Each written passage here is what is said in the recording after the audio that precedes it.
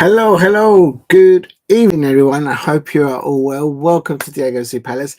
This is a live watch along for the UEFA Champions League results as they come in tonight. It is Wednesday, the 22nd of January, and there's already two matches on the way. RB Leipzig is 2-1 up against Sporting. That's completely messed up my predictions.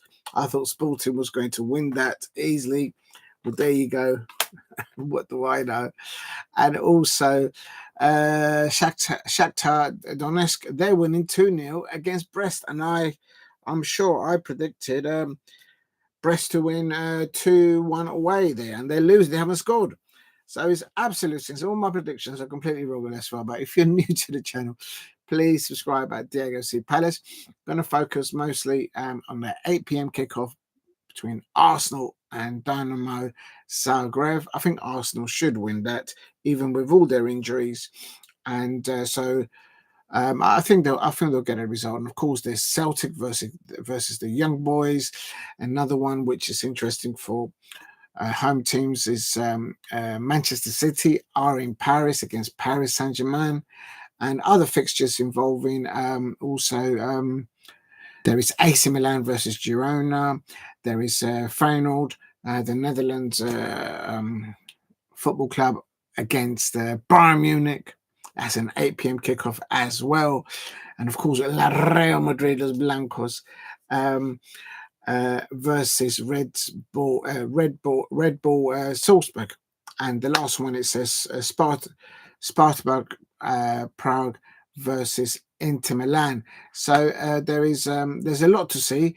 Also in the UEFA Europa League, Besiktas has won 4-1 against Athletic Club, and there is loads of kicks off in about 15 minutes in the Championship to keep an eye. And also there is a Women's League Cup quarterfinals, and that's the Chelsea women are against Durham, and they're winning 1-0. Manchester United versus Manchester City, and Manchester City women are winning, and they've just lost recently against the Manchester United, so they're doing very well in the cup. Brighton versus Arsenal still 0-0, and Tottenham Hotspur versus West Ham United in the Women's League Cup is still 0-0. So they're a bit of a late kickoff there, Tottenham West Ham. So yeah, there's plenty of matches there to be seen, and I'm just going to quickly. I should have checked that before I actually started blabbering on. Coming to you. Oh, good evening, Steve. I hope you're well, and I hope you're doing okay. I'm just going to quickly check. Ooh. 1 minute. Oh, I better get this. I just got to check that the sound and the view is all okay. If you're new to the channel, please subscribe at Diego C. Palace. In the description, I have put the lineups for Arsenal at the moment, just thus far. Let me just check that everything is okay. Let's have a look and see. And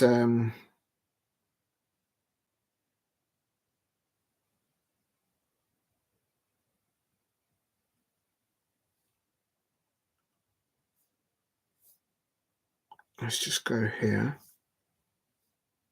It's not coming up. Oh, yeah. Right, I'll just wait to see if that comes up. Yes, if you can, please hit a like and subscribe at Diego C. Palace. Big up to Steve. I hope your predictions come out okay. My predictions are going completely out the window right now. Absolute shocking. Absolute shocking, a lot of them. And what's going on here? And it's the first matches that I had predicted, they're completely gone out the window. I predicted Leipzig to lose against Sporting and to Shakhtar to lose against Brest, and it's the other way around. Leipzig are winning and Shakhtar are winning as well. It is absolutely outrageous. I'm just not having any luck there whatsoever. If you can, please subscribe at Diego C. Palace. I'm just checking that the volume is all okay, and in the meantime, then I just come to the chat. Let's have a look and see. Big up to you, Steve. I can see you've put your predictions. Absolute. Thank you very much, Steve, for doing that.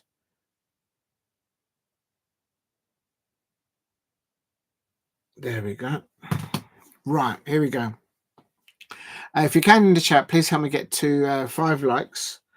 We've still got about 25 minutes. Oh, I need a drink. I'm really thirsty. Let me just get this going. So we've got the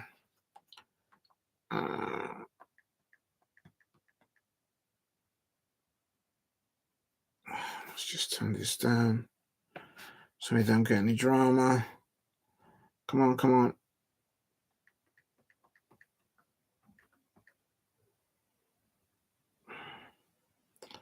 I still need to try and put the lineups for all the other fixtures. I'll do that in a sec. Oh, let me just put this here for a minute. So I'll leave that there. That'll be fine there, I think. Okay, so the sound is okay. Oh, right, okay. Oh, right. Big up to you, Steve. I just seen that. All right. So Steve has said, big up, good evening. I hope you're well. Good evening also to Abbas. Abbas, you're cool. And anybody else in the chat. I'm just going to start with Steve. So he's gone for Leipzig 1, Sporting 1. Oh, you might get that right. I'm not sure what the score is. No, I think they've scored 2. No, that's gone out the window.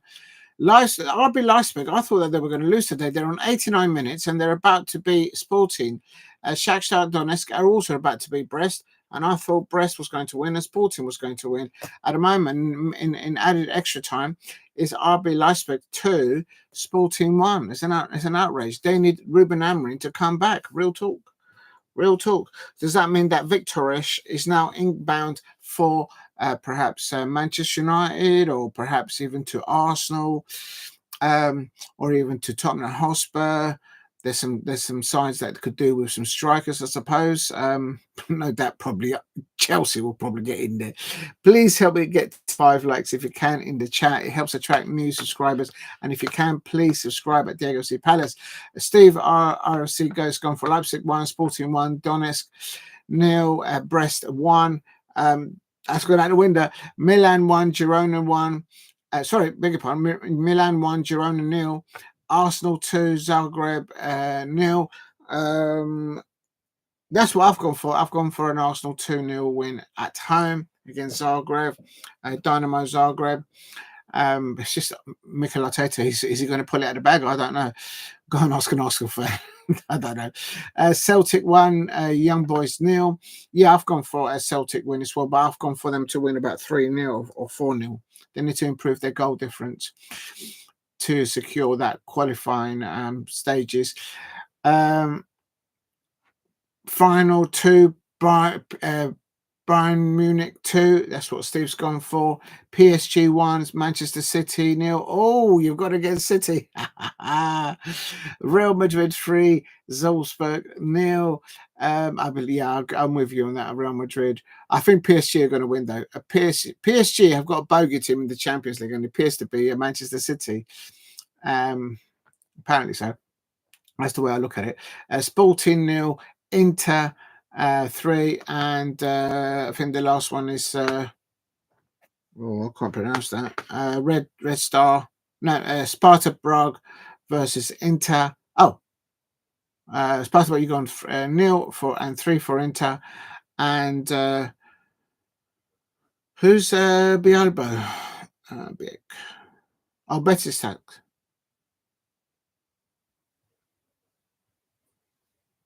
I don't know which one the last one is there. But you're going for Bialbo 1-0. I can't see them at the moment. But, Manchester United women have equalised just before half-time in the Women's League Cup quarter-finals. Sorry a minute. Got water in my ear still. Please hit like and subscribe at Diego C. Palace if you are new. And let's try and get to 5 likes if you can in the chat. Also, Abbas, Yol Kulku says, did you watch the Besiktas Celtic 4-1? Amazing start by Solskjaer. Oh, right. Ole Gunnar Solskjaer has won for Besiktas. Yes, of course. Well pointed out. That's a juicy one there.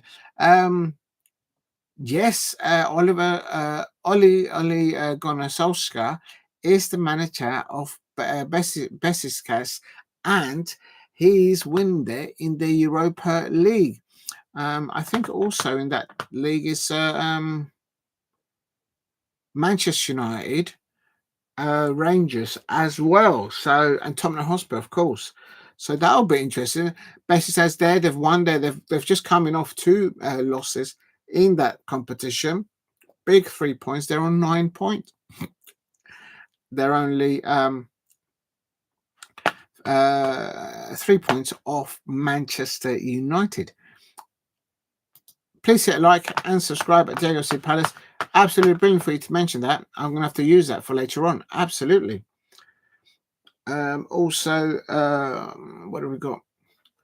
So yeah, the answer is no, but now I'm aware of it. So thank you very much there. And I'm going to actually pin that. That's a brilliant one. So I remember it. I'm going to pin it for the moment so I remember it. Oh, I can't find the chat now. Oh my God. Right. Have you got it says here I got none, you got 2 live specs, Leeds 1, BJK 1, Biabo, Leeds 1, Norwich, Portsmouth 0, Stoke, Sheffield United, Leeds United 1, Norwich 0. Oh yeah, so they haven't kicked off yet. I see what you're saying. Portsmouth 0, Stoke 0, Sheffield Wednesday 0, Bristol City 1. Plymouth 1, Burnley 1.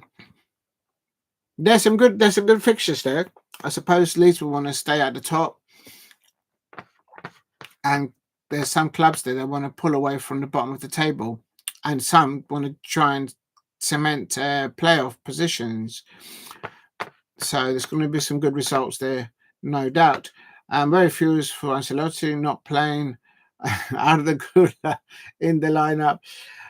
It is what it is. There's you can only pick 11 players, and I don't think Ancelotti can do much wrong. I don't think he has to prove anything in European and domestic football. I wonder if he's going to go into international management, or if he's going to just take maybe a year out.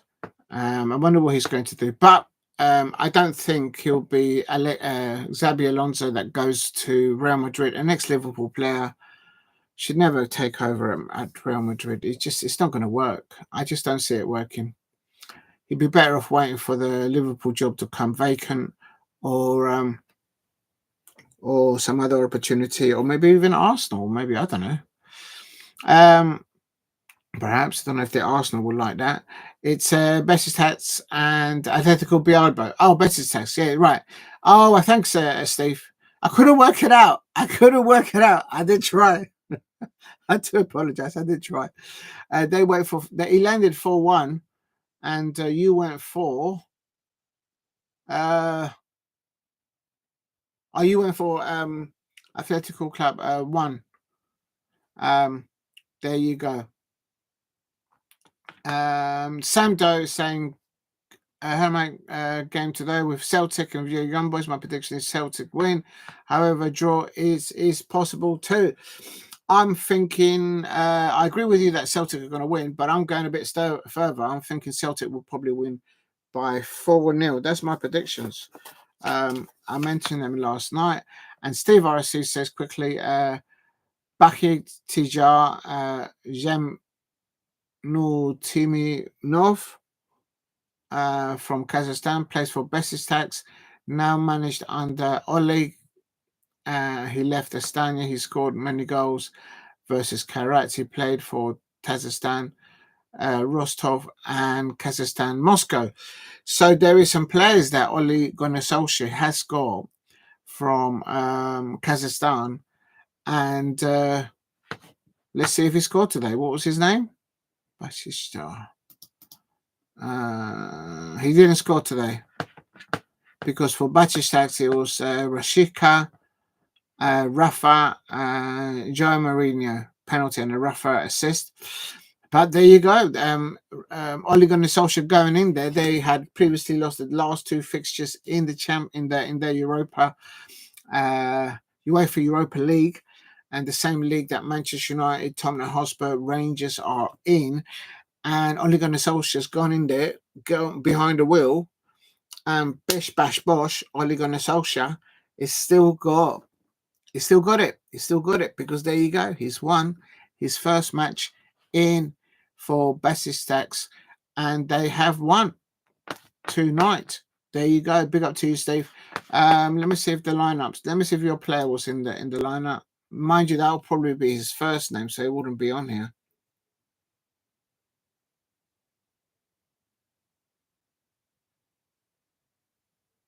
There it is. It was a substitute. He's wearing the number 22. So I presume, yeah, there it is. So he's a 22. Did he come on? Yes, he did. He came on 69 minutes, says Steve ROC. It looks like he's a left back. He came on to replace Masuaku, who is the left back for Besiktas under Ole Gunnar Solskjaer. And it seems any manager and any football player that leaves Manchester United and they go to new challenges elsewhere, they did really well.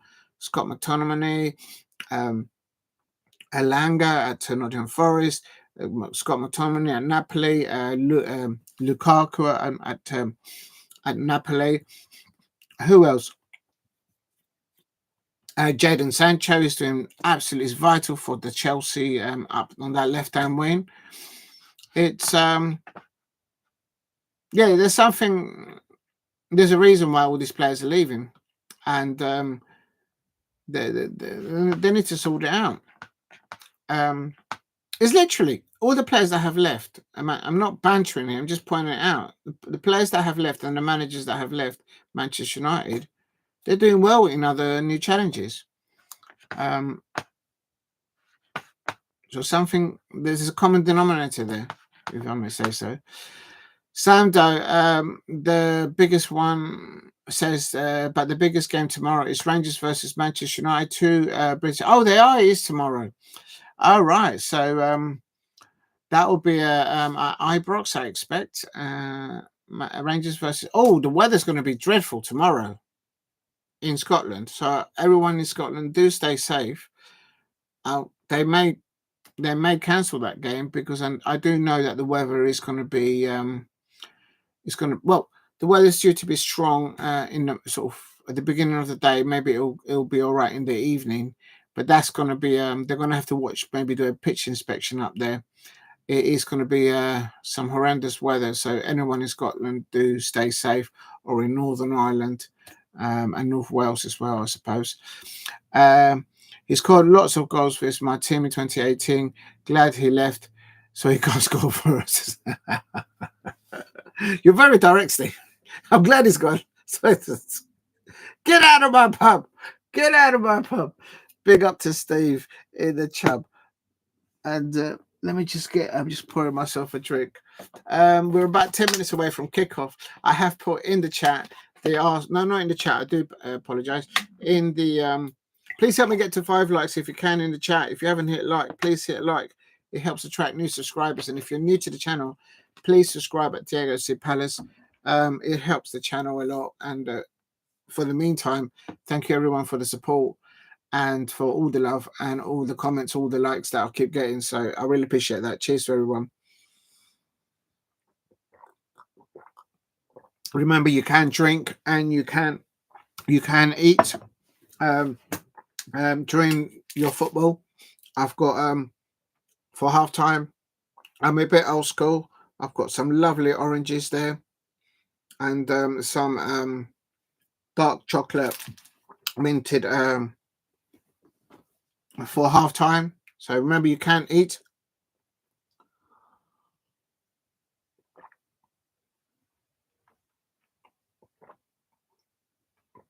Steve says,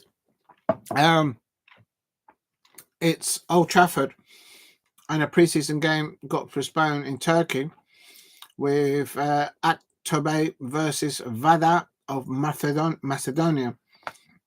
You only spent 1 year there, and I'm glad. Only 2018. It is. Oh, so that's before. I thought you were trying to say that the match tomorrow is maybe they've moved it from Rangers to Old Trafford.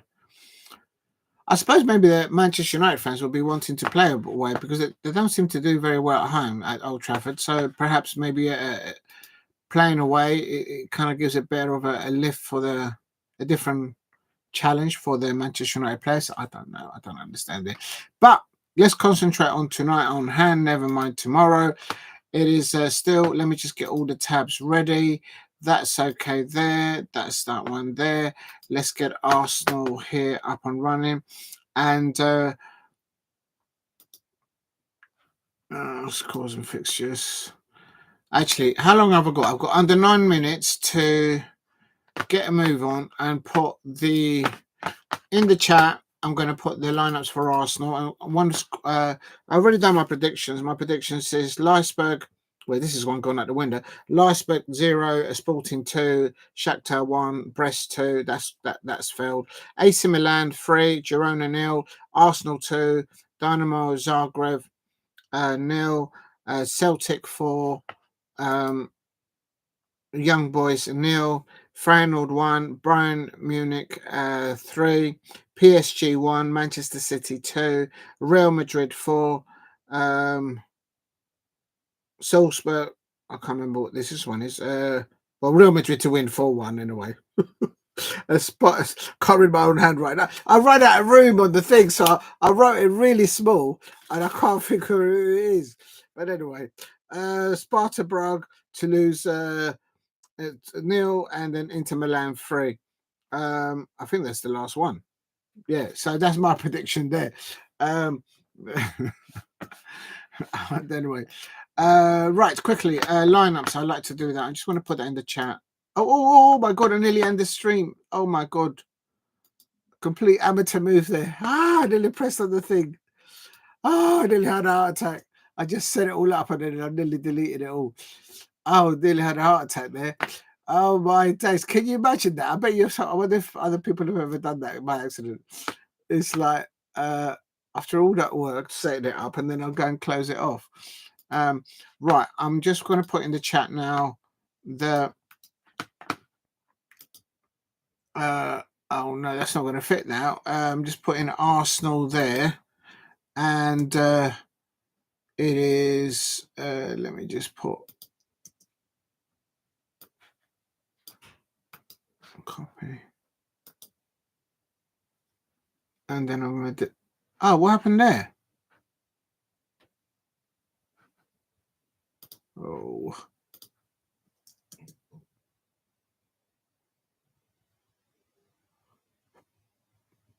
Oh, I see what's happened there. Copy. So I'll do that. And then, right, I've done that. Hold on, I'm just putting the lineups in the chat. Well, trying to anyway.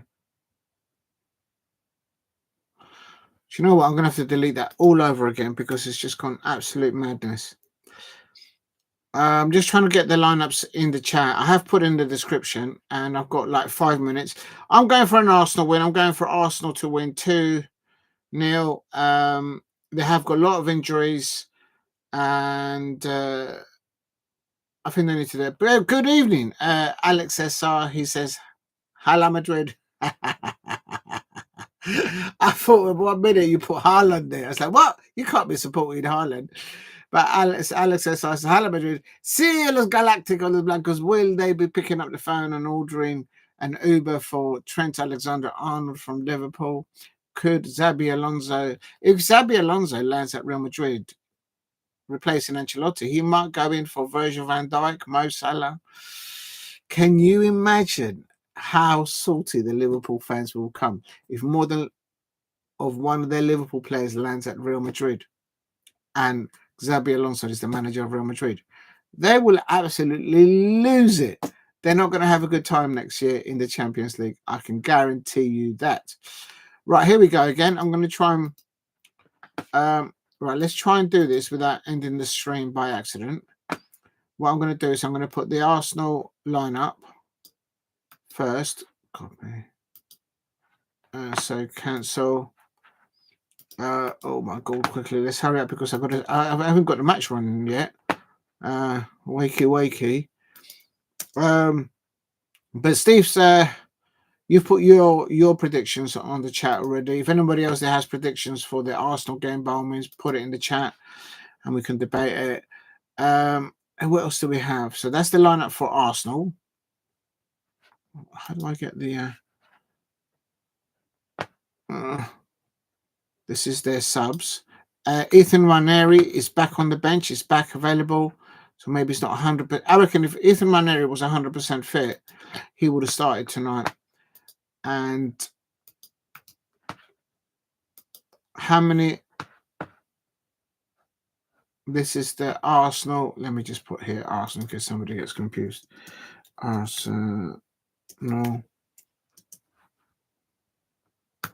There. And then also I'm going to put on here versus. And then as of course it is I'm just going to put the lineup, not the substitutes for Dinamo Zagreb. I have to be honest, I don't know any of the Dinamo Zagreb players. I actually don't even know who the manager is. I'm going to check now. Right, that's the Dinamo Zagreb lineup. If anyone's interested.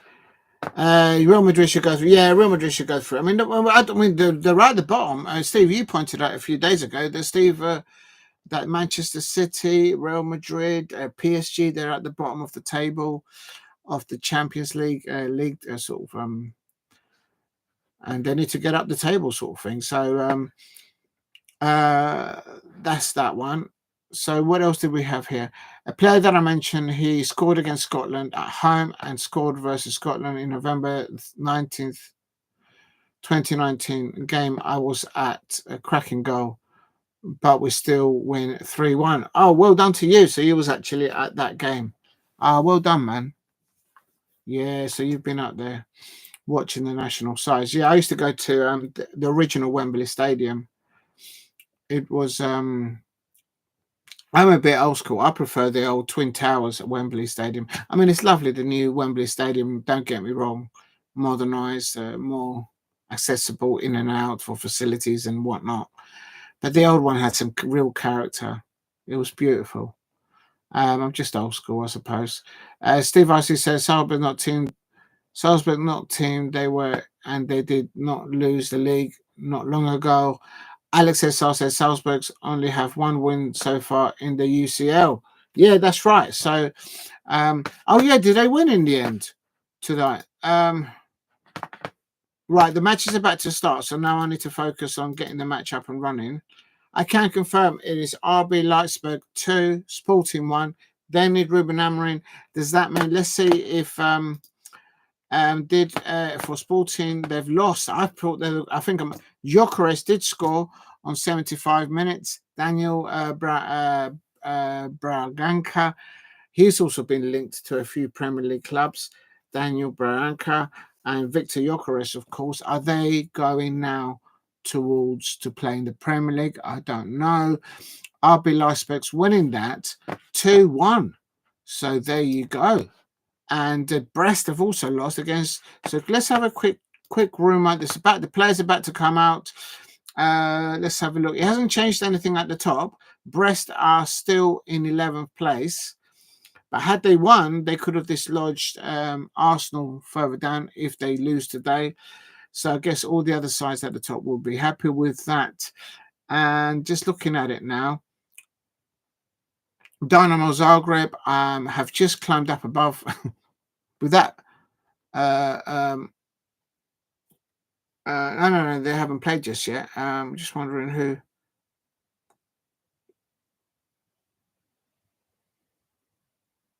RB Leipzig's winning that. They're still in the knocking out positions, but they've got 3 points. So if they win the next match, there could be 6, or maybe they might even squeeze out PSG and Manchester City. Could you hear that? Could you imagine that? Oh my God. I don't think it will happen. If you're new to the channel, please subscribe at Diego C. Palace. Please help me get to 5 likes. Also, if you're new to the channel, please subscribe. Trying to get to 2,000 subscribers. And it is still kickoff. It's no one's kicked off yet. All the players the whistles are about to blow all over the place. I'll come to the chat in a minute because I have to get the match up. I'm a bit late on that now because it's probably starting. Yeah, they've kicked out now. Oh Lord.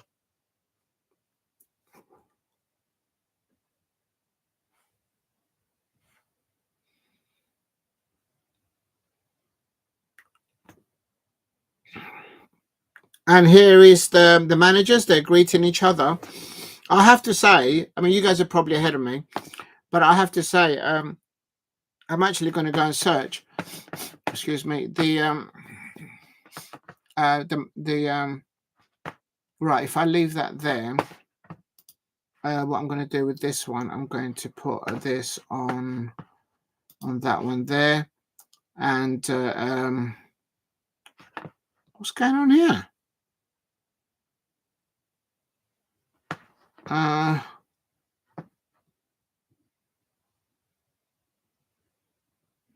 right, I'll leave that there. But I'm gonna basically get the lineup. It started. They're all kicked off. You guys are probably ahead of me, but I'll just keep it. If you do see something, by all means, put it in the chat. It's fine. It's still 0-0. In real life, it's about 1 minute, 2 minutes, still 0-0. I'm still watching the actual toss, so that's how far behind I am.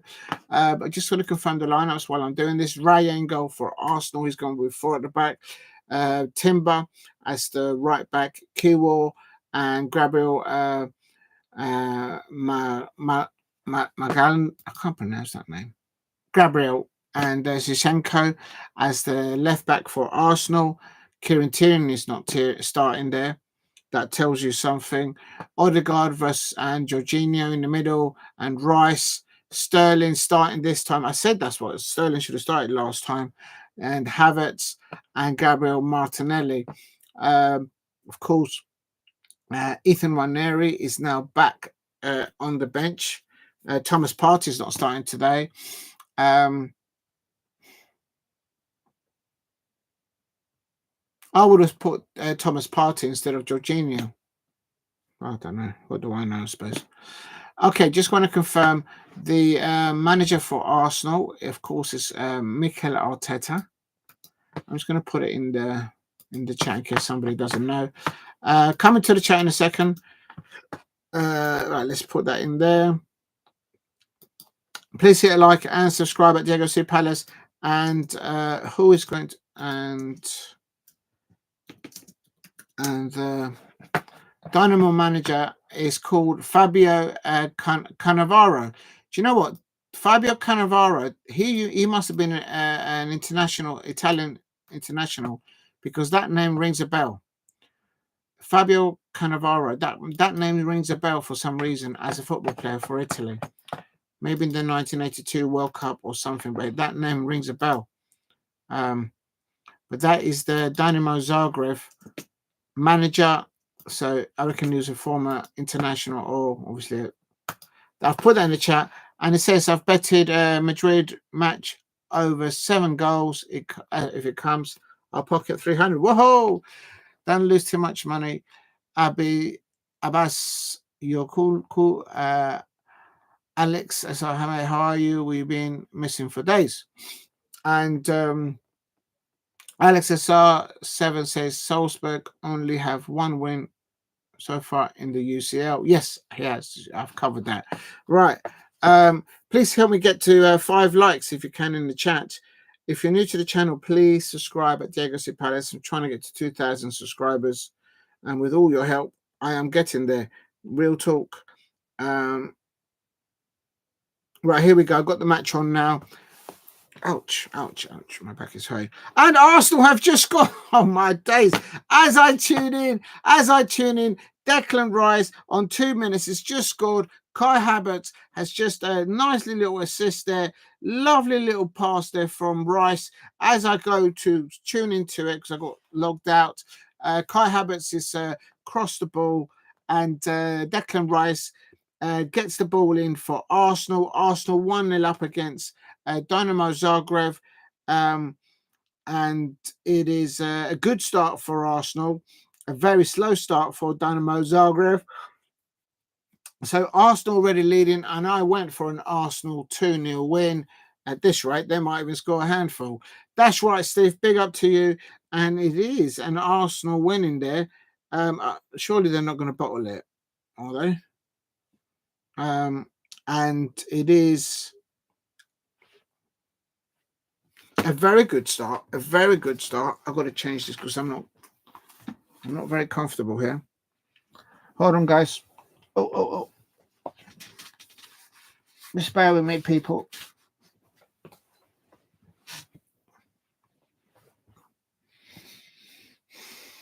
I'm hurting my back here. It is unbelievable scenes. That's a very good start for Arsenal. As I was tuning in, they've scored, so they're ahead, and it's a corner now for Arsenal. It looks like they're going to take it short. I'm not sure what they're doing. It's the Dinamo Zagreb have thrown things to Declan Rice. Something's hit the head of Declan Rice there as he's taking the corner, and the fans have chucked things towards the corner there, and so every time Arsenal get a corner, someone's getting something on their head. Just hurry up and take the corner. What's he waiting for? It's all kicking off, and Arsenal get the ball in there, and and it's a goal kick now. That didn't work out. The ball lands right in the middle in the penalty area, and no one's attacking the ball. No one actually run into where the ball was landing. That is an overworked set piece there. Set piece merchants, the Arsenal on set pieces. Please hit a like and subscribe. It is an early goal for Arsenal. I did predict for them to win, and they're winning 1-0 against Dinamo Zagreb. And let's see how it all pans out in the next 5 or 10 minutes to see how Dinamo Zagreb actually respond to that. In other matches, there is no other goals. It's still everything 0-0. I can confirm that RB Leipzig beat Sporting by 2-1, and Shakhtar Donetsk won 2-0 against Brest. I completely got those two predictions wrong. And you're absolutely right, Steve. Arsenal are 1-0 up. Timber on the ball for Arsenal. Timber on the ball. And Kiwior on the ball for Arsenal.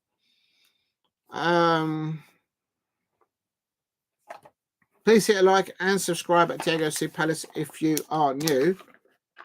Where's my spoon? Oh, there it is. Remember to eat and to drink while you watch your football. I've got some yogurt again here. Got on the go. Jorginho on the ball.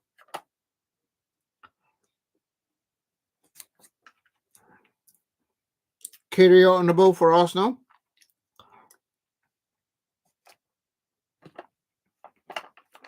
Odegaard! This is going to be... Oh, it was nearly the second goal. Declan Rice playing very forward. Just coming up to 8 minutes, nearly got the second goal for Arsenal.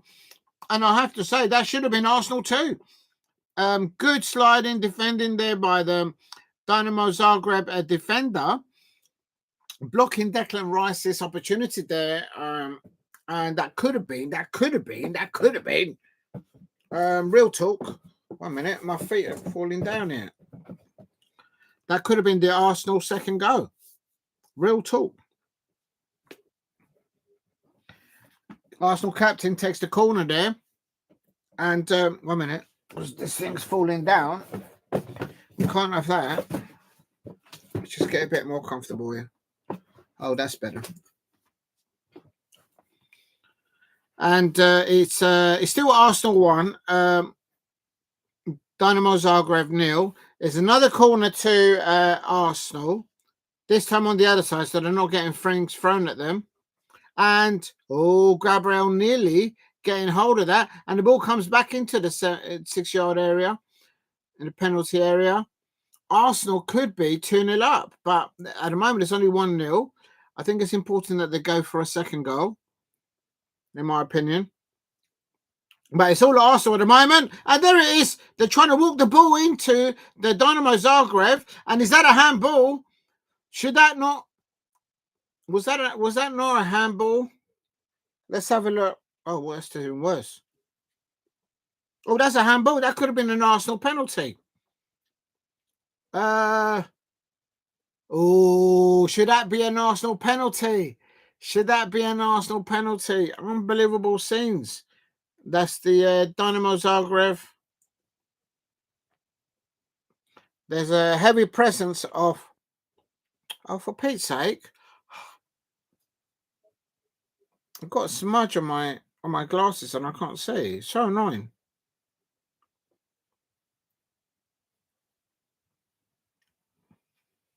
Either it's the cloth or it's... I hope it's not the glasses.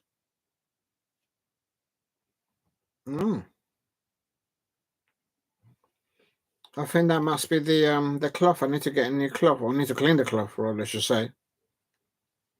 Oh, that's better. All right, I'm having a bit of a mare here with my glasses. Unbelievable. Right, that's better.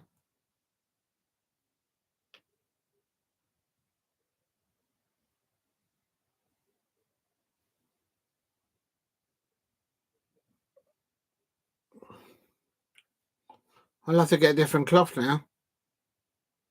It's a little bit better, but it's still not perfect. Right, it'll have to be. Still 0-0. Diego, you support Dinamo Zagreb. You hate Arsenal, don't you? Big up to Konka Anak. Konka. I hope I'm not saying rude words there. But it's... no,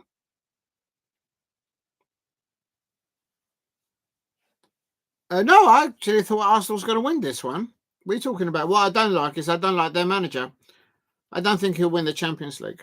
I think when he gets to go up against the big teams, he will falter. He'll blame the football, or he'll blame the fact that he's got injuries.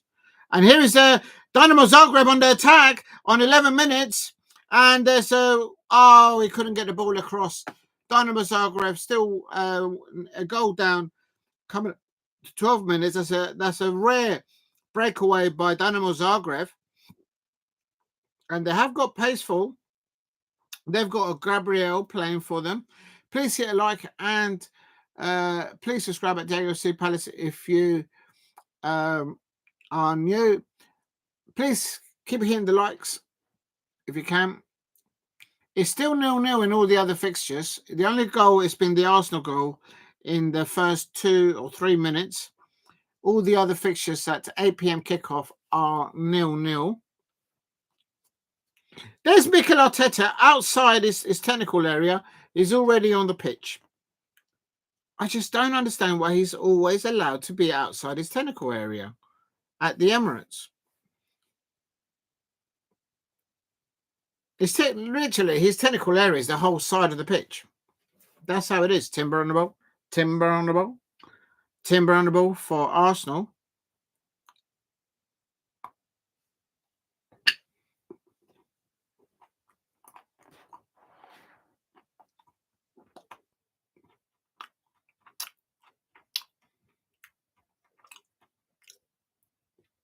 It's sold out. It looks like the Emirates is sold out.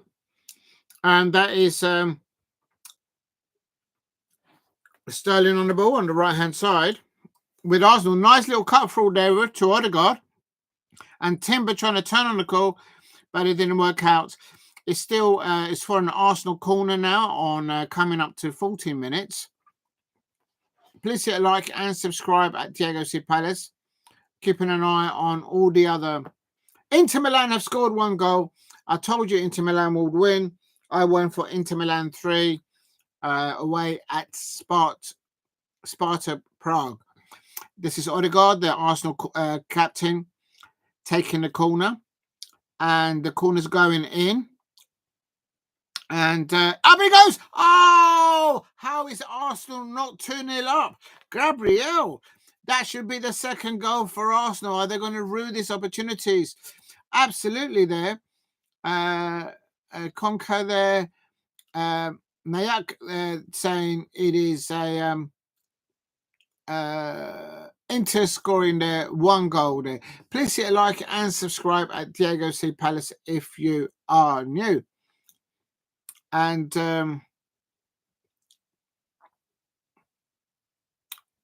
good intensity play by all the Arsenal players in the first 15 minutes for me.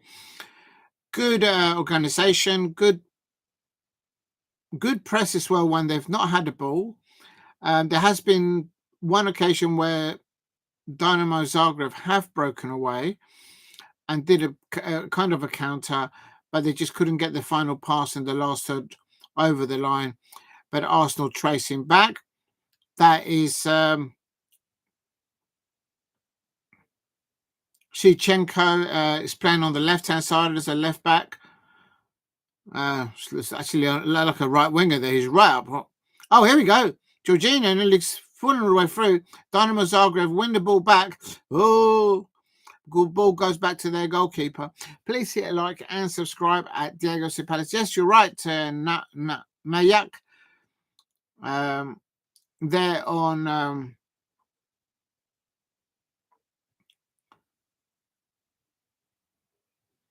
and Dinamo Zagreb now passing the ball back to their goalkeeper.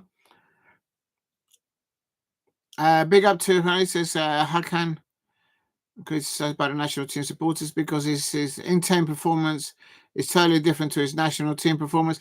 Sometimes that happens to players when some players either they perform well internationally, but they're actually terrible for their club. But it's usually it depends.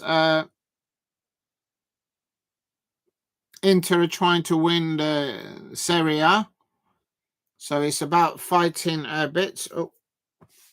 If you're new to the channel, please subscribe at Diego C. Palace. Is help me get to 5 likes if you can in the chat. Oh, that's a foul there, surely. Oh, is there a foul now to the Arsenal player? Oh, he's holding his right knee. They don't need another injury now, Arsenal. Oh, that's a kick there on the back of the knee. Oh, that's only a little touch. It's not. Let's have a look. Oh, yeah, that is a notch. But it didn't actually push it. It's just tapped it. I don't think it's that bad. I think it's just milking it on the floor. Yes, I've got some snacks here. Big up to you. I hope you're well. And make sure you eat and drink. And there's another defender down, injured. They've got an A&E. Arsenal have got an accident and an emergency, literally department of injured defenders. That might be the narrative. If they can get them back, and there's a thumbs up from Declan Rice, he'll be fine. That's a nice little Kai Havertz there, setting it up there for terrible defending by Dinamo Zagreb. And it is Arsenal 1 there on early hours of the beginning of this half. There's nothing wrong with this, with Gabriel. He's fine. He's just milking it. The only other match with a goal is, as is mentioned in the chat, Inter Milan 1 away at Sparta Prague.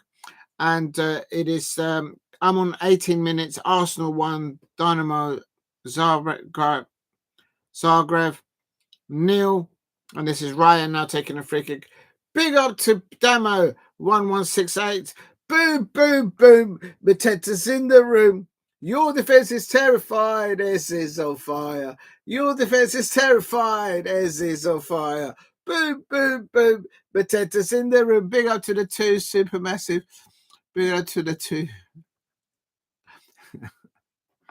supermassives. If you are new, please subscribe at Diego C. Palace. Thank you very much, Damo. I hope you're well. Take my hat off to you. Hope you're doing well out there. It is still Arsenal 1, Dinamo Zagreb 0. In the Championship, Leeds United are winning 1-0 against Norwich. Portsmouth are winning 2-1. And here's Arsenal here in the penalty area of Dinamo Zagreb. And the ball's now Zinchenko on the ball. Gabriel on the ball. Gabriel on the ball. Jorginho on the ball.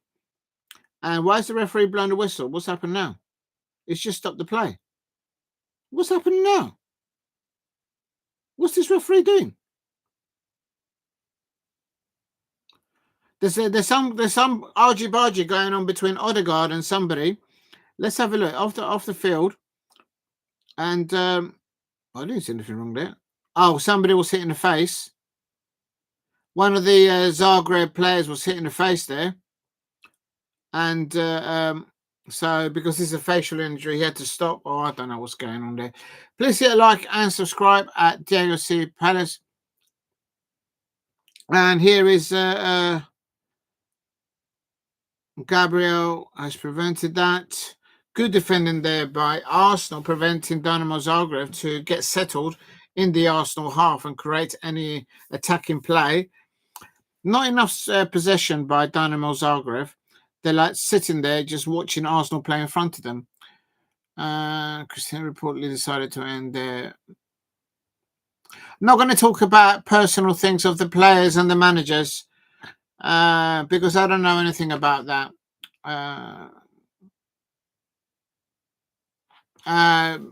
You're entitled to put your opinions, but I'm not going to mention into the personal relationships of football players or managers because one, I don't know, and quite frankly, it's none of my business.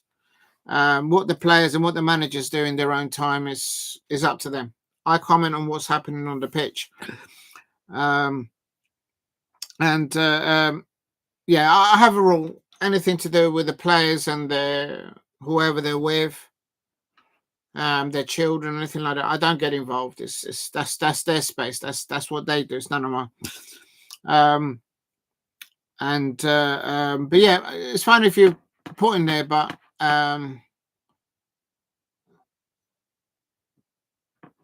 yeah, no, I'm going to leave that. I'm going to stay out of there. But if you want to comment that, that's fine. Still Arsenal 1, Dinamo Zagreb 0. And also, I was just saying, Portsmouth are winning 2-1 against Stoke. Sheffield United are winning 1-0 against Bristol City.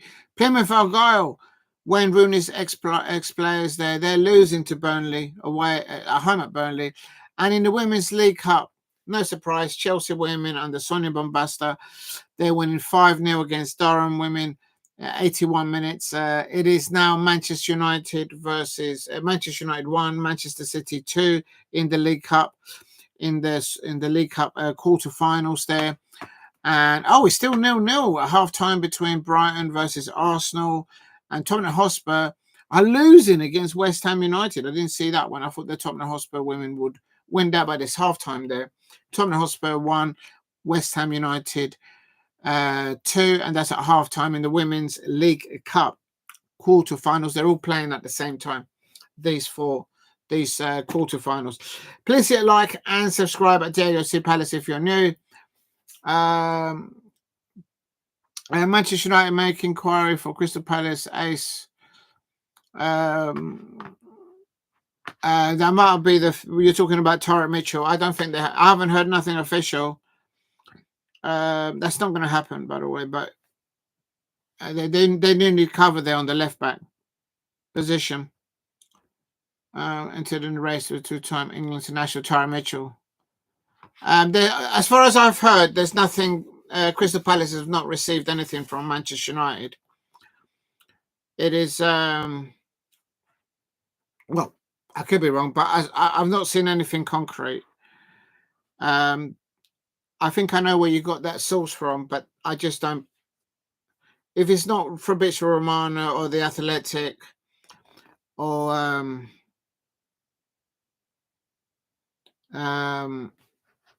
or a reputable sort of source, then I don't I don't go into it because it's just not going to happen. In any case, why would Tyron Mitchell go to Manchester United? Oh, it's Arsenal. Oh, they were nearly in there. They nearly walked in the ball there through the penalty area of Dinamo Zagreb. It's 23:55 minutes, 23 minutes, coming up 24 minutes. And it is Arsenal should really be 2-0 up. I went for an Arsenal 2-1 prediction. And Zinchenko, Zinchenko working out there on the left-hand side for Arsenal. And there's another ball whipped in here into the penalty area. And good defending. Oh, that's a head. That's a foot to the head. How is that not a free kick for Dinamo Zagreb? Here we go again. The Arsenal players getting all the refereeing decisions. Big up to ST. He says, like and subscribe if you don't like. Oh, my day. There's always one. There you go. I've just made one up for your 100 subscribers. If you could get me to 100 subscribers with that, I'll take my hat off and I'll do a little salsa wiggy, wiggy, wiggy, wiggy dance. Unbelievable. And I can say that it is still in the other matches. Real Madrid have scored. It is Real Madrid. Los Blancos without Trent Alexander-Arnold, without Xabi Alonso. Will they be actually getting Virgil van Dijk in the transfer window at the end of the season if Xabi Alonso lands at Real Madrid? How many Liverpool players will land at Real Madrid after the season is over? It's Real Madrid 1, Red Bull team Salzburg 0. Final, they've scored against Bayern Munich. Let's see if Michael Olise is starting for Bayern Munich. If he's on the bench, there's no wonder they're losing. And Olise is playing along Musala and Conman. Where's Conke should be on there. Sane's not playing at the moment. And, of course, Harry Kane is playing up top there. But at the moment, Bayern Munich are in trouble. They are losing. I told you that it wouldn't be. Here's Declan Rice is getting things thrown at him. He's getting things thrown at him. All sorts of whatnots. All coins and stuff going in there. And there's Arsenal there with a set-piece merchants. And please hit a like and subscribe at Diego C. Palace. And if you don't like, there you go. I've just made you 100 new subscribers and likes. Big up to you, ST. How do I then put that on the thing? Replace pin. There it is. I put your pin up there. And if you're new to the channel, please subscribe at Diego C. Palace. It is. Please help me get to 5 likes in the chat, please, if you could. It is Arsenal 1, Dinamo Zagreb 0, coming up to about 27 minutes. It is still AC Milan 0, Girona 0, Celtic 0, Young Boys 0. I was thinking Celtic was going to win 3 or 4-0. Feyenoord, the Netherlands side there, is winning against Bayern Munich. I told you that wouldn't be an easy place to go, especially for a German side. PSG versus Manchester City. They've survived the first 15, 20 minutes. Manchester City away fans at PSG in Paris. And it's PSG 0, Manchester City 0. And here's Arsenal with the ball. It's going to be the second. And there it is. Oh, no. And they've completely bottled it. And Real Madrid 1, Red Bull Salzburg 0, and Sparta Prague 0. Inter Milan 1, and it's Arsenal. That has to be the second one now. Oh, my God. Why? How is Arsenal not 2-0 up? My prediction was Arsenal 2, Dinamo Zagreb 0, and maybe I've jinxed them because they can't get that second goal. If it gets to half-time and Dinamo Zagreb managed to find an equaliser, there needs to be a steward inquiry because real talk, they should have scored that. And Alex SR says, sweet! He's obviously a Ronaldo fan there. And Hala Madrid, nada más. Y nada más. Big up to Alex SR 7. Historia tu chiste. Historia por hacer. Por favor, ¿qué le pasa a Alex SR? ¿Por qué? ¿Por qué? Vamos, he says. What is happening to your Manchester United? The mice are not speaking English, they're speaking Spanish. Beautiful pass, right? Vinny Bellingham, hold it up to Rodrigo, puts it in. Alex SR, absolutely on point there. Mate Raul Asensio has been class so far. He's got the hot for La Real Madrid. Have you chosen this game over the Chelsea women. Oh, here we go. Here we go. The Chelsea fans over the listen, I knew Chelsea women are winning 4-0 at the moment, or was it 5-0? They're winning 5-0 over Durham women. They're in the championship. They're a good side, and unbelievable. Chelsea fans can't get enough of it. Unbelievable. But yes, you're right to call me out there. I should really be covering that. But my Crystal Palace women there were knocked out by a dodgy referee. And there's Arsenal, and that could have been a penalty there for Arsenal, but it's not. And it's Jorginho on the ball, Zinchenko, and there's another player down that's been hit in the face. This is the second Dinamo Zagreb player that has been slapped in the face by Sterling. And it's an eye poke. Sterling has just eye poked one of the... this is not MMA. This is not the UFC. One of the Zagreb player is claiming that he had an eye poke. And you don't even get this many eye pokes in their UFC. Real talk. And it is still...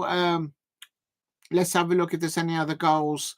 No other goals. It's just Real Madrid 1, Inter Milan, Real Madrid 1, Red Bull Salzburg 0, and Sparta Prague 0, Inter Milan 1.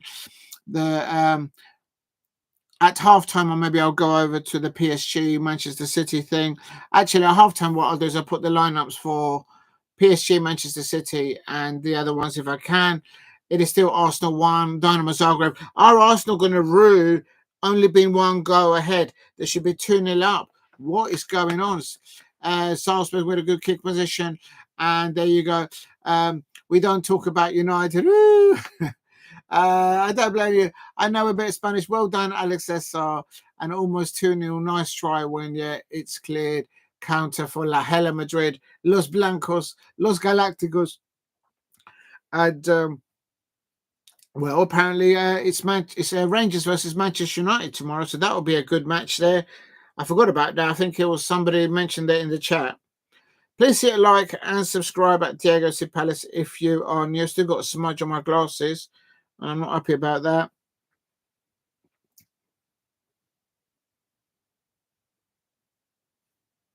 Unbelievable.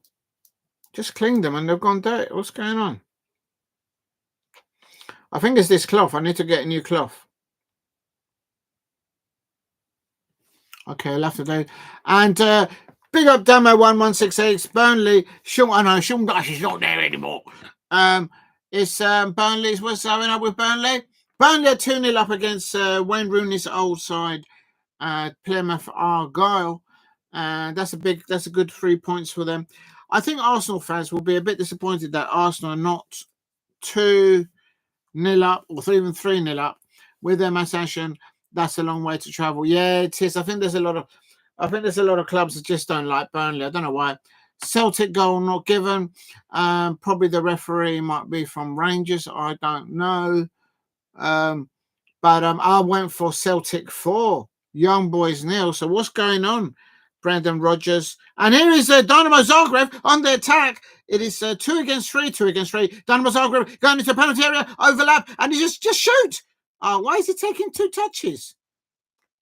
It's just like he's in an attacking position. Just put your foot behind it.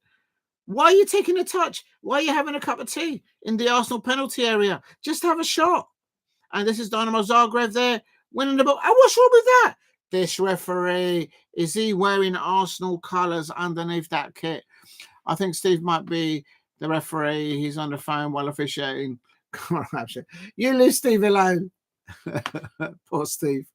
He's getting it in the chat.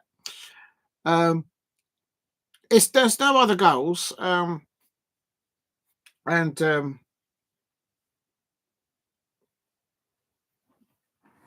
I'm going to go for the biscuits now. And this is Sterling on the ball, deep in the Arsenal half. That's Jorginho on the ball, very deep. Oh, he nearly lost the ball. Jorginho lost the ball in the penalty area. Jorginho, what was he doing at the back? Well, he's not really a defender. And this is now an Arsenal break. It is 2 against 2. Havertz is going up there. What can the German do? There's done a Havertz. He can't even get the shot off. Martinelli there on the drive there towards the goal. Good ball up there. Martinelli is a good start on this match there. Martinelli, but why is Arsenal only 1 goal up? I think there should be 2-0 up. Make sure you eat and drink while you watch your football. I hope PSG destroy Man City. Oh, there's a salty Manchester United fan there. No, I think Manchester City are going to win, actually.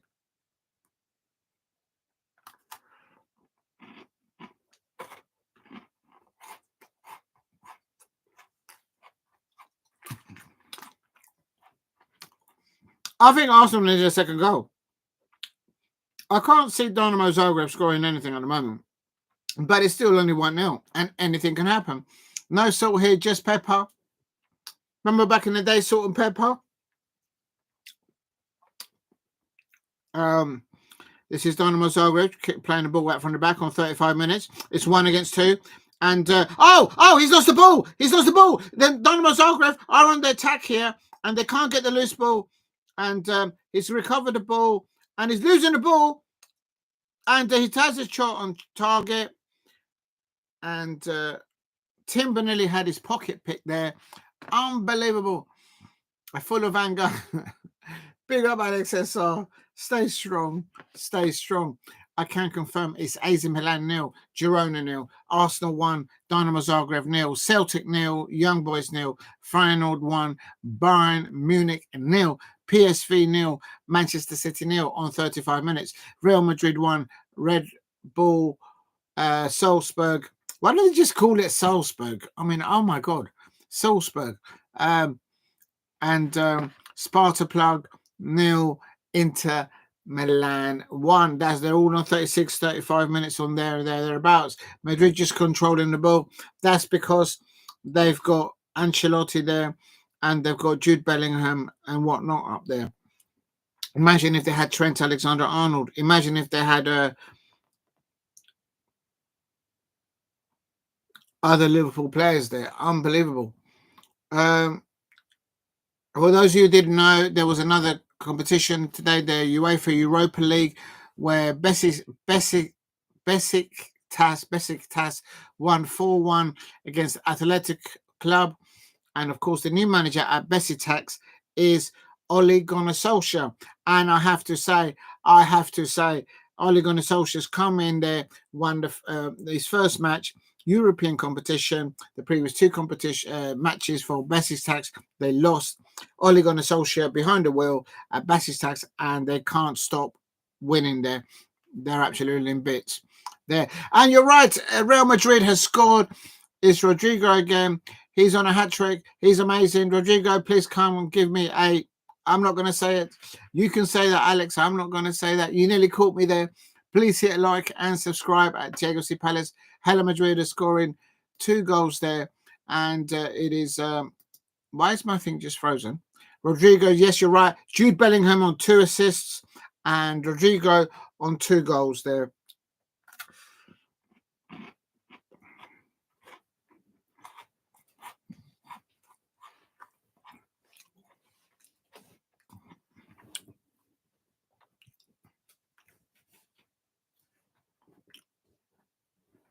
Please hit a like and subscribe at Diego C. Palace. Just trying to put a bit of a back support on my back, and it's not working. Oh, never mind. It's still Arsenal 1, Dinamo Zagreb 0, and anything can happen. There's only 1 goal into it, and here comes the yellow card. The Arsenal referee has given a yellow card to Ademi of Dinamo Zagreb. He was just grabbing onto Odegaard. Maybe he just wanted to give him a little hug. I don't know. Ref, that's our ball. They fouled Vinny. And Real Madrid are getting chopped up there. Big up to Alex Esaf. Thank God for Courtois. And they're holding on to it. So Real Madrid, they're absolutely running bits there at the table now, as it stands. I'll do that at half-time, I suppose. But at the moment, it is still only Arsenal 1, Dinamo Zagreb. And I can't see Dinamo Zagreb scoring a goal.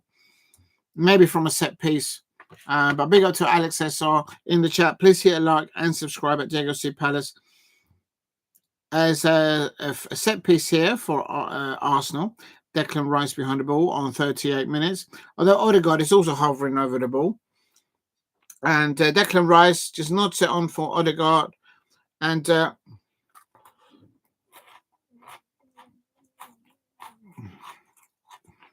earns a goal kick.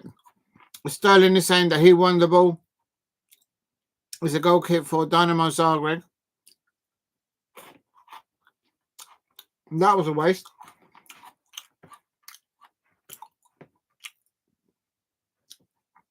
Big up to Alex SR, handing out receipts. And he's saying that's why Arsenal will stay a small club, full stop. They only won 1-0 and then conceded at last minute like Chelsea. I can't believe Bellingham versus Pedri is a debate. The two play very different roles. Absolutely. And I think Jude Bellingham can play in more different places than Pedri. And there's Mikel Arteta. He'll be wondering why his side are only 1-0 up. I can confirm that AC Milan has scored. Why is Vinny always mad at the referee? Maybe he just doesn't like them. This is AC Milan have scored. I did predict AC Milan. Let me have a look at my little notation. I predicted AC Milan 3, Girona 0. So I'm well on my way there for my prediction. Please hit a like and subscribe at Diego C. Palace. Help me get to 10 likes if you can in the chat. If you can like, please hit and get to like 10 likes in the chat. And I'm having a grilled cheese. Well done to you, Alex SR. Remember to eat and to drink while you watch your watch along. I've got my oranges at halftime. I'm not going to wait for halftime.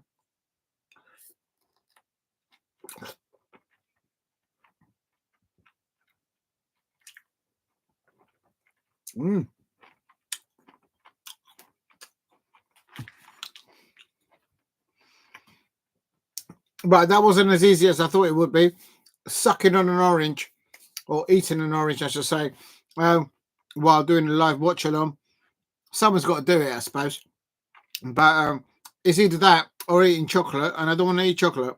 And here is there's a good chance there for Arsenal by the Dinamo Zagreb goalkeeper coming out and gathering the ball. I can confirm that we're just we're coming up to about 42 minutes on the matches. It is AC Milan 1, Girona 0, Arsenal 1, Dinamo Zagreb 0, Celtic 0, Young Boys 0, Feyenoord 1, Bayern Munich 0. Olise is playing for Bayern Munich. And here is Odegaard on the ball. Odegaard on the ball.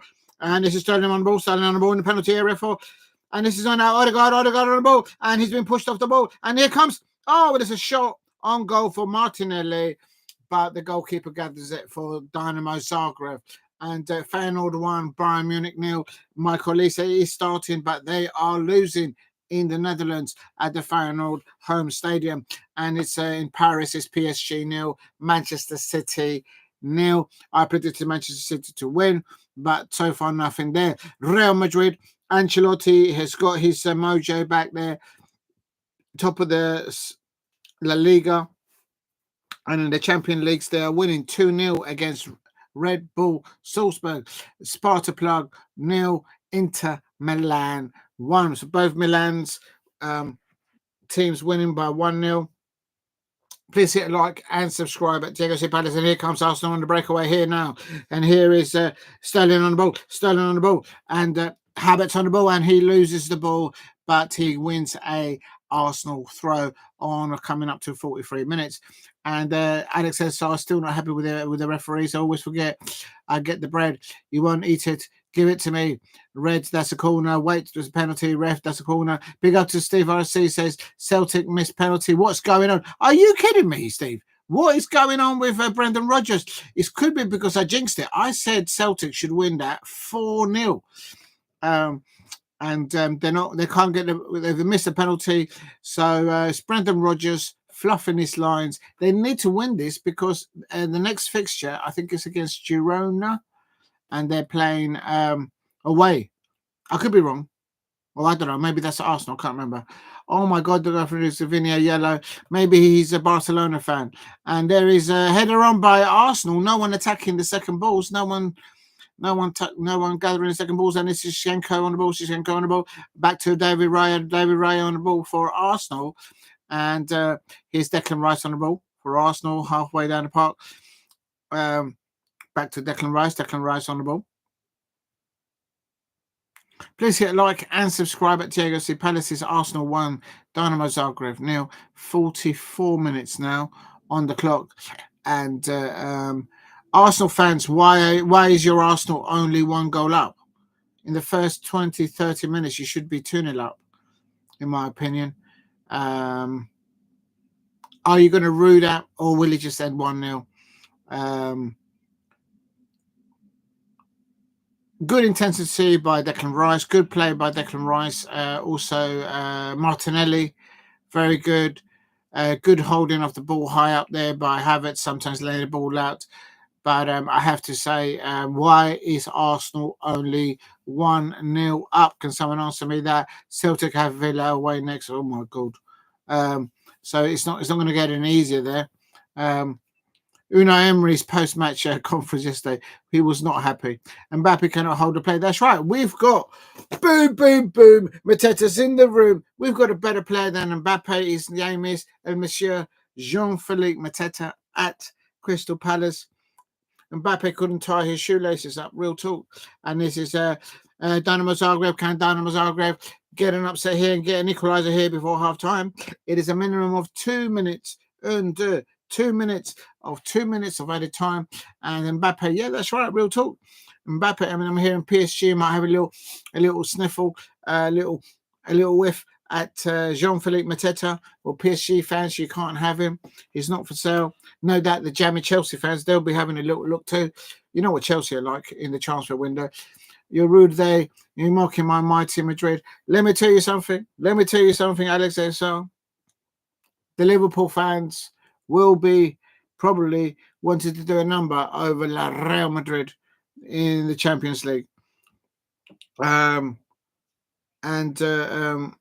We'll have to wait and see. What's David Raya doing, knocking his boots against the post there? Real talk. Keep hitting like and subscribe at Diego C. Palace. You wait and see. Watch out. Well, Liverpool are top of the Champions League and in the Premier League. So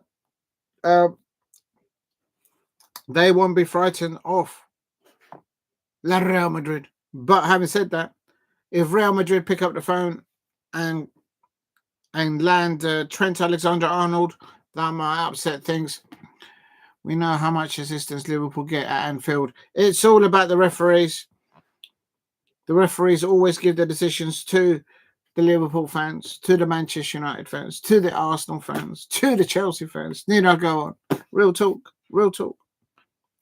If you're new to the channel, please subscribe at Diego C. Palace. It's Champions League football. AC Milan 1, Girona 0, coming up to the half-time bits. Real Madrid, you are correct. It is half-time. Hello Madrid, Real Madrid, Los Blancos, Los Galácticos 2, Red Bull Salzburg 0, Sparta Prague.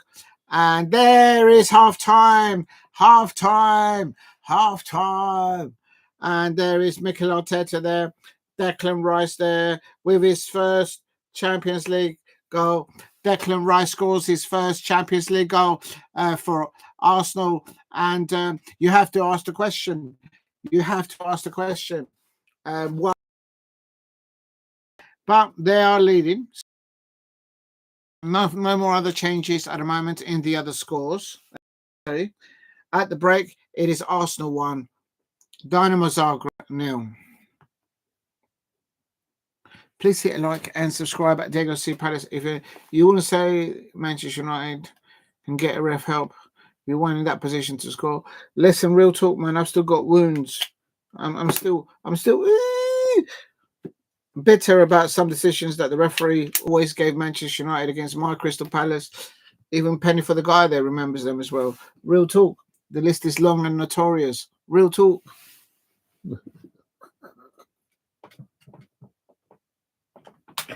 Oh, nearly fell over there.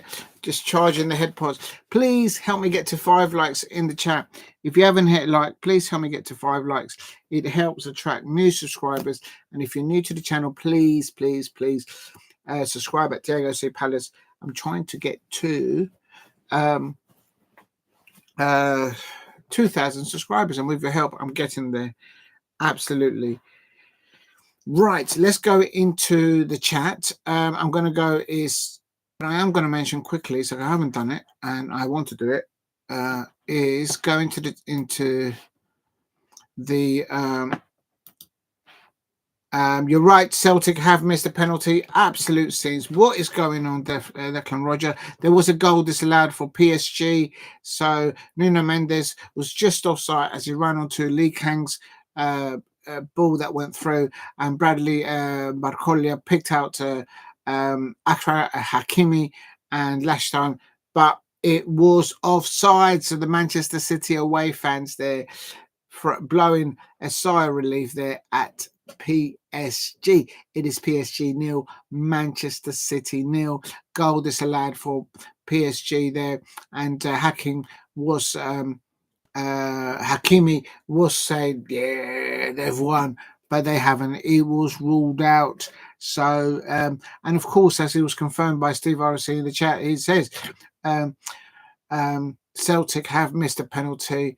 Absolutely shocking. How can you miss a penalty? And they should. I predicted them to win. Engels there missing a penalty there. Not Arne Engels. They're not good at all. This might sound weird, but I think the best fixture of the UCL last year was Dortmund versus Atletico. Yeah, that's up there. So much score changes and leaders in that match. There was always shenanigans on that one going on, and I think so far the game that's in the Champions League is the one that happened last night. Benfica versus Barcelona. I mean, how Benfica didn't get a penalty and how Barcelona would, that was just crazy. And the mistakes by the goalkeepers as well. I mean, it was I can't get past that one. Yes, the last day. That was actually absolute siege. Please hit a like and subscribe at Diego C. Palace. Right, in the what I'm going to attempt to do is to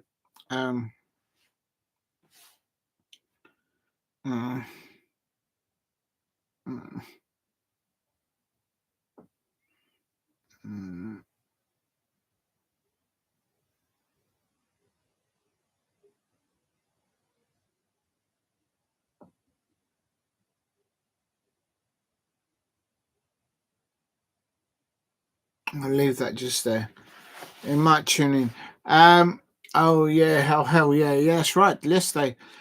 Right, let me just try. I'm going to try and put in the chat the lineups also for Real Madrid. If you can just bear with me, I don't know if they're in here. I'm just going to try and find them. But as I do that, I'm going to have a little biscuit. Make sure you eat and drink.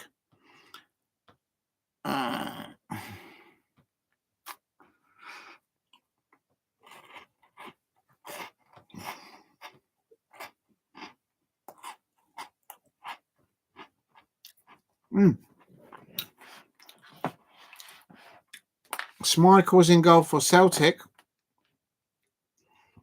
And I can't believe that. I really thought that Celtic would be winning at least 3-0 by now at half time. Absolutely shocking. Absolutely shocking. Right, I'm putting in the chat, not in the chat, in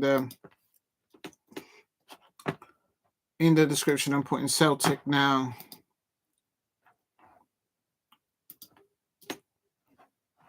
And that's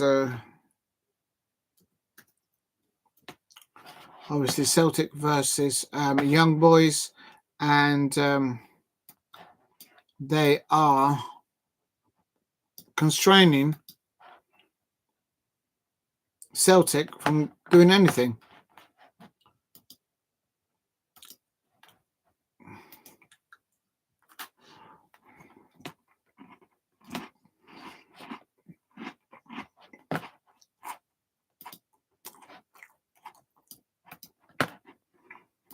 I'm just putting in the description all the lineups of the other matches. I don't know if people are interested, but I like to.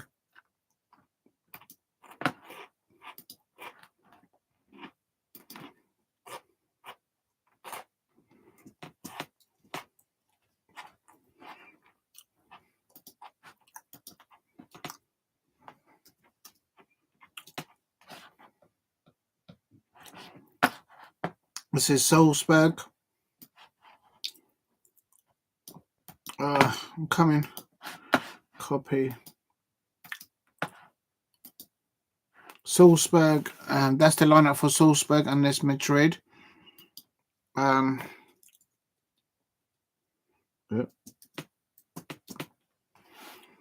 And I'm running out of space actually. That was Salzburg, and then last of all, who else is playing? Arsenal, Dinamo Zagreb. I've done them. Manchester City. I haven't done the lineups for Manchester City, and that is. Let me get the lineups for Manchester City. If you're new to the channel, please subscribe at Diego C. Palace. I'm in the description. I'm just putting the lineups for all the other Premier League fixtures of interest. Well, they're all interesting, but if you know, you know. What are you doing that for? Manchester City. Oh, that's wrong. Spell Manchester right, shall we? And then I'll go into what I think of the first half for Arsenal versus Dinamo Zagreb. They should be 2-0 up. They should be 2-0 up. I mean, there's Arsenal fans in the chat. I mean, what's going on with your Arsenal? Versus so it's Manchester City. I know it's not Manchester City. It's PSG versus Manchester City. So they've done that wrong there. They should have printed PSG first. Oh, they actually kind of right. So PSG. Let me just bring that down. That's versus, and then go up here, and then put PSG here.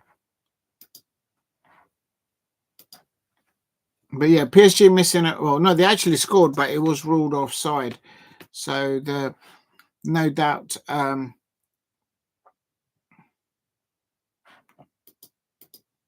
me see if there's any other lineups. Please hit a like and subscribe at Diego C. Palace. That's Manchester City, PSG.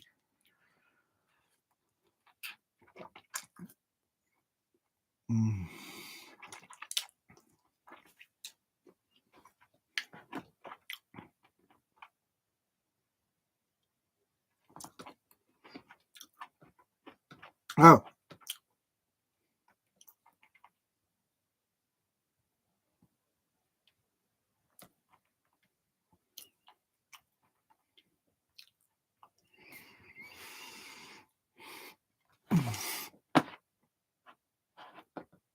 Oh, 1 minute.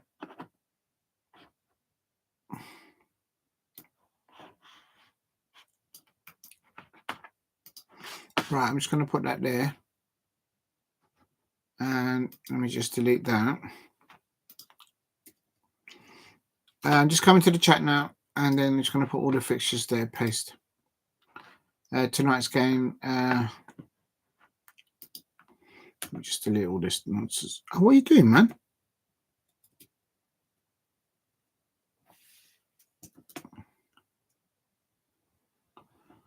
Oh, man. What are you doing there for? Just completely messed it up.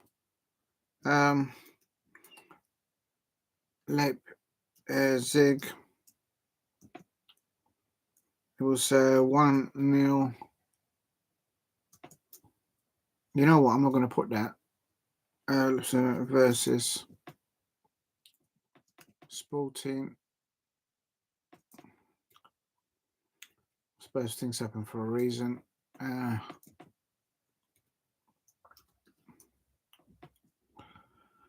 Come on.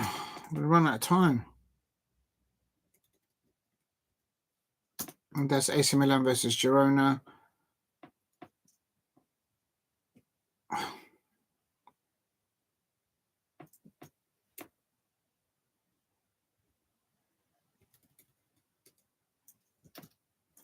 Right, there. In the description, I put the lineups of all the other matches, except some of the Inter Milans and all that. I'm going to take this off because I'm actually sweating there a bit. Please subscribe at Diego C. Palace if you are new. Oh, my days. It is. Big up to everyone in the chat. Good, you put loads of comments. Yes, it's half time. I'm kidding. Hey, it's at Anfield. Yeah, we know how much assist in Liverpool get in Anfield half time. Yeah, absolutely. And then this might be some weird. I've done that one. Oh yeah, and the ref had 22 interventions. Alex SR7 says the ref had. Alex SR7 says the ref had way too much intervention in the result of this match. I presume you're talking about the Real Madrid match. I'm not biased, but I think Barca. Oh yeah, no, that was the match last night. Should have been given as a pen, and for the second one, Benfica should have got a penalty. Absolutely. It was some mad weather out there, so I don't know. But for Benfica's first penalty was never a pen. It was just all over the shop. Absolutely shocking performance from the officials. Absolutely shocking. But it looked like Barca keeper tapped him while jumping over. As you do. I'll just jump over the player. I'll just give him a little push. Madrid has 65% possession, and Salzburg have run 4 kilometers more than Real Madrid, but they're still losing. That's the passing and the quality of Madrid. Please help me get to 5 likes in the chat, please, if you could. If you're new to the channel, please subscribe at Diego C. Palace. And it is still, let me quickly go back to the top on there. I can't see the lineups for the other matches. So Inter Milan, AC Milan and whatnot. So I'm not going to do it. I can't find them. Every time I see hiking, I think of the UCL. Yeah, back in the day, it was that, wasn't it? It's a very famous song, the Champions League song. La, la, la, we are the champions. I probably just butchered the song. Should I auditions for the X Factor? Perhaps not. Let's see where the tables are as it stands. Let me just quickly, as that one, if that is like that, everyone is still on half-time, but before I go into half-time, let me just go quickly. I can confirm that in the Championship, Leeds United 1, Norwich 0, Portsmouth 3, Stoke City 1. I've also got here Sheffield Wednesday 2, Bristol City 1, and Plymouth Argyle. Oh my God, Plymouth Argyle 0, Burnley 5. Oh my day. Have Christian ever been as UCL? No, but we did used to be at the top of the leagues back in the 50s and the 60s. We were at the top of the leagues back in those days. But no, we've never been in the Champions League. It's because we get referees from the referees that play against us. They're all from Manchester United. Real talk. I'm just saying. We would have been, but anyway. And I can confirm the Manchester City women have knocked out the Manchester United women in the League Cup quarterfinals. Of course, Manchester United just recently won against Manchester City 3 days ago. So that could be, and that was at the Etihad. Is this at Old Trafford? No, that wouldn't be at Old Trafford. They're playing at the Leigh Stokes Village Stadium. Only 3,000 people there. So that's a good response there from the Manchester City. I said so yesterday during that live watch along between Manchester City versus Manchester United women. That the Manchester City team will not have to panic a lot. And well done to them. They've beaten Manchester United. Tottenham Hotspur are still losing 1, and West Ham United 2, and Brighton Hove and Albion are losing 4-0 to Arsenal, and there's no surprise there. It'll probably be Chelsea versus Arsenal in the cup final there, I reckon. Perhaps Man City might squeeze in there as well. But in the Champions League, it's still half-time. It is AC Milan 1, Girona 0. I can also say it's the second half is kicking off. You're absolutely right. Let me get the AirPods on. Oh, thank you very much, Alex SR7, for reminding me. So I do like to waffle on a bit sometimes. I'm not sure why, but it is what it is. I don't know. Please hit like and subscribe at Diego C. Palace. Let me just adjust my seat because I am not comfortable at all, and I'm not happy about it. I'm not happy about it at all. And it's just not working out. I don't understand why I can't get comfortable today. It's so annoying. Right. It's big up to you, Alex S. Yes, it is half time. Let's get the match on, shall we? Wake up. Right, here we go. Let's try and get it zoned in. There, you guys are probably going to be ahead of me now. And there's a foul there, and I am on 46 minutes. Please hit a like and subscribe at Diego C. Palace. It is still Arsenal 1, Dinamo Zagreb here. The Arsenal fans will be thinking, as long as it's 1-0, anything can still go wrong. So, and Feyenoord has scored a second goal. Feyenoord has scored second goal there. And was that before half time? No way. Yes, Feyenoord are leading Bayern Munich 2-0, and they're still on half time. I'm not sure why they haven't restarted. Maybe they've got a problem there. Maybe they're eating too many oranges at half time. I don't know what's going on there. Real talk. I didn't get to eat my oranges at half time. Anyway, I was doing the lineups.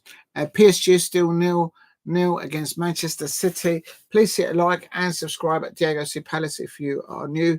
Hold on a minute, just getting comfortable here. Take this off. Did Santina Gomez goal versus Bayern Munich was insane. I'm telling you, look, let me tell you something.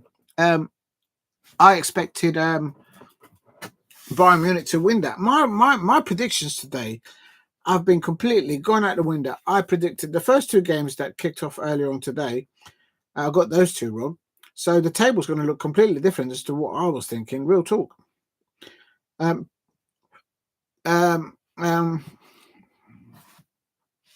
Vincent Kompany, will he be replaced? If he does, if Bayern Munich get knocked out without going into the knockout stages, he might even get the sack.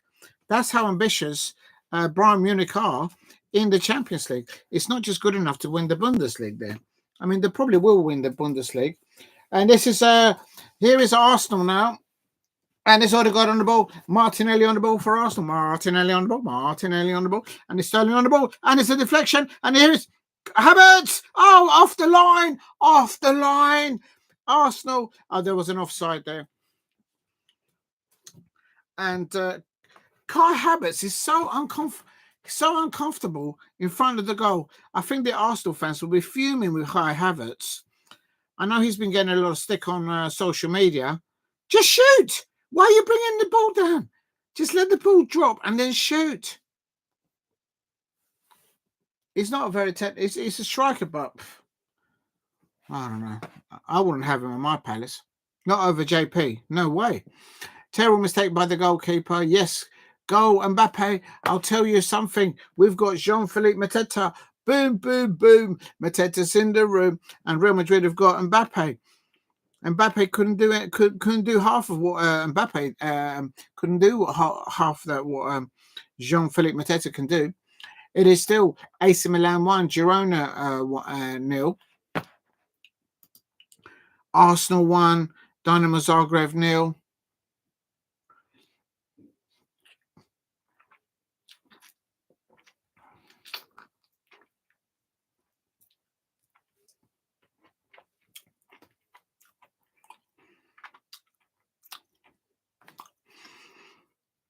Don't you dare, Alex SR. No, Jean-Philippe Mateta is not for sale.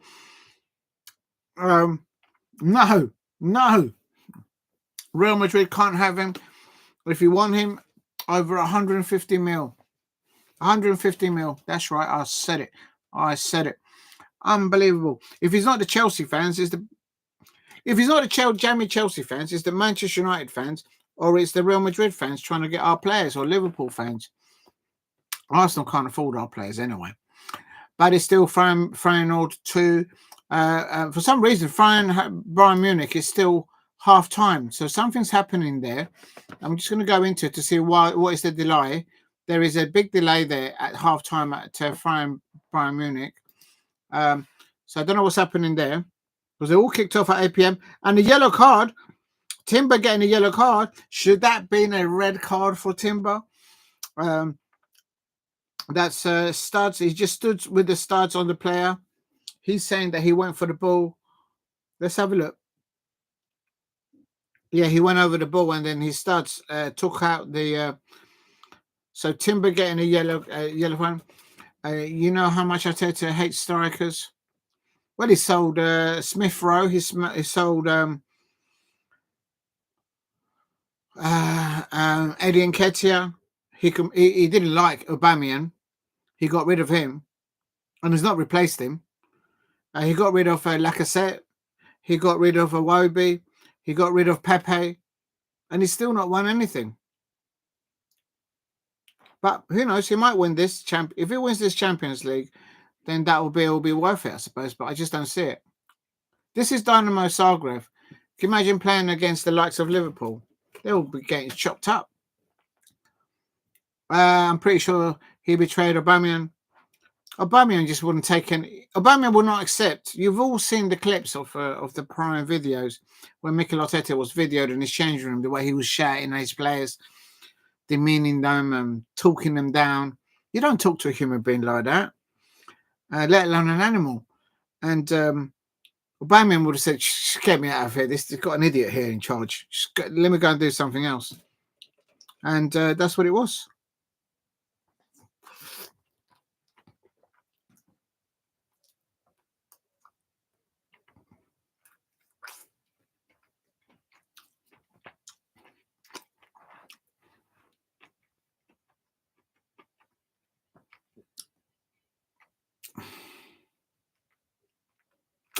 You're right. Real Madrid are winning 3-1. Inter Milan are still winning 1-0 away at Sparta Prague.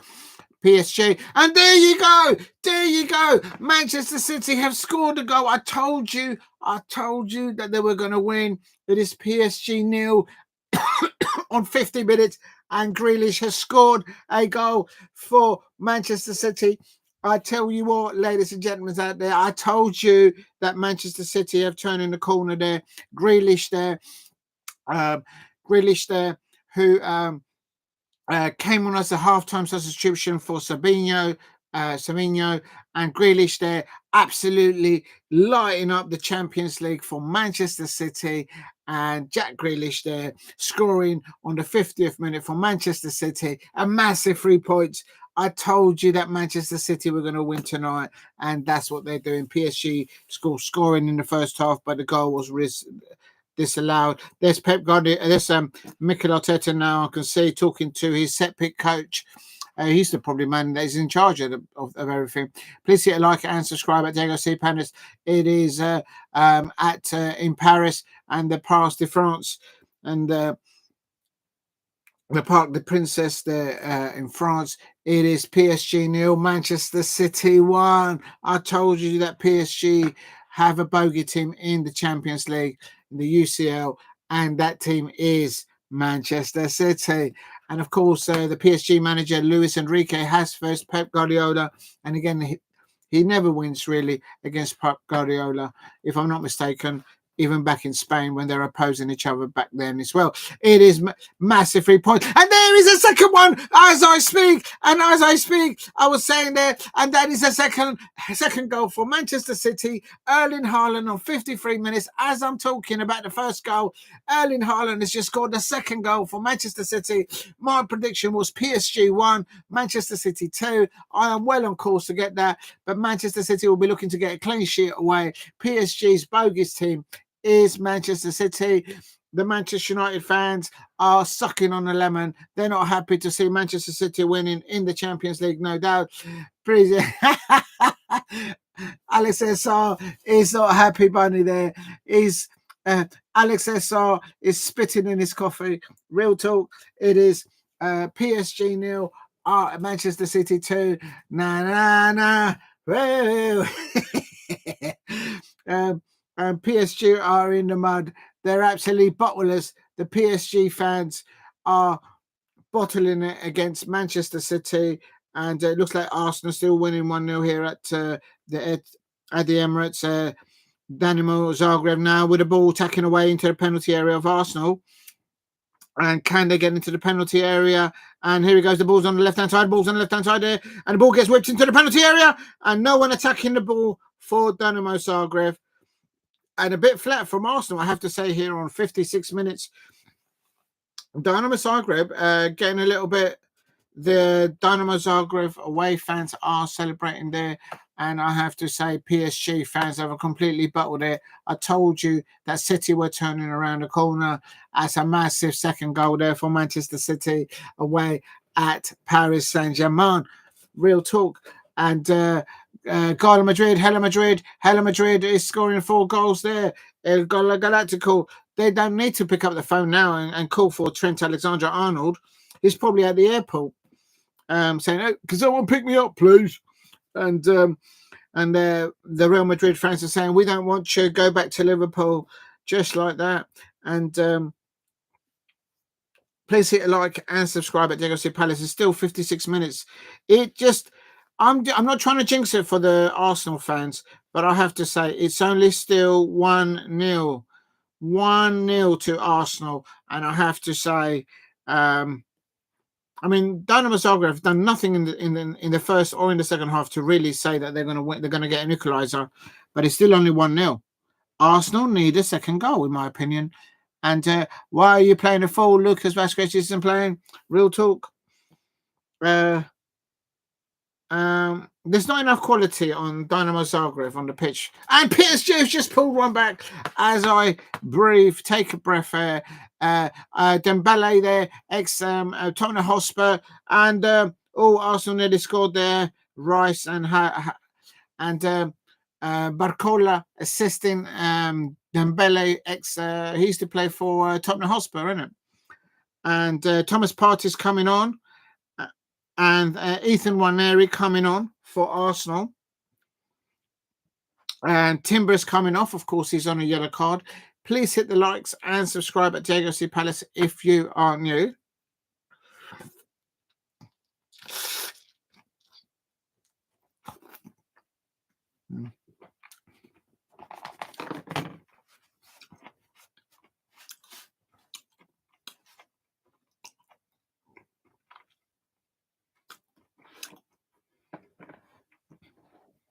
Partey and Nwaneri coming on. Please hit a like and subscribe at Diego C. Palace.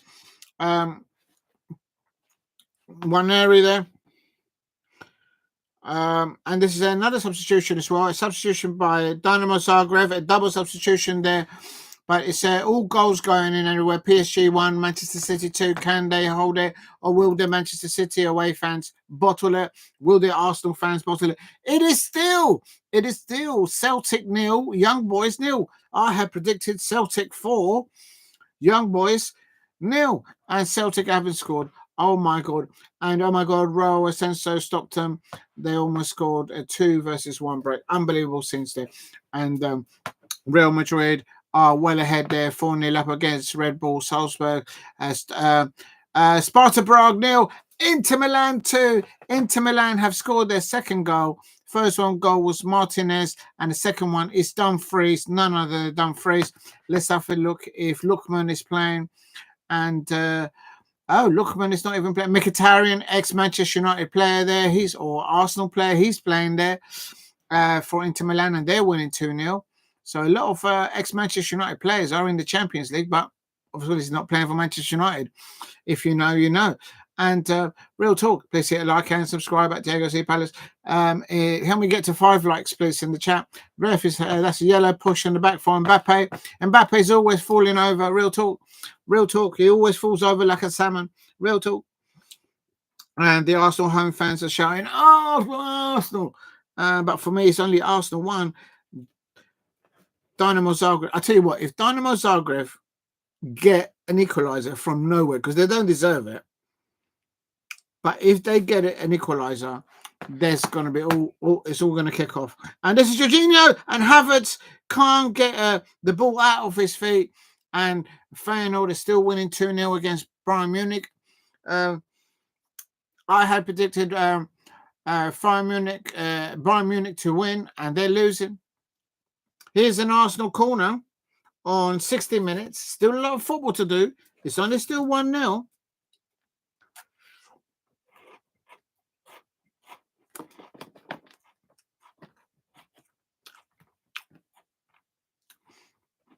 Please hit a like and subscribe at Diego C. Palace. And then that is ball away there by Zinchenko, and then goes to to Ethan Nwaneri there. Please hit a like and subscribe at Diego C. Palace if you're new. You know what? The only song that the Arsenal fans have got is just Arsenal, Arsenal, Arsenal. That's the only song they've got.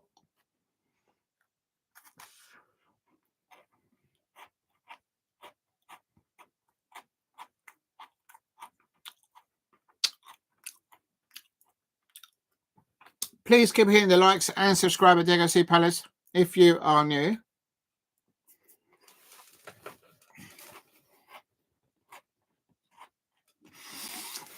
PSG have just equalised. Oh my God!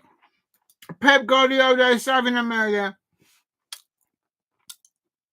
Barcola, who did the assist for Dembele, the first goal of PSG.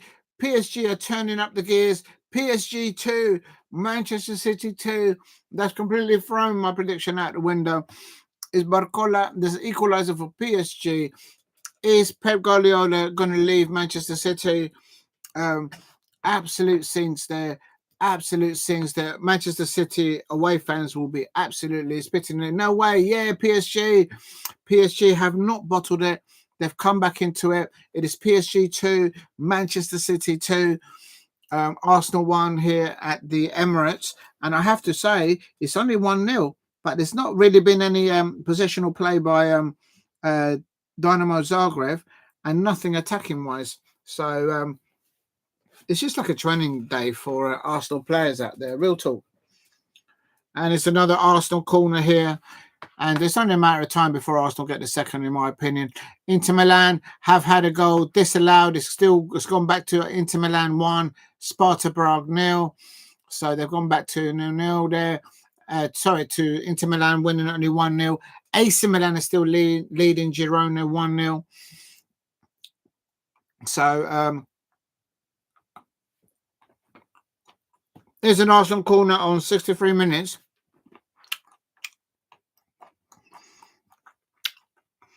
Declan Rice are back to deliver the ball.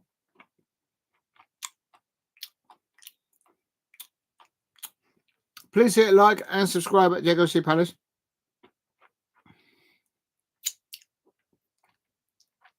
If you are new, Odegaard moved the ball away.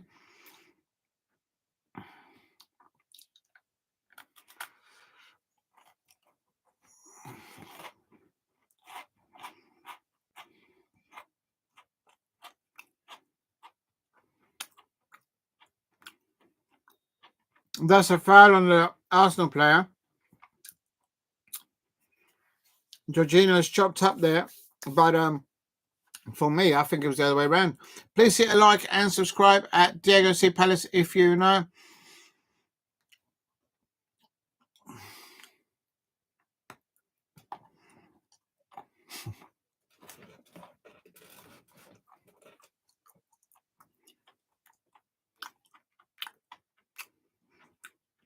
It's still only 1-0, so anything can happen. Please give him the likes and subscribe at Diego C. Palace if you are new.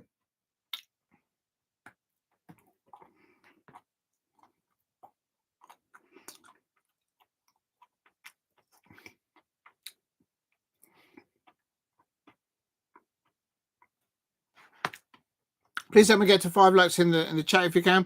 It is Arsenal 1, Dinamo Zagreb there. Mikel Arteta is on his touchline, looking on curiously because it's only 1-0. Anything can happen. I mean, there's Dinamo Zagreb trying to play the ball out from the back, and they lose the ball straight away to an Arsenal throw. They can't even get out in there out of their own half, and it's absolutely ridiculous.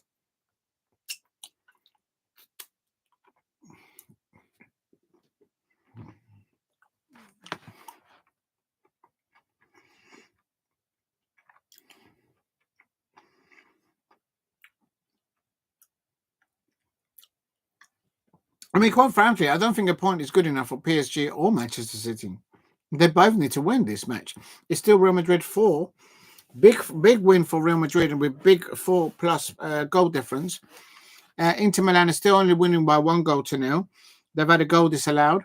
PSG have had a goal disallowed in the first half. Martinelli on the ball, whipped the ball in, and there's the second goal. And there is the second goal for Arsenal. I told you that it was only a matter of time before Arsenal gets around. Martinelli is the man of the match in this match for Arsenal in the Champions League, and Havertz gets his nut onto it, and it's a good evening there. And I'll tell you something, I predicted Arsenal 2, Dinamo Zagreb 0, and absolutely that is exactly what is happening. Big up to, good afternoon, big up to Shay Arsenal, I hope you're well. And Shay Arsenal, I predicted Arsenal 2, Dinamo Zagreb 0, and that's exactly what is happening. And it's all, there's been no attacking. The best player for Arsenal has been Martinelli in the first half and in the second half. And Kai Havertz can't miss there. If he does, he should just get a new profession. And there it is. It's too easy. And big up to Shay Arsenal for dropping in there. It says, remember, hit the like button and subscribe if you're new here. Thank you very much, Shay Arsenal. And well done to your team. I have predicted them to win 2-0. Manchester City fans are bottling it at the moment. The Bayern Munich fans are bottling in it. And also Celtic. What's going on with Celtic? They have not scoring anyone. I think Martinelli discovered that he's a Brazilian. And I don't think he's forgotten, but it's just Arteta probably destroying him. And how do I put this one back at the top of the chat? Replace pin message. Big up to Shay Arsenal. Thank you very much for doing that. And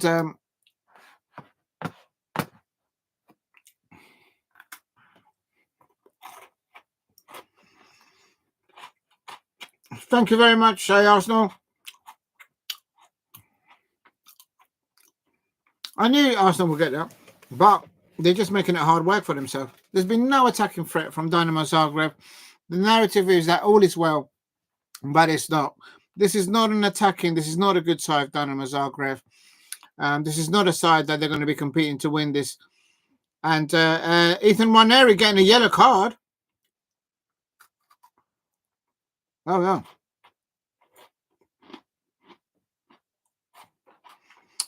I've got my Premier League prediction ready. Well done there. Shay Arsenal. Where have you lot got at the weekend anyway? I think you guys got an easy game in it. Let me just have a look. Corner to Madrid, there's Torrente.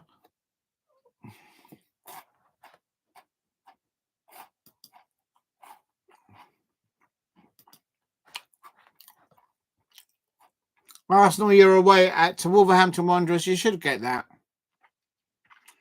on Saturday. Please hit a like and subscribe at Diego C. Palace. It is Arsenal 2,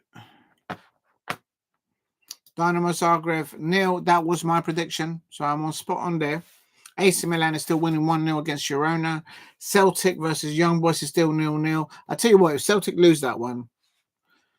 And big up to you, Shay Arsenal. You've actually done your predictions and you put them up there. Bournemouth 1. Brighton. Yeah, you put Palace to win. That's right.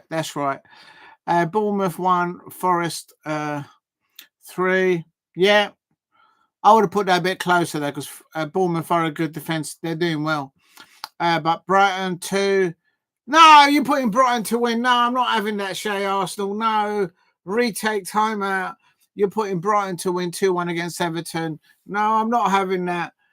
Pin his prediction. I'm scared that I might end up deleting him. How do I do it? Where'd you pin it? Where do you want the pin? Do you remember when we used to put the pin on the donkey's tail on the board and you were blindfolded? That's how I am. And this is Arsenal still 2-0 against Dinamo Zagreb, and they've bottled it. They could have got a third there on 70 minutes. And there I've pinned it there. And it says Bournemouth 1. No, I'm not pinning that. You've put Brighton to win. I'm not having that. Solskjaer's won as a new coach says, that's right. And let's see. Please hit a like and subscribe at Diego C. Palace. The Arsenal fans are singing there, and he's gone for City 2, Chelsea 3. Oh, that's interesting. Arsenal to win 3-0 away at Wolverhampton Wanderers. Newcastle to win against Southampton 4-0. Yeah, that's a good one. And 2 to Palace, to the Bees. Tottenham Hotspur. You're predicting Tottenham Hotspur to win. Good luck. Good luck. Good luck. No, I think Leicester City might get that one, actually. That's a relegation. That's a 6-pointer there. And Villa versus West Ham. Yeah, I think Villa will win. And Fulham versus Manchester United. No, I think Fulham might get a draw out of that, actually. Big up. Please help me get to 10 like if you can. Thank you very much. I'll pin you there. I'm putting so many pins on you, Shay. I hope I'm not hurting you there. Big up to Shay Arsenal. It says 6 likes away from 10 likes. Thank you very much. That means a lot. Thank you very much. But yeah, no, I predicted Arsenal to win 2-0. It's been all one way, really. There's been no attacking threat from Dinamo Zagreb. They've been absolutely pants, absolute rubbish. AC Milan 1-0 against Girona. Celtic still 0-0. And no, Diego, we will destroy Fulham. I don't think so, mate. I think the mice are driving your bus at the moment. Did you see what Fulham did to Chelsea recently? If they play like how they played against Chelsea, I'm sorry, you're not going to beat Fulham. And PSG is still 2-2 against Manchester City. Real Madrid 4. 1, 2, 3, 4 para los blancos, la Real Madrid. And I'll tell you, yeah, I mean the Manchester United fans and all the mice will be going, wee! Real talk. That's a big one there, I would say. Are you happy with the Palace prediction I done? Yeah, I can live with that. I think it might be tighter than that, though. We always have we should have got a goal when we played them earlier on in the system, but Eze was denied a goal by a dodgy referee. Eze's goal was disallowed when he should have been allowed, and he got an apology for that, by the way. So it is what it is. Please hit the likes and subscribe at Diego C. Palace if you are new. Why is that going like that? And it's just Zinchenko's coming off, and Kieran Tierney is coming on for Arsenal. I can confirm that it's 65 minutes and Feyenoord are still winning 2-0 against Bayern Munich. And big up to thank you for that, Kanak. Hope you're well. Please keep hitting the like and subscribe at Diego C. Palace. Leeds United 2, Norwich 0, Portsmouth 3, Stoke City 1, Sheffield Wednesday 2, Bristol City 2, Plymouth Argyle 0, Burnley 5, Burnley. No one really likes Burnley, and there's a corner to Madrid, and there is another substitutions for Dinamo Zagreb. I gotta say, Dinamo Zagreb have been absolute rubbish tonight. They've not offered absolutely nothing against Arsenal. It's just been a practice session for Mikel Arteta and his team out there. It's and quite frankly, Arsenal should have been like at least 3 or 4 up. And here's Odegaard with the ball through the lines, and the ball's been. And please hit the log. Ethan Nwaneri keeping the ball in there for Arsenal on 75 minutes now. Ball whipped across there by Odegaard. Over to Tierney, Kieran Tierney, Martinelli, back to Kieran Tierney. And that's Gabriel. Please hit a like and subscribe at Diego C. Palace if you are new.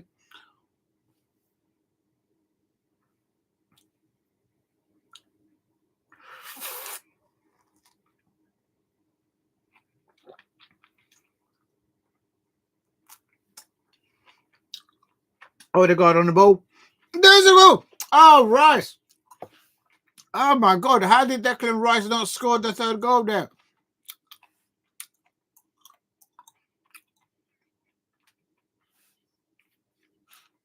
And how did Declan Rice not score the 3rd goal there on Oh, he's got to get that. Oh, he's got to score that.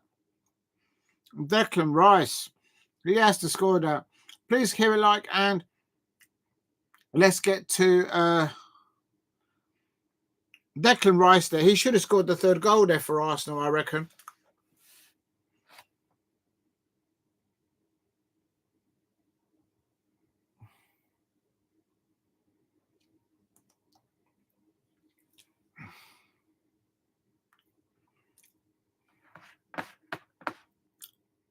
Martinelli on the ball.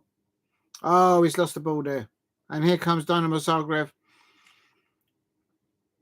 It's just basically like a championship side against a Premier League side. Or not even that. It's just terrible by Dinamo Zagreb. You want to think that they've... I mean, how do they qualify to the Champions League playing like that? They've just not offered absolutely anything to Arsenal. Anything offensively wise. And another goal there. Who scored there? Please hit like and subscribe at Diego C Palace. Trying to get to 2,000 subscribers. So if you're new, and there is another goal there for La Real Madrid. They've scored a 5th goal there, and that's Vincent Jr. He's got himself a 5th goal. He didn't get a Ballon d'Or, and I have to say,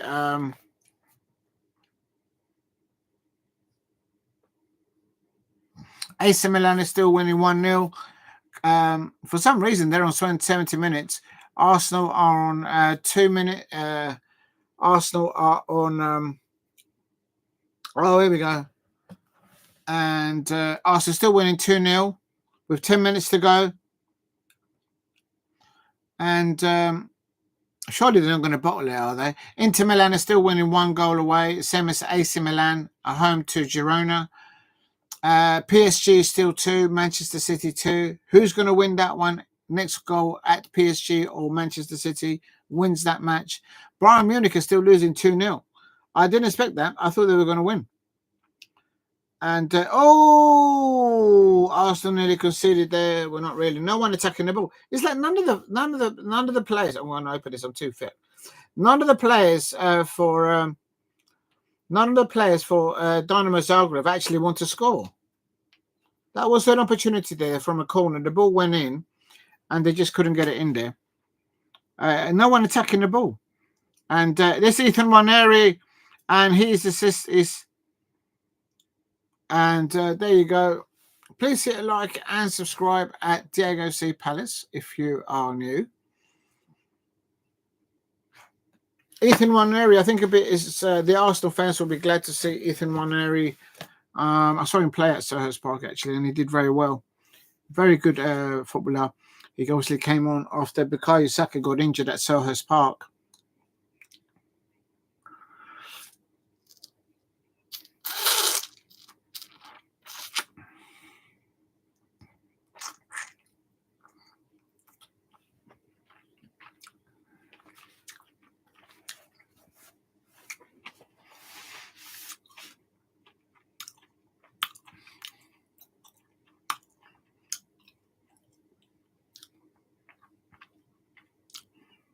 And here is Tierney on the ball. Here's a Martinelli on the ball now. Ball to the back post. No one attacking it there for Arsenal. But good vision there by Martinelli. For me, the man of the match there is Martinelli for Arsenal.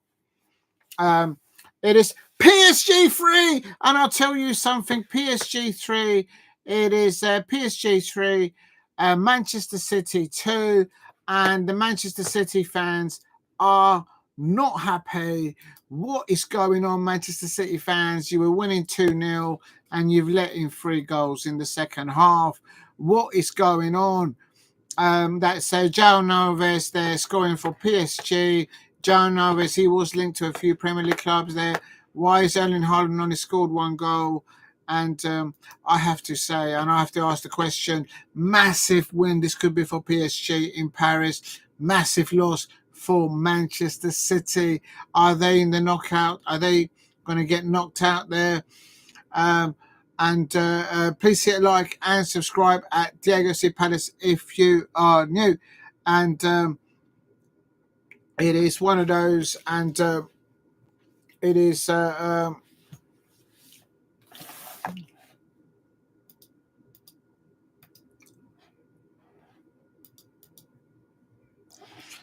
Please hit like and subscribe at Diego C. Palace if whenever. And stay strong there, Alex SR. Don't worry, your team will come back better. But at the moment, you've got to be patient with your new manager, Ruben Amorim. I'm sure he'll get results coming your way. And that is Arsenal 2, Dinamo Zagreb 0. Dinamo Zagreb have not offered absolutely anything offensively. They've been absolutely rubbish, pants, absolute rubbish. It's still Celtic 0, Young Boys 0. I mean, how is Celtic only drawing at home 0-0? Please hit like and subscribe at Diego C. Palace. Take care there, Nayak. It's still Arsenal 2. We're in the last 2 minutes, but I think Arsenal should. Just basically, I don't fear that Arsenal are going to concede 2 goals against Dinamo Zagreb. Dinamo Zagreb can still play until tomorrow and next week, and they still wouldn't score against Arsenal. They just don't get the ball, and they're not offering absolutely anything offensively. Please hit like and subscribe at Diego C. Palace if you are new. PSG are winning 3-2 against Manchester City. Real Madrid 5. Red Bull Salzburg 0. And it is Arsenal still winning 2-0. AC Milan is only still winning 1-0. 75 minutes there. They're a bit behind in time there. They must have had additional extra time in the first half. And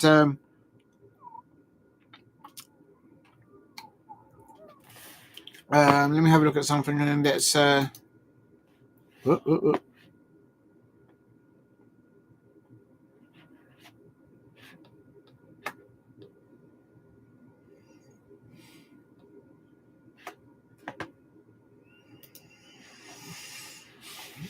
and we've got 83 minutes, although you guys might be a little bit ahead, but it's still Arsenal leading by 2-0.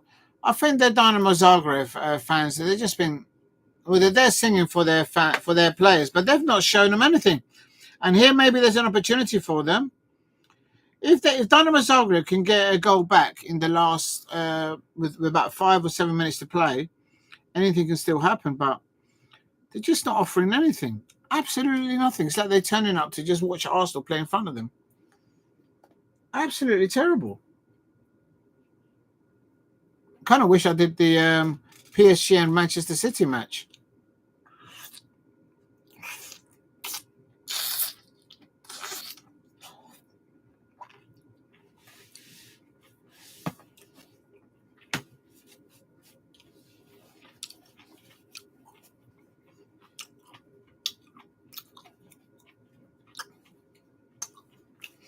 Please subscribe at Diego C. Palace if you're new.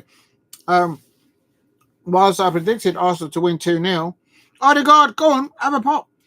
And Dinamo Zagreb have just basically not offered anything offensively or even possession-wise against Arsenal. I don't know how they've even qualified to the Champions League.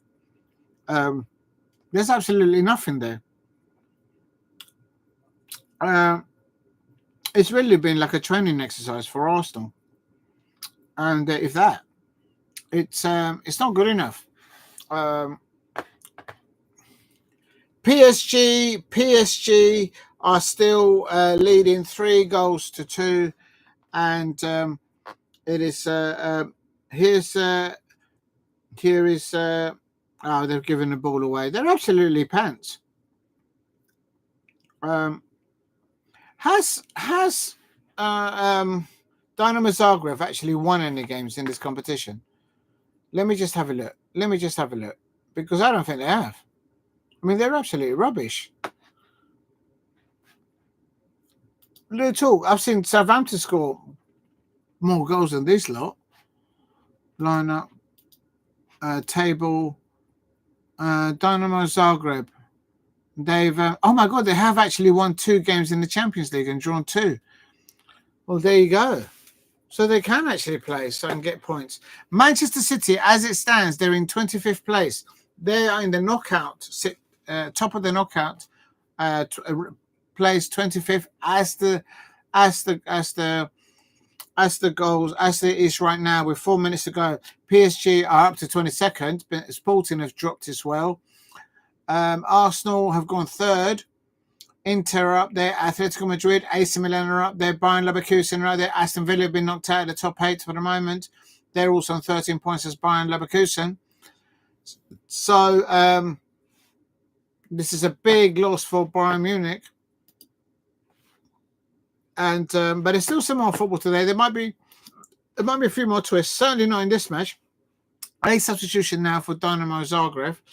We can keep a clean sheet to save our lives. Big up to you. Goal for Salzburg. And you're absolutely right.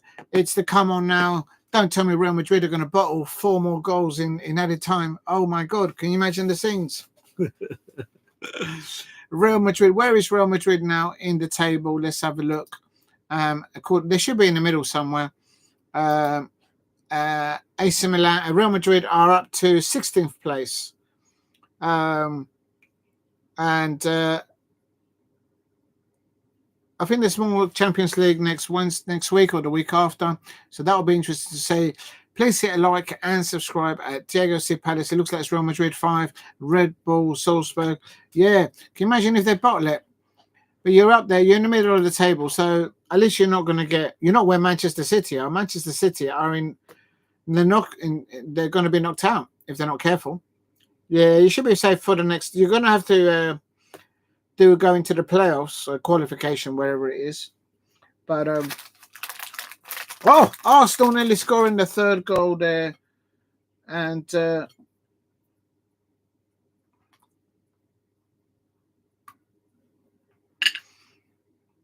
man of the match for me is Martinelli for Arsenal, and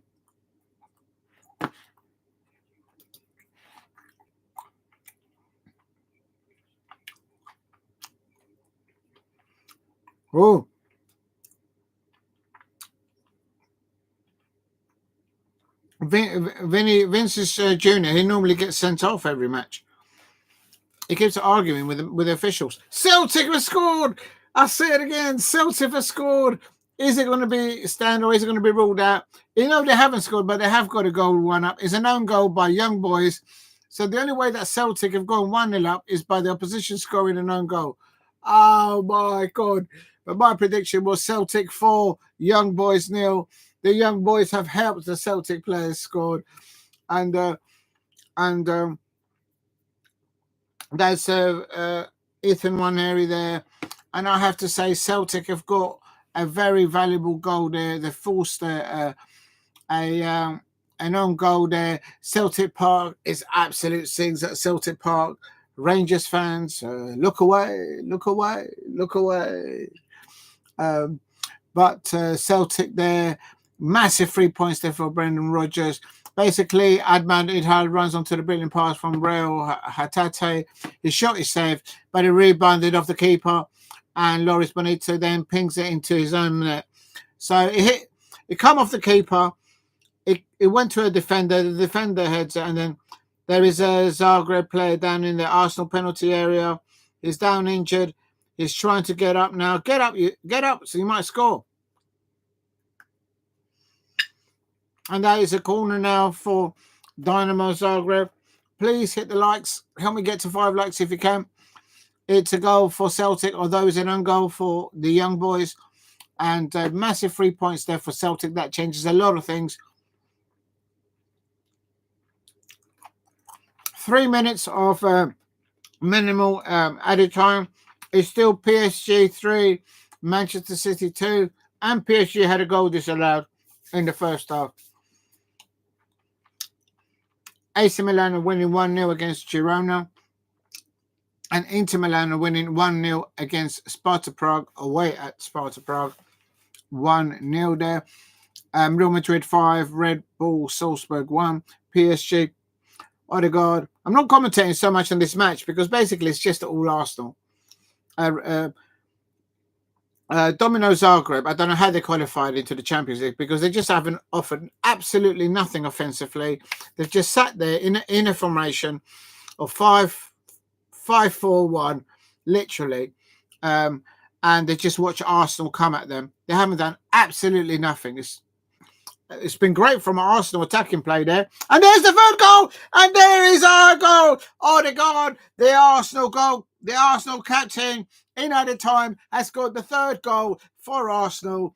Throwing my prediction of Arsenal 2, Dinamo Zagreb 0 at the window. It is Arsenal 3, Dinamo Zagreb 0. It's a training exercise for Arsenal in the Champions League. And I have to say, if there's any Chelsea fans out there, they'll be looking at this competition thinking, why are we not in this competition? They would have whooped this kind of thing real too as well. But Martinelli, yeah, ball whipped in there.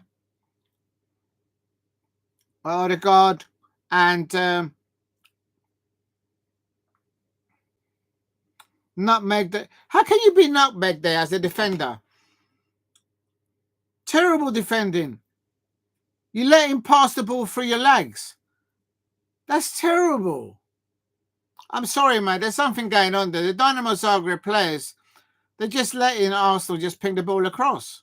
Don't let the player nutmeg you there from the edge of your penalty area. You don't let the ball come through you. Terrible defending. Don't worry, Chelsea won't play. No. And it is Arsenal 3, Dinamo Zagreb 0. I told you that Arsenal would win this match. But the shock of the evening is that Manchester City are losing at PSG. And here is Dinamo Zagreb. Oh, he can't even get it on target. They don't want to score. They're absolute shit. They're absolute pants. Kind of disappointed I'm doing. I mean, respect to the Arsenal players. They get their 3 goals and they're getting their 3 points. But the opposition haven't asked anything of them. Nothing. Absolutely nothing. And that is the full time there. I'm going to go over to the PSG, see if there's any last minute drama there. It is full time at the Emirates. It's ended Arsenal 3. Dinamo Zagreb.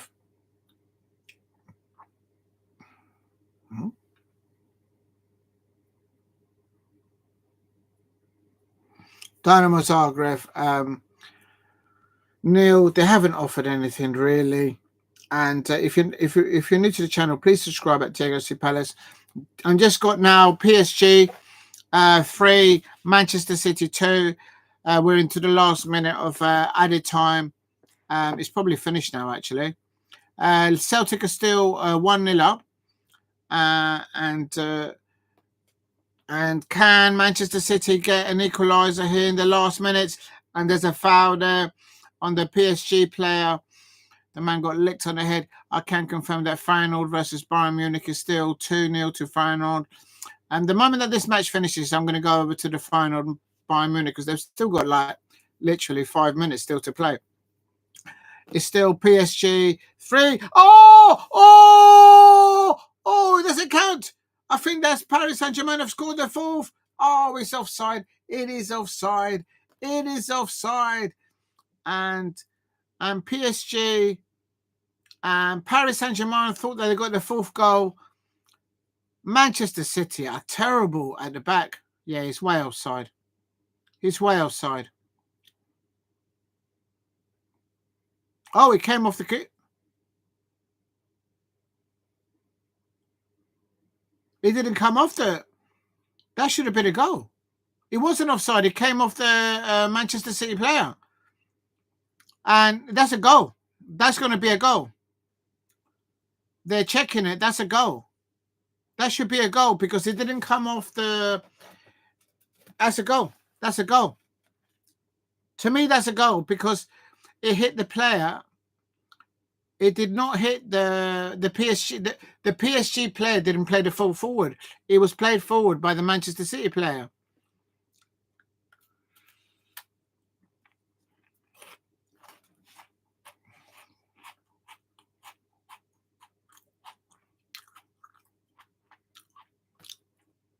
I told you the weather was going to be a bit of pants. To me, that should be a goal. Pep Guardiola is he was winning 2-0, and absolute sense there. Please hit a like and subscribe at Diego C Palace. And the players need to get back playing because it's raining, it's getting cold out there. They need to get the game back and going at the moment. And for me, it's should be a goal.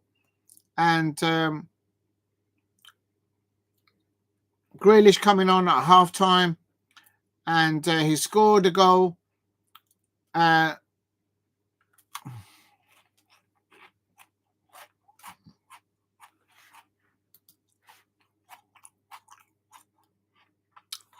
No, that's a mistake. I think they're going to call it offside, but I think for me that's a goal. There's been some really dodgy decisions by the officials yesterday and today. But it's PSG 3, Manchester City 2. And it's off. It's a goal. I told you it was a goal.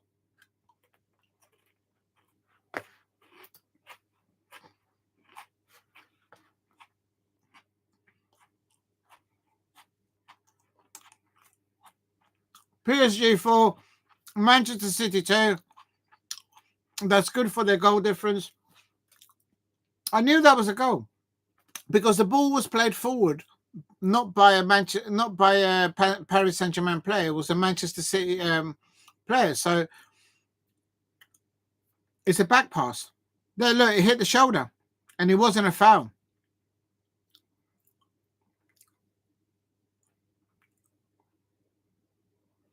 There you go. It's a goal. It is PSG 4. Manchester City away fans are in the mud. They are probably absolutely fuming on that. And are they going to be? They were finalists in the Champions League last season. Paris Saint-Germain. And that is the end there. It's ended. Paris Saint-Germain 4, Manchester City.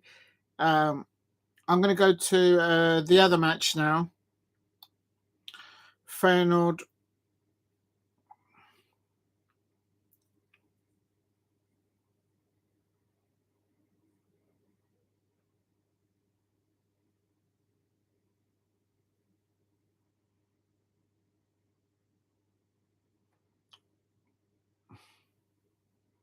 And here's Feyenoord. I'm watching now the match. Feyenoord in 188 minutes. And there's Feyenoord. Feyenoord has just scored the third goal. Feyenoord has just scored the third goal and Feyenoord have just scored the third goal. And Celtic, it looks like they're full time. They're big up to you, Steve. Feyenoord 3, Bayern Munich 0. Vincent Kompany has been found out in the Champions League. Will he get the sack? And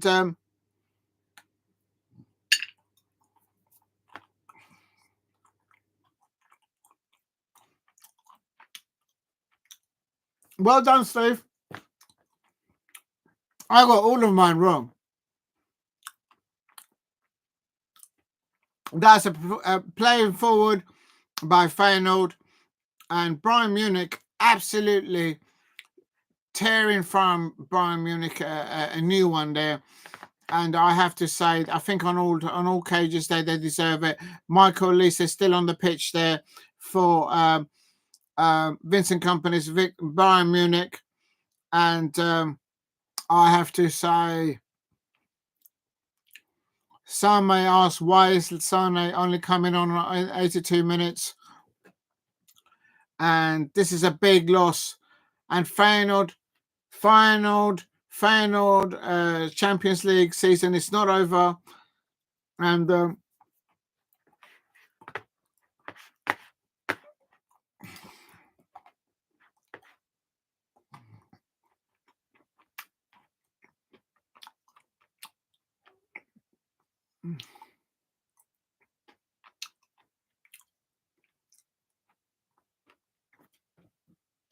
Feyenoord fans are absolutely celebrating there. There's a yellow card there. And it is Feyenoord 3, Bayern Munich 0. Please help me get to 5 likes if you can in the chat.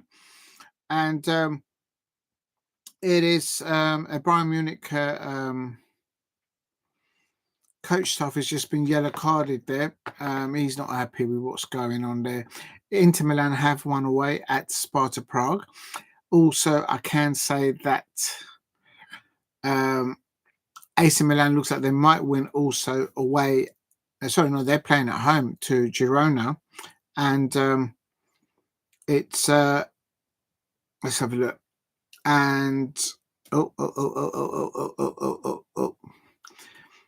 first time since 2012-13 since reached the playoffs after the League Cup. Well done to Celtic, I have to say.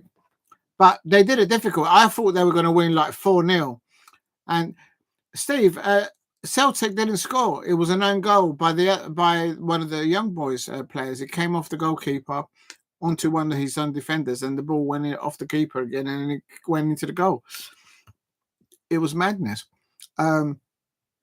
Also, I can confirm 4 times in the Championship quickly. Leeds 2, Norwich 2-0, Plymouth 3, Stoke City 1, Sheffield Wednesday 2, Bristol City 2, Plymouth Argyle 0, Burnley 5. And I can confirm that it is now full-time. Is it full-time now at Bayern Munich? Let me just log me out. I don't know why. It's still 3-0, but there's not enough time now for... it is still Arsenal winning 3-0 at home to Dinamo Zagreb, but Dinamo Zagreb did not offer anything offensively against Arsenal. So really, Arsenal weren't tested, but they went out there on the pitch and they won, and they got their...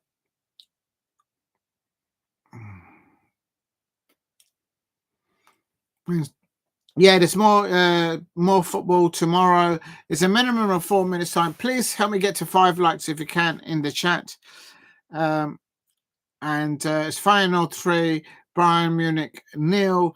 Vincent Kompany looks a bit of lacking our ideas there with his attacking players. Michael Olise starting there for Bayern Munich alongside the likes of Musiala and also Harry Kane, but they couldn't find any service, enough possession, and enough be able to penetrate the Feyenoord resolute of their defense. But it was just not right for Bayern Munich. They were not good enough in their Kimmich. The 2 midfielders for Bayern Munich, Kimmich and Goretzka. For me, I don't think they did enough there to protect the back line, the back 4. Was off the ball, i.e. pressing, closing down the Feyenoord opportunities of attacking play, and it showed. Feyenoord manager there, Brian Priske there, doing a number over Vincent Kompany, and it has to be said. Sane should have started for Bayern Munich. They're still playing, but it's the last few moments of added extra time. They're probably delayed of this game because there must have been extra minutes of added on at the end of the first half. AC Milan are still playing against Girona, still 1-0 there, and it has to be said, Inter Milan have won against Sparta Prague away, 1-0 to them.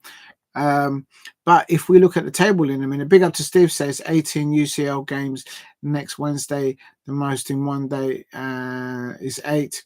Wow, and amazing, and a lot of highlights. It's going to be absolute scenes, and it is. Are Manchester City now? I wonder if the sides that get knocked out of this stage of the UCL, do they go into the Europa League? I don't know if anybody knows that there. I don't know how it works. Do you remember before when the teams get knocked out, they go into the Europa League? I don't know if that's what happens still. So will they? So if Manchester City get knocked out, will they be going up and facing up against the likes of Manchester United, Tottenham Hotspur, and Rangers? I don't know. That's my question there. I'll probably have to Google it. I don't know. And it is no Europa anymore. Teams who lose at the UCL playoffs to qualify and go to Europa, but not in the league phase. What? Oh, but they do go into Europa. Hold on, I'm confused there. No Europa anymore teams who lose in the USL playoffs. For qualifying. Do go. Oh, so the ones that teams who lose in the UCL playoffs for qualifying do go into Europa, but not the league phase. Oh, right. If Manchester fail to finish in the top 24, they go out of Europe altogether. Thanks, Steve. That makes sense. Yeah, I get it. So if they finish where they are now, they're out. If they go into the qualifiers, but then they lose it, they'll go into Europa. All right. Oh my God. So there's still a lot of stake. So really, well, if Manchester City do get knocked out in the qualifiers, no, they will. They've still got one more game to play next week. I don't know. Probably next week they're playing at home. I don't know. In the Champions League, I might be able to tell you that now. Hold on. Dude, Brian lost 3-0. Yeah, actually, Alex SR. Yeah, man, that's madness. Real talk.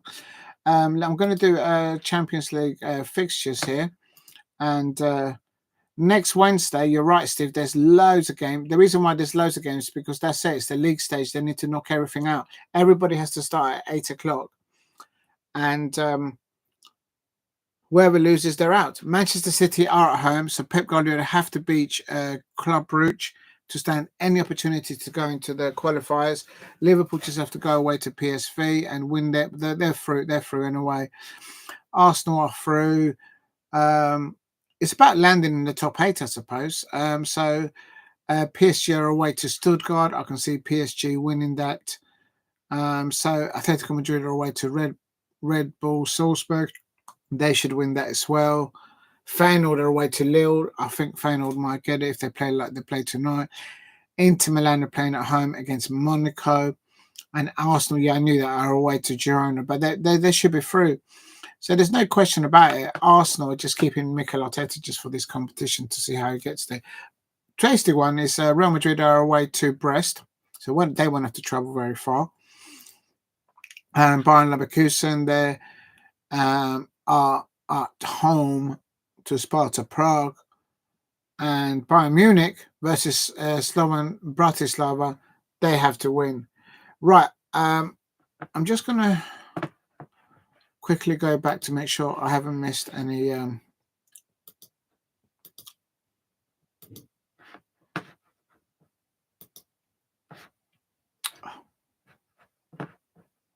can't get it to work. Okay, here we go. Yeah, they've all finished now. So, and then it's the UEFA Europa League, and then that's all done. Yeah, all the matches are done now. So all I need to do is just a roundup of the results, and then the table, and then quickly, if I can. There's loads of football still tomorrow, of course. Quickly talk about that tomorrow a little bit, and then also mention any transfer news that might be going on. Just going to go to the toilet. If you can, please hit like and subscribe at Diego C. Palace. I'm just going to make sure that this is still working okay. Yeah, you're right, Alex. Sal 7. What's his name? The Bayern Munich. They lost with Michael Olise there, playing alongside the likes of Michael Olise and what's his name? Harry Kane and whatnot. I'm just going to go to the toilets. We'll be back in a minute. Let me just put on here. Oh, I'm just going to put in the chat. So I'll be back in the tick. Oh, probably now. People are starting coming in now. Oh dear. Okay, let me put full-time results.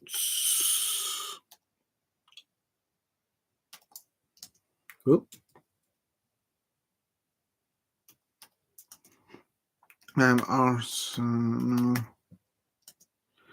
Well, I was one away. I predicted 2-0 win for Arsenal. but Dinamo Zagreb just didn't give anything. Dynamo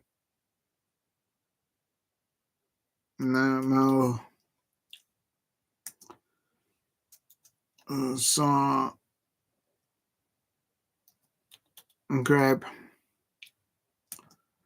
Dinamo Zagreb. That's Dinamo Zagreb, and then just we'll be back in a moment. Going toilet.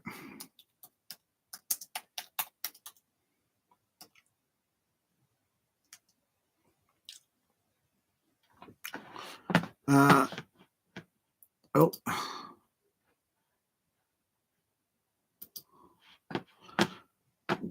Going toilet. Right, I'll be back in a tick. Oh.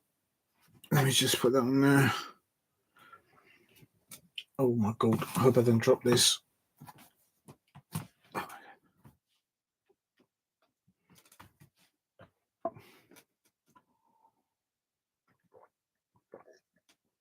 Right, I'm just going to the toilet. I'll be back and then I'll talk about. Don't forget your. ST, look, let me just go and do my thing in the toilet, man. You know what I mean? Look, absolute seeds. I'm going to leave you there talking to the spoon because you're taking liberties. You're taking liberties there. Do you know what I mean? I'm just going to the toilet. I'll be back in a minute. Spoon, you talk to them and you tell those jammy fans, those Chelsea fans, how bad they are. I'll leave you in the hands of the spoon. Spoon, you tell them how jammy they are in the transfer window. Real talk. Really twisted my ankle there. Nearly calls us there. Spoon there.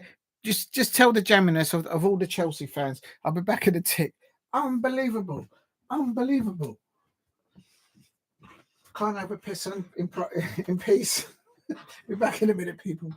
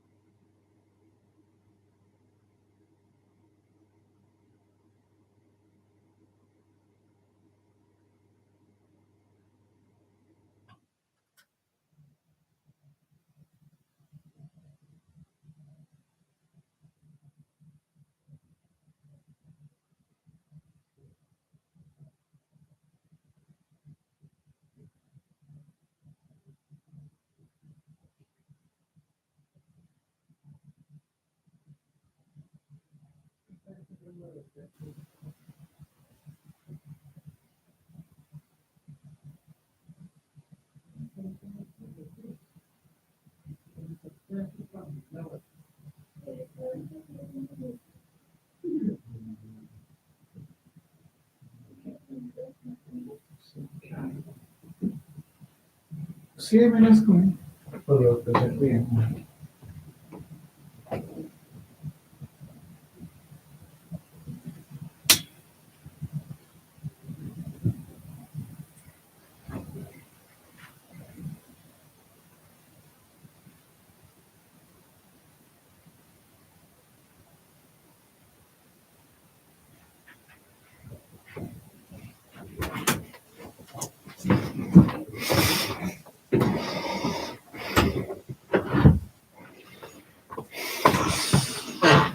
right. I've probably lost everyone now in the chat. But when you have to go, edit. So what happened? Oh, Lord. I wonder what they've been saying in the chat. Spoon, did you sort them out? Who's moved the spoon? I didn't leave it like that. Who's moved the spoon around? Unbelievable. What's been going on? You guys are amazing out there. Still got 5 people out there. You're all absolutely insane. Don't forget your armbands. Make sure they're fully inflated. Look, sometimes you lot got me like a performing seal here, so I can swim. I don't need floatables. Anyway, below all of this structure, there is full muscle underneath here. All there's no carbs. I was just flicking through the yellow pages. Here we go. And it tells Walter Number thought you fell into the system. Unbelievable. Yellow pages. I used to use the loot. Do you remember the loot? We used to part exchange your goods, cars, all sorts of things. And did we? Do you mean I went to all that bother? And you're still not happy? This is what I'm talking about. Do you see what I'm talking about, Spoon? There is no pleasing the people out there. I mean, it's just absolute scenes out there. Absolute scenes. You actually make an effort. And it's still not good enough. They've got all these Chelsea fans. They've got all these players available for Enzo Maresca. And they've all got these all these dodgy haircuts and whatnot. And they're still not happy. No, I did not put my head in the toilet. Unbelievable. Right, that's it. I am retiring the spoon there for now. Unbelievable. I did not put my head in the toilet anyway. And we've got to put some of those Chelsea fans in that with their heads down into the toilet. Unbelievable. Believe it or not, it makes you wake you up just to wash yourself with cold water. Just to give you a little bit of energy back again. But I do have to get back to the football, STE, believe it or not. Unbelievable. Go down there, go do whatever you have to do in the toilet, then you tart yourself up, make yourself presentable, and you get back on it, and then someone's telling you you've just been have you just had your head down the toilet? No. That's the sort of thing that Chelsea fans do at half time. Crystal Palace fans, we have bona fide china plates, and we have oranges for half-time breaks. But the Chelsea fans, they're going at half break, and they've got no room in the changing room. And the ones that do go in the toilet, they're the ones that stick their heads down the toilet. Glad you brought back thoughts. I was going to go and Troops. You leave Troops alone. The poor lad is probably going into. He's probably a happy bunny today. Bless him.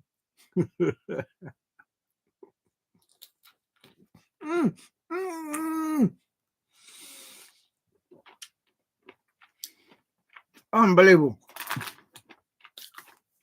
Unbelievable.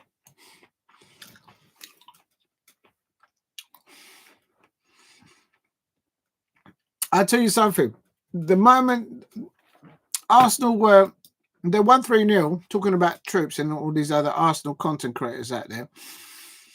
Arsenal scored their first goal in the 2 minutes, but they had to wait until the second half, into the 66 minutes, so to get the second goal. And I bet you they were all bum squeezing to make sure that they didn't let a goal in.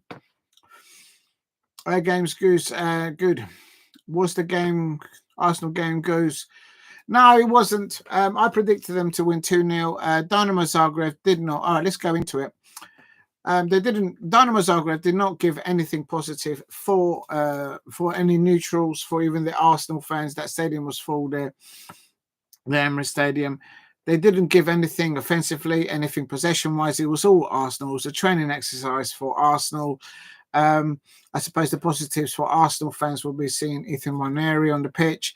Kai Havertz exactly finding a way to score in his position as a number 9 up there. The player of the match was undoubtedly Gabriel Martinelli. He was the player of the match, followed closely by the captain, in my opinion, Odegaard. And Rice was also played really well for Arsenal, but they were playing up against a side that didn't know how to keep possession and how to make any offensive attacking play against Arsenal. Literally, I've seen Premier League clubs in the bottom half, like my Crystal Palace, play better games against Arsenal attacking football than Dinamo Zagreb. How Dinamo Zagreb actually qualified for the Champions League, it just shows you the levels. So I'm actually a bit disappointed of the content of the football. But I did predict Arsenal to win 2-0. Typical Arsenal fans, they spoiled my prediction and they've only going to score the third goal in extra time. It was... I thought it was Keho. I know. Yeah, Odegaard scored the third goal. Yeah, I forgot. And football-wise, technically-wise, it wasn't really a good game of football. It was just Arsenal turning up and playing in front of Dinamo Zagreb for the whole 90 minutes. Even when Arsenal went early doors, lead up, and as I say, they had to wait until after half-time. It was still 1-0. Dinamo Zagreb, there was no danger of them scoring a goal against Arsenal. So it was just one of those. I kind of wish I did the PSG Manchester City one, because there was more goals there and there was a bit more drama there. But it is a win for Arsenal. It is a win for Mikel Arteta. Have they proved anything? My opinion, as a neutral, no. What they have done is secured 3 points and 3+ positive goals, goal difference. So as we're talking about Arsenal and Dinamo Zagreb, let's go into the table of the league table in the Champions League. And we've got Arsenal are now in third. Big up to ST in the chat and to anyone else in the chat. Now we're going into Arsenal are third, having played 7. Next Wednesday, I think it is when they all play together at 8 p.m. And they get to decide who's going to be knocked out and who isn't. So it's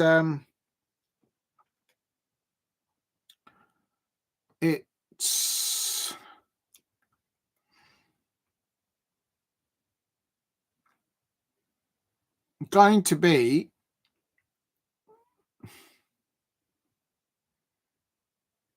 okay, here we go. So Arsenal are in 7th, having played 7. I'll get there eventually. Please help me get to 5 likes, and if you're new to the channel, please subscribe at the AOC Palace. Help me get to 2,000 subscribers. This is the roundup of the results for today's in the Champions League and other sort of leagues that we're playing today as well. But Arsenal winning 3-0 at the Emirates against oh my God, Dinamo Zagreb, and they've got 3 points. They've got a clean sheet. They've got a goal difference of +12, and they've got 16 points, having played 7. So they should be there. Anyone but Arsenal, please. Yeah, well, it's one of these. And the thing is, and I said it during the watch along, STE, is that I said it once. I said if there's any Chelsea fans out there and they're watching this performance by Dinamo Zagreb, they'll be saying, how is this other side in this league, in this competition, and we're not? And this is what it is. There is far better other football sides out there that should really have been allowed to qualify for the Champions League. Literally, I'm not just saying it because you're there, but if Chelsea were in this competition, they'll be in the top 8 easily. But anyway, it is what it is. So Arsenal, Mikel Arteta have not been tested, in my opinion, thus yet in this competition, but they've got 3 wins in the bounce. So congratulations to them. They're on 16 points. So is Inter Milan. And then Aston Villa have been dropped out of the top 8. But they're also on 13 points. And also Manchester City in 25th place. Oh my gosh. PSG climbed massive 3 points for them. They're now on 10 points. Literally, Manchester City have to win next Wednesday and hope results go their way, because they could still be pushed down depending on other results. But I think they may just qualify. Right. Quickly going to mention the other matches. That was Arsenal. So well done, the Arsenal fans there, I suppose a little bit. But I think you weren't tested. Absolutely, you were not tested. It was just another team playing in front of you and not creating anything against you. You just had to score when you had to. And yeah, so it is. It's 3-0, but it's 3-0, 3 points and a plus 3 goal difference. I don't think Arsenal picked up any more injuries. And I suppose positives is that Ethan Nwaneri has come back onto the pitch for Arsenal, I would say. I'm looking forward to the UCL last 32s over the last 2 legs. Yeah. So my understanding, Steve, is that next Wednesday is the last time that this league stage occurs. And then oh,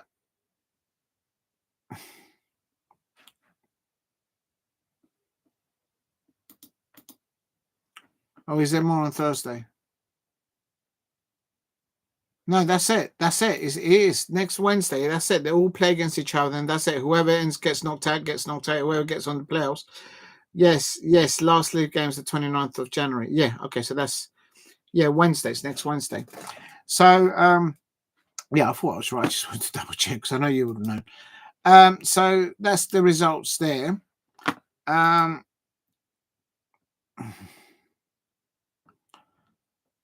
And let me just quickly go. I've completely lost the page that I was on now. Well, right, today. How shall I do it? Shall I go from... Let's go from the bottom back up. So Sparta Prague 0, Inter Milan 1. They had scored a second goal, but it was disallowed. Not sure why. But Inter Milan, they're going, winning their away at Sparta Prague. And just have a quick watch that Inter Milan are 4th. So they've probably... no, they haven't done enough because they're only on 16 points. So 13, 16. Yeah, they've got a plus goal difference of 7. So we'll have to wait and see. But I think they've done enough to automatically qualify there. I could be wrong. So Inter Milan, they're going very well there indeed. As for the quickly at the other side, Sparta Prague. Sparta Prague, they're probably at the bottom somewhere. Yeah, they've only got 4 points. So it looks like they're out because they're only on 4 points. They can't get up to 10 points or beyond. And they've got minus 12 goals. So Sparta Prague should be out even if they play next week, next Wednesday, whoever they're playing again. Right. Who's next? Real Madrid. This was a good one. Real Madrid. I wish I'd covered this one as well. And Vincent Jr. scoring 2 goals, and Mbappe scoring 1, and Rodrigo scoring 2. Of course, he was released by City. And how they did that. Please help me get to 5 likes in the chat. please subscribe at Diego C. Palace. I'm talking about now Real Madrid winning 5-1 against Red Bull Salzburg. So Ancelotti there turning things around at the end of the league stages for Real Madrid. Let's see where they are. Where are they? Okay, Real Madrid are 16th. They're on 12 points. If they win the last game next Wednesday, they will go up to 15 points. And this goal difference of +5 today, and if they win big next week, it could be the difference. It might be the difference to just hang on, perhaps even to 7th or 8th place. So they'll be hoping for that. Or is it a bit too late, at the end of the league stage phase for Ancelotti and Real Madrid? There has been rumours that Ancelotti will be leaving Real Madrid at the end of the season, and Xabi Alonso of Bayern Leverkusen has been linked, strongly linked. Of course, nothing officially said by the football club, but that's what the word on the street is. I don't think an ex-Liverpool player should be going to Real Madrid. I don't think it's like Marmite. Either you like it or you're not, and I don't think that's gonna go down well. And all top 18 qualified for the playoff rounds. All top 18. Oh, so down to Celtic. So you're saying that all... Okay, I'm with you. Okay, yeah. So everyone from Liverpool all the way down to 18th place, which is Celtic, 12 points. They've now qualified for the playoff round. Thanks, Steve. I didn't know that. And so then that means that the only ones that are still vulnerable at the bottom is PSG, Club Brugge, Benfica, PSG, Sporting, Stuttgart, and Manchester City. They were finalists last year against Real Madrid. Unbelievable scenes. So a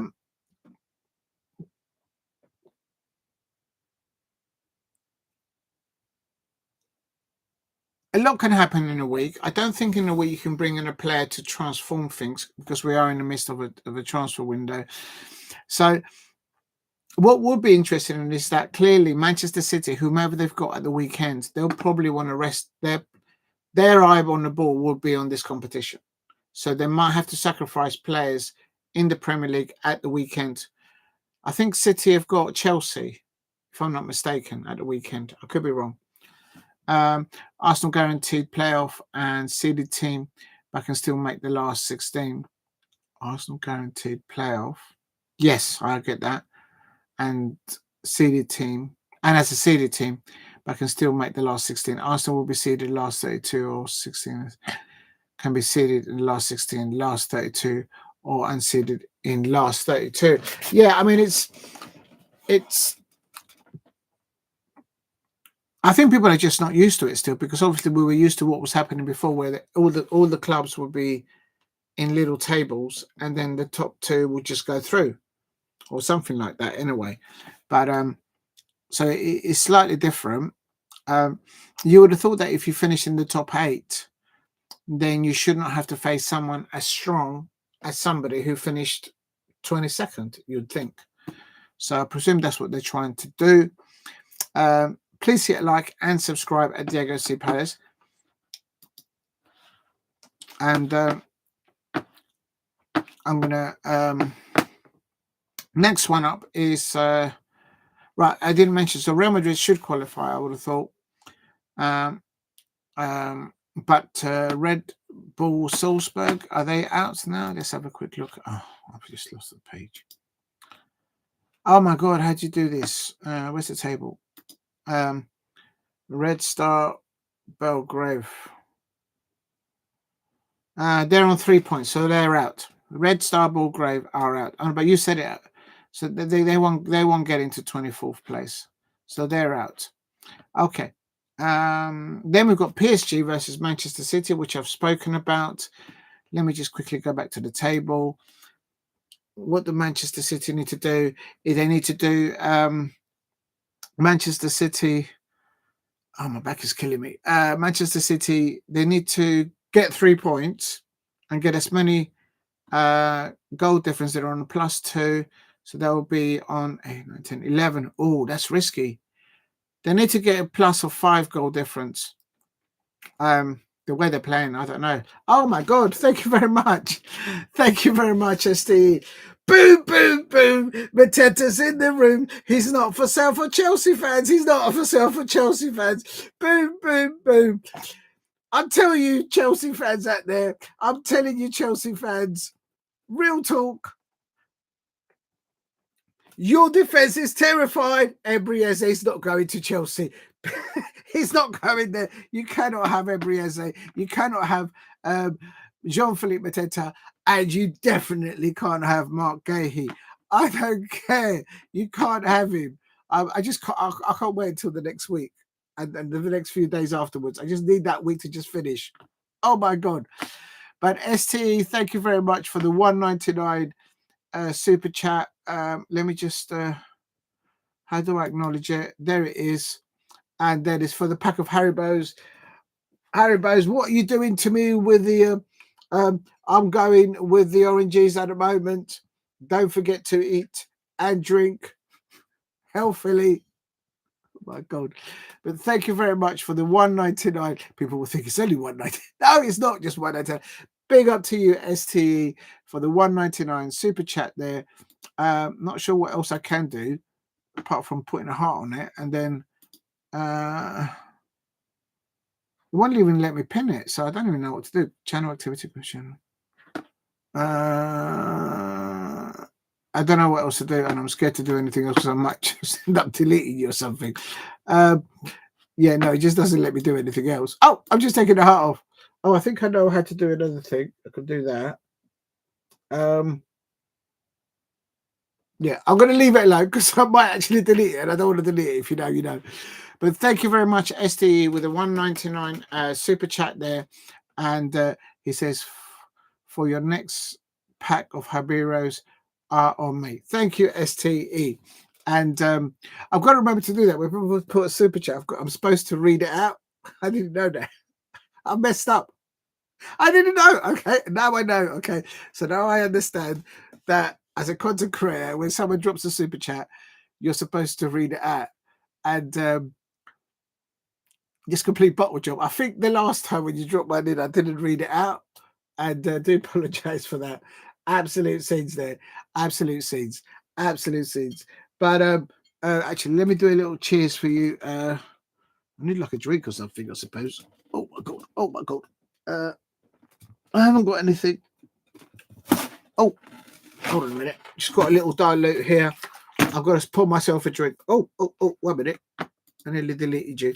But yeah, so I'm learning that when someone drops something like that, I'm supposed to read it. People want to go, oh, well, it is what it is, isn't it? You don't know, innit? No one gives you a blooming manual for this sort of thing. Just pouring a little drink here. Those of you that know from tennis days, you must know from the tennis days. I'm not sure if I'm allowed to show it or not. I don't want to get in trouble. I'm not sure what you can show, what you can't show. But don't go me down that way. I'm not going to show anything I'm not supposed to not show. I'm not sure where that conversation is going. But as Cristiano Ronaldo says, drink water, agua. Let's not spill the drink. But cheers to everyone in the chat. Thank you very much for dropping in. I'm going to have to go to the toilet now. Again. No doubt about it. Thanks for that, STE. Right. Steve ROC also says PSG was close to exit UCL Group 2018. Man, you got a good memory, man. I can't remember what I did yesterday, let alone back in 2018. But beat Liverpool 2-1 and could have happened this year and they smashed City 4-2. Yeah, I mean, they actually scored an extra goal in the first half, but that was disallowed offside. But City is just very vulnerable. They're still not there. They're not a fun article, but it's they'll do well to get to the latter stages of the competition. And I do believe Kevin De Bruyne did start today, and Grealish did come on for Savinho at half time. So, but he's having to deal with injury like everybody else has to. Welcome to the real world, Manchester City fans. Whether you've got loads of squad in depth, lots of money, you still have to live with injuries. That's something that Arnold Slot has not had to endure, so he hasn't been tested with that respect. And but he's up there at the top of the Champions League and the Premier League as well. Right, next one. But thank you very much, STE. But you can't have none of our players. Yes, if these Chelsea fans, if they sign any of our players, the worst scenario is if Chelsea fans or Manchester United fans or Arsenal fans. I don't so much mind if it's a Liverpool fan, because I think if my players go to Liverpool in the January transfer window, at least they're going to go and win something. But no, I'm not having it. I don't want to think about it. Oh my God. In any case, right, where were we? PSG, Manchester City 2, PSG 4. Where is PSG now in the table? I think I've mentioned Manchester City, but not PSG. Okay, PSG have crept up a little bit into 22nd place. Let's speed it up a bit because I'll be here at midnight. And it's 10 points, and it's they've played 7, of course, and it's they're on 10 points as Benfica. And I have to say, they also, so basically both Manchester City and PSG are looking to get a win in the last match and improve their goal difference to remain in the how would you call this expert, the playoffs, as it were. Breaking news, we're saying cool after I don't want to mention that, but thanks Alex SR. I don't want to mention that because it sounds kind of serious. Oh, that's really sad. I'm sorry to hear that, but I don't want to say that aloud because I could get into trouble. That sounds very serious. Oh, I hope he's all right. Yeah, that's serious. Yeah, I hope his family are okay. I always have a line, anything to do with family. But yeah, but thanks for letting me know. He's oh, that's scary. That's very scary. Without going into that, I always think that the football clubs, and I'm sure they do have a due diligence of attention to the well-being and the safety not only of their players, of their employees, but also to their families. And that's clearly a situation that they need to address, and not just reassure him and his family, but reassure all the other players at the same football club that everyone is safe. The families of the players and their safety have to be paramount of importance. Forget the football. And right, so but thank you for letting me know, Alex SR. I didn't know that, so I will look into that, but after the stream. But thank you for that. That sounds quite scary. And yeah, I can see both PSG and Manchester City getting through to the next stages of this competition. Will they win the Champions League? I think that these two,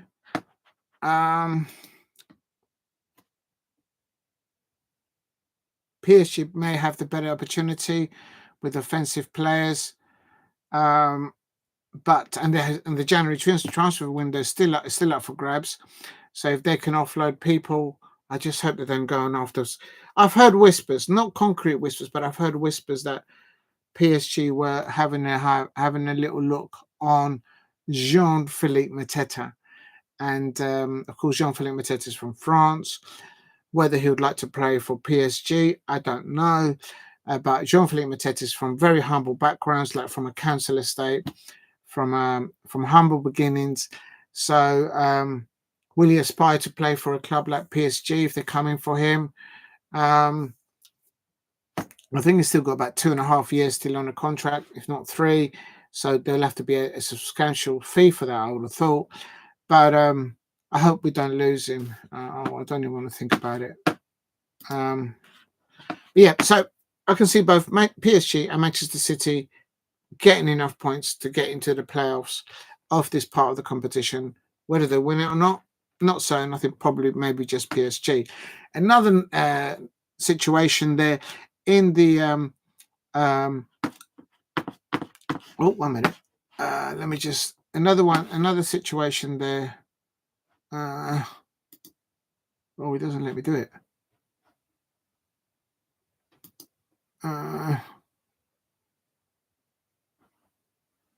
Oh, I can't do it. I'm going to leave it alone because I don't know what I'm doing.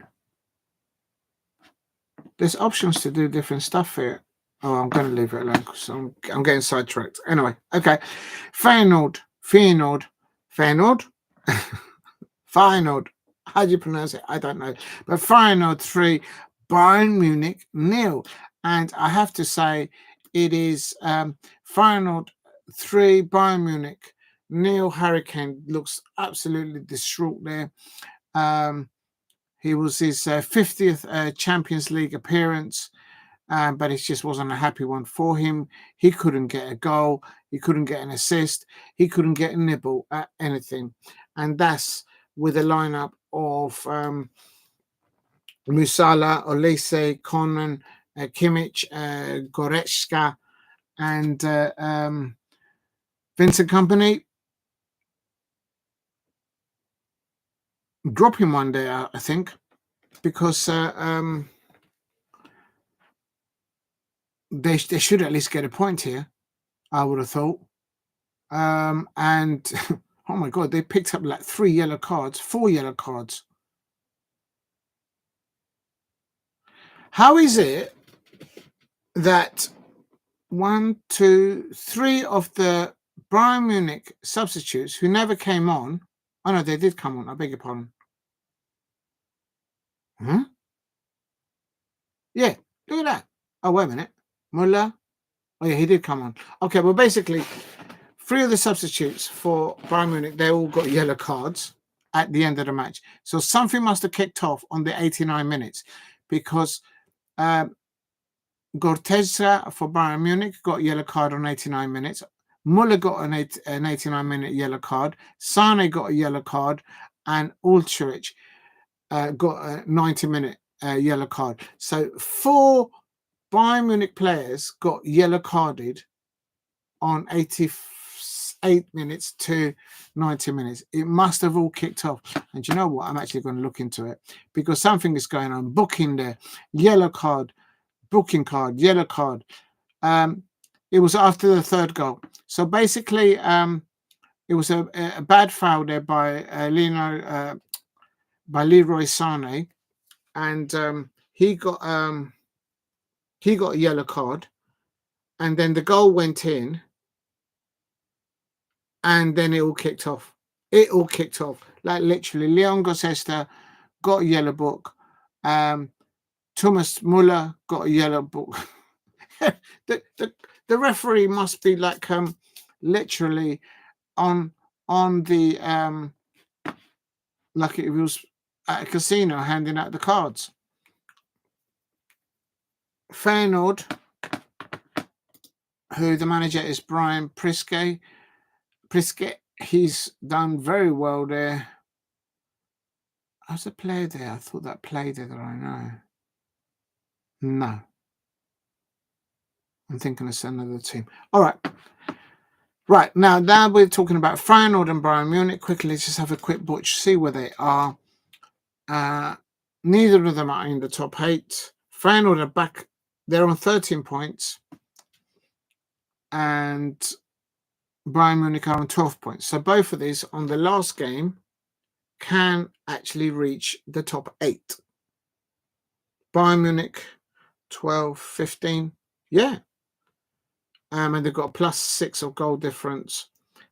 So literally, if Bayern Munich and Feyenoord find a way to win the last game next Wednesday and they improve their goal difference, they can push down. And if Atlanta and Bayern Leverkusen lose their games, they can push Atlanta and Bayern Munich, Bayern Leverkusen down. So both of these 2 teams can still make the top 8. I think it's a far reach for Bayern Munich, having lost today. But Feyenoord can, if they win the last game in the group stage, which is next Wednesday, they can make it into the top 8. that will be 3 wins on the bounce, so that will be good for them. Not so good for Bayern Munich. Oh, just going to take a drink. Just coming to everyone. Big up to everyone in the chat thus far.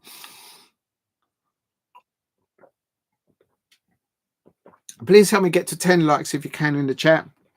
And if you can, please subscribe at Diego C. Palace if you are new.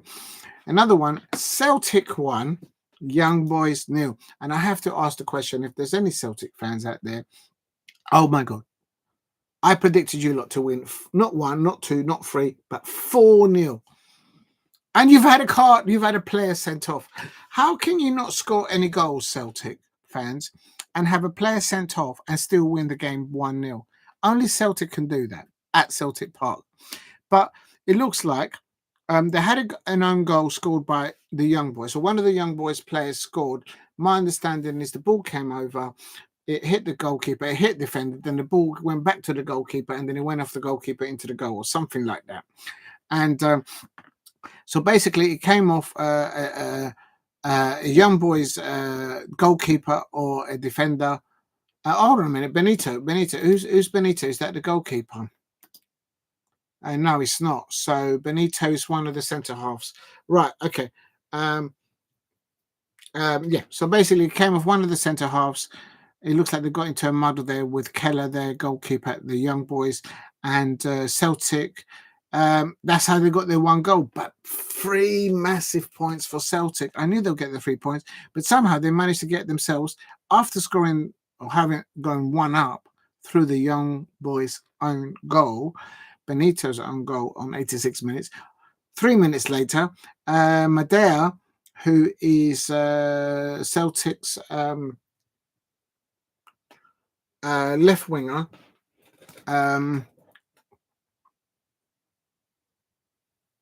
he got himself red carded, a straight red card.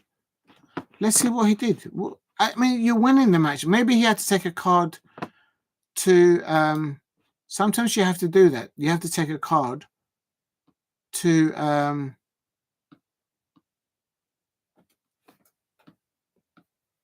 But he was probably going to miss the next match, I would have thought.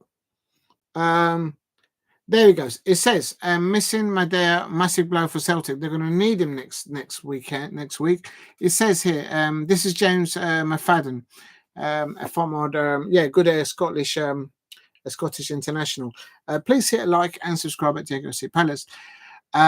He goes on to say it was a moment of madness from Madea, so late in the game. You were thinking of young boys, got a draw. Celtic would have had to go to Villa Park needing a result with one of their main lads missing. To be missing from the playoffs, which will obviously likely happen if it's a serious foul play, is a massive play. It's a straight red card. So apparently he won't just miss the next game. He might miss all the playoff games. That's ridiculous. What did he do? It doesn't say what he done.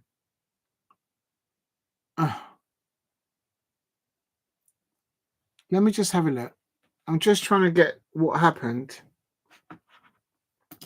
I'm now intrigued to find out what he do wrong for that red card. Okay, and he's off. Okay. It could be worse, as the ref is encouraged to examine the incident on the monitor. All right, so literally, this is what happened. Celtic one that got their Loris Benito on goal. All right, it goes on. It is what it is. And then the game kicks off again. And then Dazen Madea has a kick at the opponent. It could be worse, as the referee is encouraged to examine the incident at the monitor.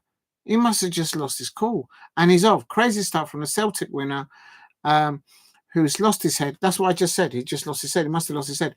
There was a needless hack near the halfway line. So it's halfway line. It's not even in the penalty area or anything like that.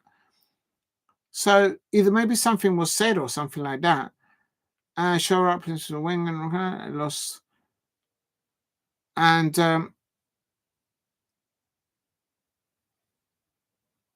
what's he done wrong? It's a red card. Those are the rules. Dazen Madea knows that he's usually so calm. He gets kicked all over. and it's got to him. He's lost his cool. Okay, so apparently, according to Joe Hart, who's an ex-Celtic, of course, goalkeeper, he said that actually Daisy Maidea is actually one of those sort of quiet players that you play alongside them. They do a job for the team, but it's usually one of the quiet characters, I suppose, in the squad. And that's what Joe Hart is saying, and he's saying to him, he's actually the one that actually gets. He plays in that winger role, like similar to Daniel Munoz, I say to Luis Diaz, if you like, and they get harsh tackles against them because they're attacking players and they're going at the oppositions. So, but for some reason, he's just lost his cool, and his lungs out, and he's got a straight red card, which could mean that apparently now he doesn't just miss the next game next week, but he could miss the games in their playoffs. Not sure how it works. Maybe somebody out there will know. But it ended. Celtic 1, Young Boys 0. But I expected Celtic to win at least by 4-0. So what does that mean for the table? I know that Young Boys were at the bottom of the table. They've lost. They haven't got 0 points, so they are out. But as for Celtic, they're up into 18th place on 12 points, having played 7. They've got a goal difference of +1. If they were to get a win, and they'll go up to 15th place, and Atalanta and Bayern Leverkusen were to lose, they'll leapfrog them into 7th place. But then they're dependent on other results. So they'll finish 10th, 9th, or 11th, Celtic, if they win their remaining game, in my opinion. They've drawn 3 games in the Champions League. If they could have changed one of those draws into a win, they could have been up there in the top 8.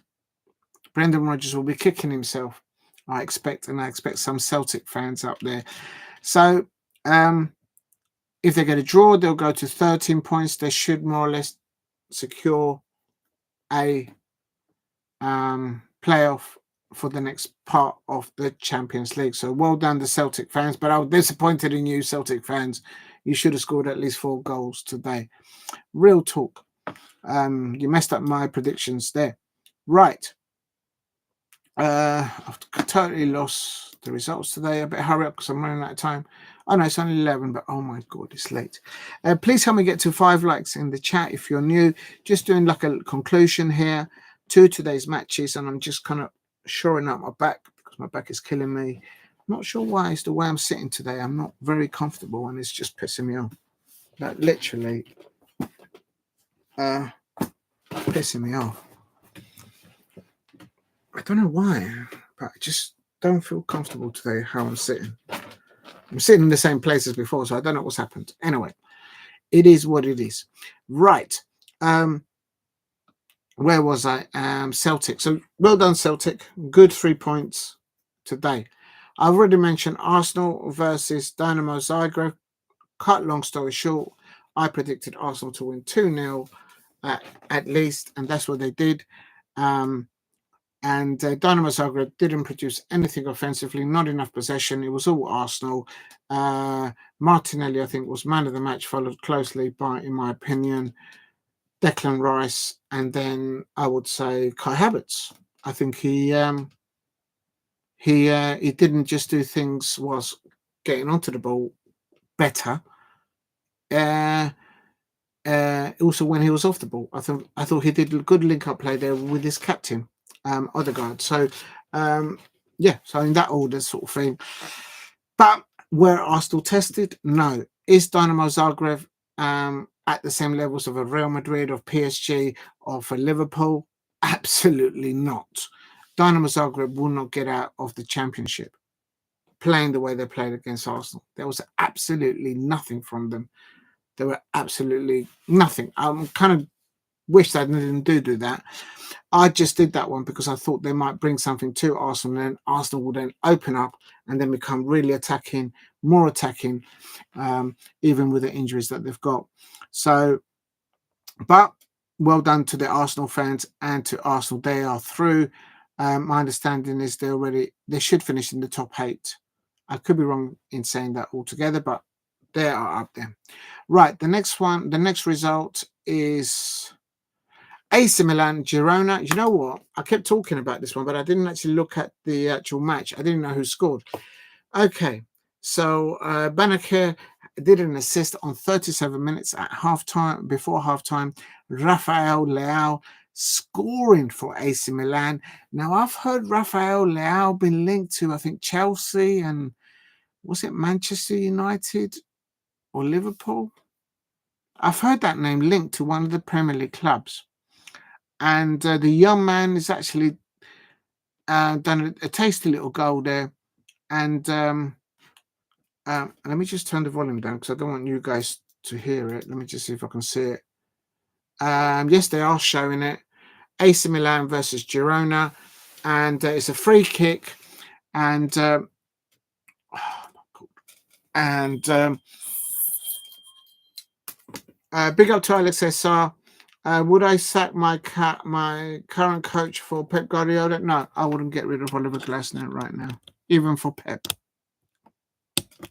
That's something. That's saying something. No, I'm happy with Oliver Glasner. Let me just quickly. Why can't I hear anything? Here we go. So it's on the repeat. You can actually see the game here now. So this is. I'm just looking for the goal. So AC Milan. Oh, they hit the post earlier on, and Girona had their chances. I have to say, Girona had their chances, but a leg stuck out by the AC Milan goalkeeper, and this is where the goal is, I think. And the ball goes up to Rafael Leao, individual to the right, to the left, and beats the goalkeeper on his right post. And Rafael Leao at the San Siro there with his celebrations there, kneeling down. He went to his right, he cut back to his left-hand side, and he beat the goalkeeper in his inner post. As a very confident goal taken there by Rafael Leao. But Girona, I'm looking at it, they've had the opportunities to equalise, but they just couldn't get it over the last third. And so that's in the second half. And it's Musa there for AC Milan, and they're hitting the side netting there. Right, I'm going to pause it there because we don't need to go through the whole match. But it looks like very clearly AC Milan, number one, keeping a clean sheet. Girona not as clinical in the last third. I would say they had a good 3 opportunities in through the first and second 2 halves. And Rafael Leao, very attacking mind. They're playing up top with Morata and Reginders and Musha for AC Milan, and Abraham coming on for Morata there just after half time on 64 minutes. Rafael Leao stayed on for the full 90 minutes. Christian Pulisic, ex-Chelsea, I think it was, or did he come from Manchester United, or from one of those anyway? I think it was from Chelsea. Christian Pulisic, he came on for Bernauer, who did the assist for Rafael Leao. So it is a Sergio Conceição, the AC Milan manager there. I suspect a very happy bunny there, getting that 1-0 win and seeing it out, because that's how it ended. There was no. Just Girona couldn't get it on the last third. They just couldn't. They did trouble the AC Milan goalkeeper a little bit. I saw a few opportunities there. Majan, the AC Milan goalkeeper. But AC Milan doing good to win the 1-0. Right, now go to the table. AC Milan and Girona. I have no idea where they are. AC Milan are in the top 6. They're 6th on 15 points. So if they win the last game, they'll go up to 18th. So they should finish in the top 8.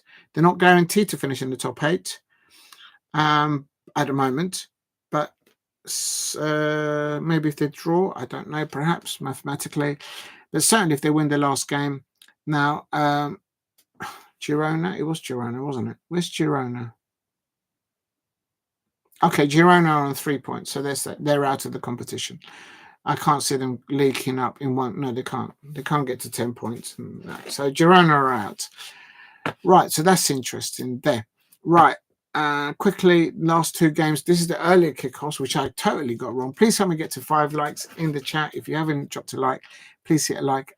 And also, I'm trying to get to 2,000 subscribers, and the support from all of you at Red lately has been absolutely amazing. I know it's not massive numbers of people, but the few people that do drop in, it's really humbling to see it.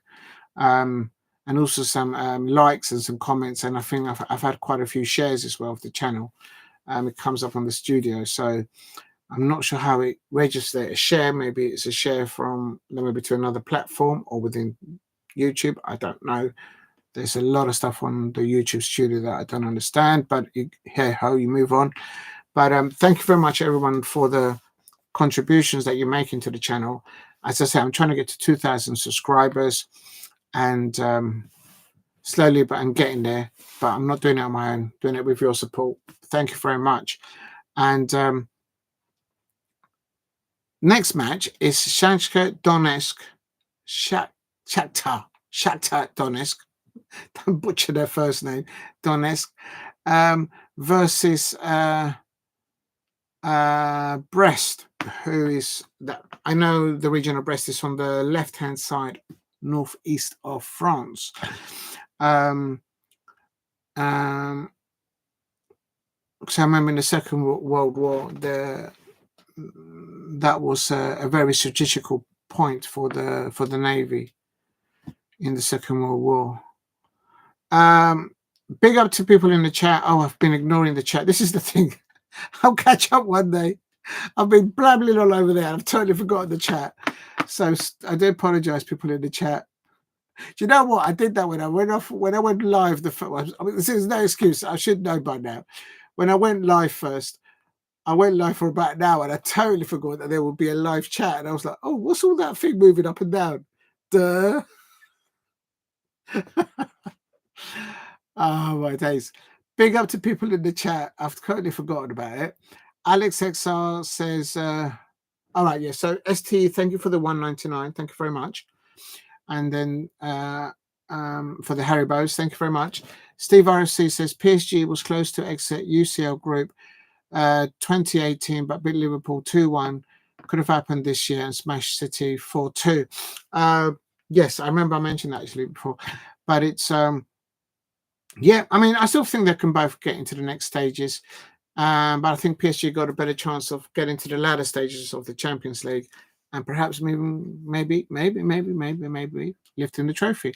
They're still in the transfer window, and they have got deep pockets. I just hope that I'm coming for my Jean-Philippe Mateta, because I've heard whispers about Jean-Philippe Mateta and PSG, but only rumours, not whispers, just rumours and nothing concrete.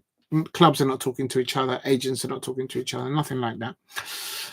Breaking news. Oh yeah, I'm not going to mention about that. Someone's player's family has been injured, so I hope they're okay. Dortmund coach has been sacked. Oh yeah, the Dortmund coach has been sacked. And thank you very much, Alex Essar, for mentioning that, because my understanding is from a reliable source. Now, it's not a reliable source. It's heads-on favourite that Erik ten Hag will probably be appointed as the Dortmund German side next football coach. I think that will happen in the next. If it doesn't happen in the next 48 hours, it won't happen. That's the way I've got it from a sort of reliable source.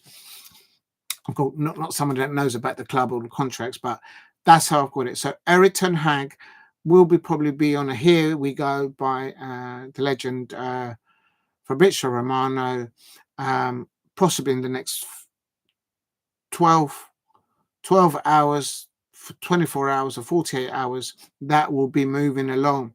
So Borussia Dortmund have sacked their manager, and after losing to Bologna. So well done, Alex Essar, for mentioning it. I actually put that on my Instagram earlier on this morning when it broke early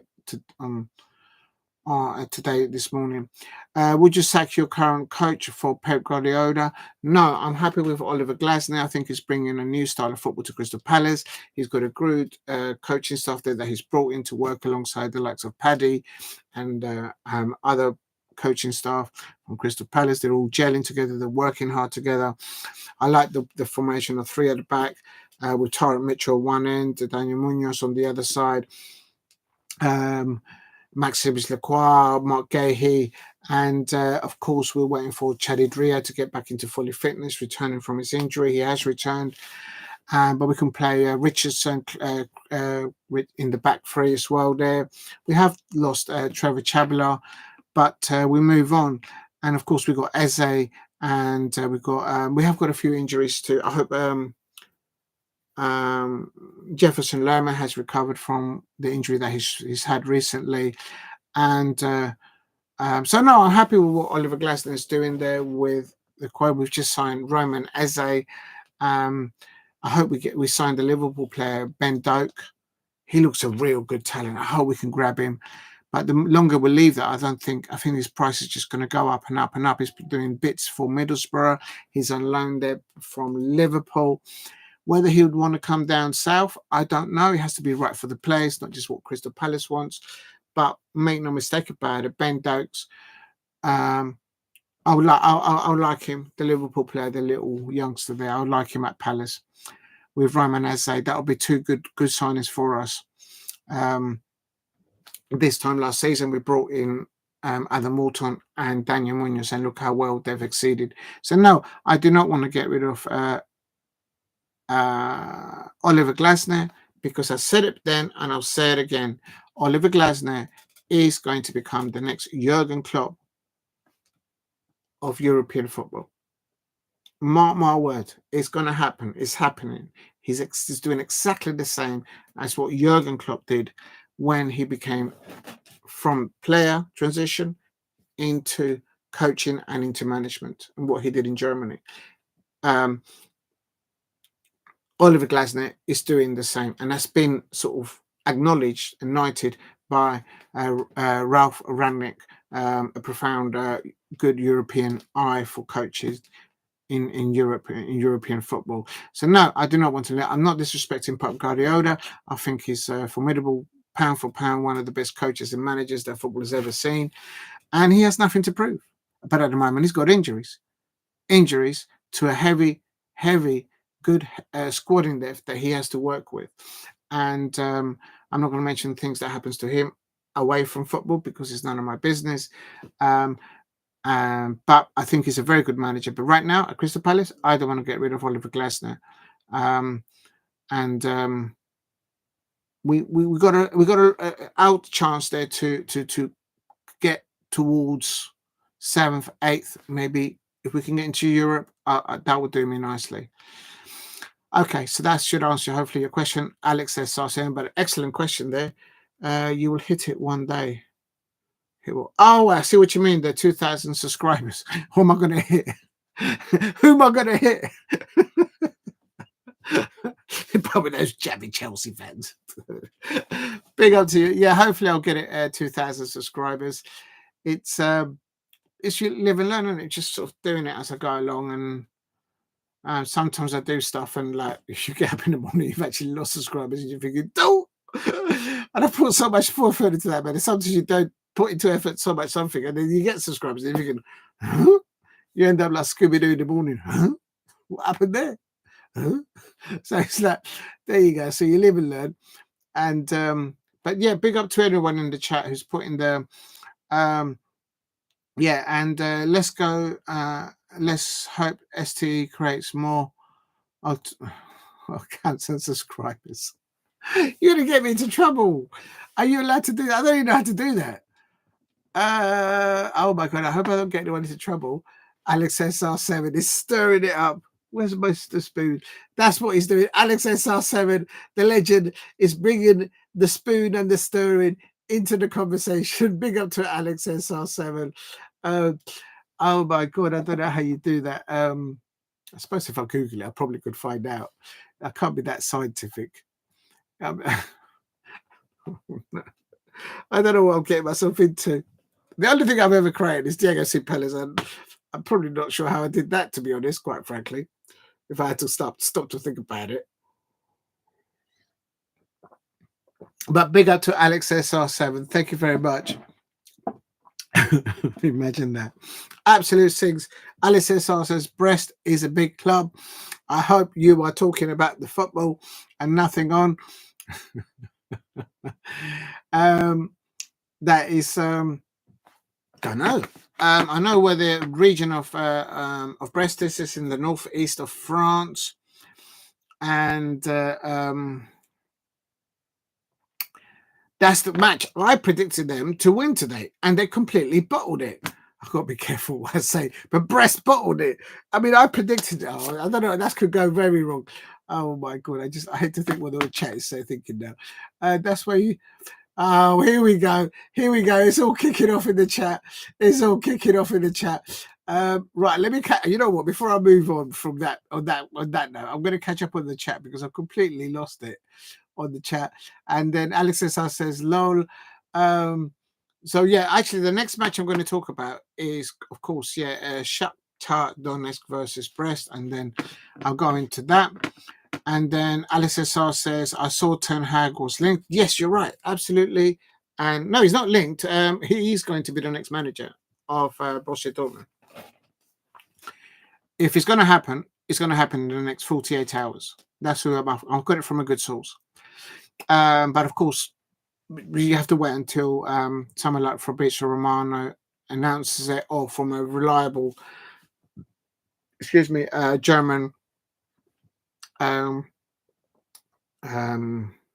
source in television football announces it, or say something like the Athletic. They're very good. They're very reliable as well. Imagine the scenes. Well, Ole Gunnar Solskjaer, he's taken off of somebody mentioned it. Ole Gunnar Solskjaer, he took over that size Betis. I can't pronounce that team's name, and he's won today, and they lost the previous 2 European matches. So well done, Ole Gunnar Solskjaer. He's behind the wheel, and he's winning in Europe again. And so congratulations to him. Imagine the scenes. That's right, big up Alice SR. Ten Hag's apparently said that Anthony trained harder than Amad Adilio. I don't believe that. But if you're saying that, then maybe you're right. To me, the potential of Amad Diallo is actually exponential. He's on a trajectory like this right now. And he's nowhere at his peak, nowhere near his peak. He's still growing, developing as a young player. But the confidence he has whilst on the ball, whilst off the ball, whilst under pressure when he took that penalty against Arsenal. That's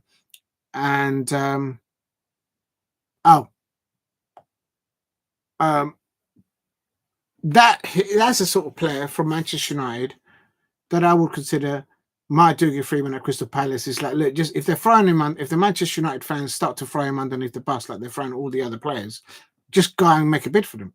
I'll take Amad Diallo. I'll take Marcus Rashford.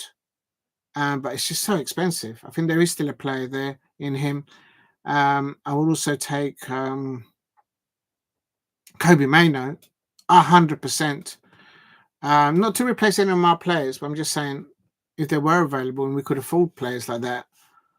And also Rasmus Holland. I think he's a good player. I've seen him play internationally and for the previous team that he played before he went to Manchester United. He's a very good player. People are underestimating him. The Denmark international striker there. So Amad Diallo is on a trajectory, and I don't believe that. I think he probably works really hard in training, but I could be wrong. Ask a Manchester United fan. Well, you are a Manchester United fan, but I'm very hard to believe it. Sam Doe says, very entertaining matches today, mate, in the UCL. However, in the big game is tomorrow. Rangers versus Manchester United will be interesting. Absolutely. You lot in the chat mentioned that Rangers versus Manchester United at Ibrox. What I would say is that tonight, in the early hours of tomorrow morning, there's going to be a heavy storm coming across Ireland, Northern Ireland, and the Isle of Man, and this literally the whole of Scotland and the top part of England. So they might need to do a pits inspection, maybe a couple of them. But I think they probably it's a very professional stadium at Ibrox, so they should be able to. But I hope everyone stays safe and everybody can make it to the match. So keep an eye on that if you're going to that match between Rangers and Manchester United. You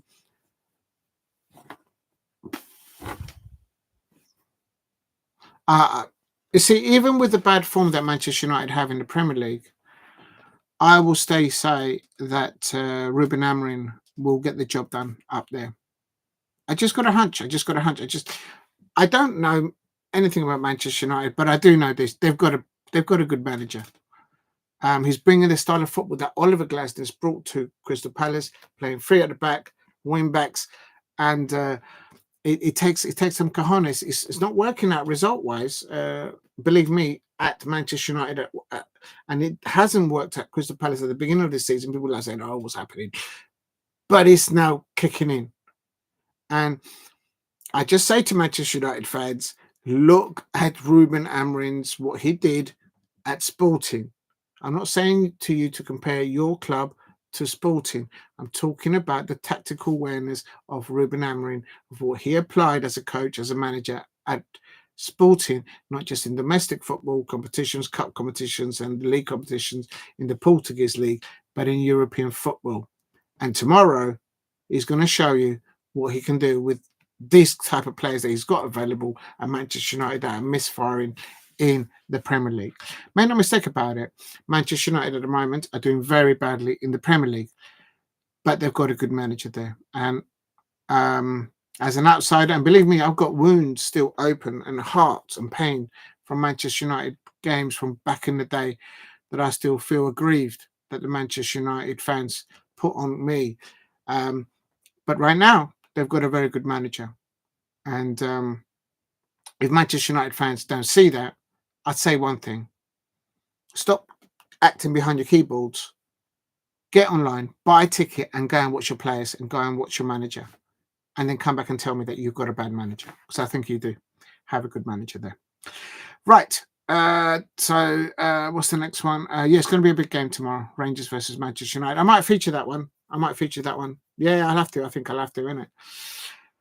Alice SR says, Lisandro, Delic, Mazuari, Anthony, and Onana were from Ajax.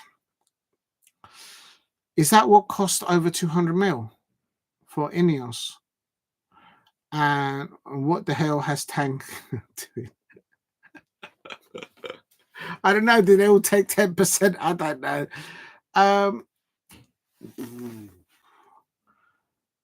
I think you've got a good player in Delict,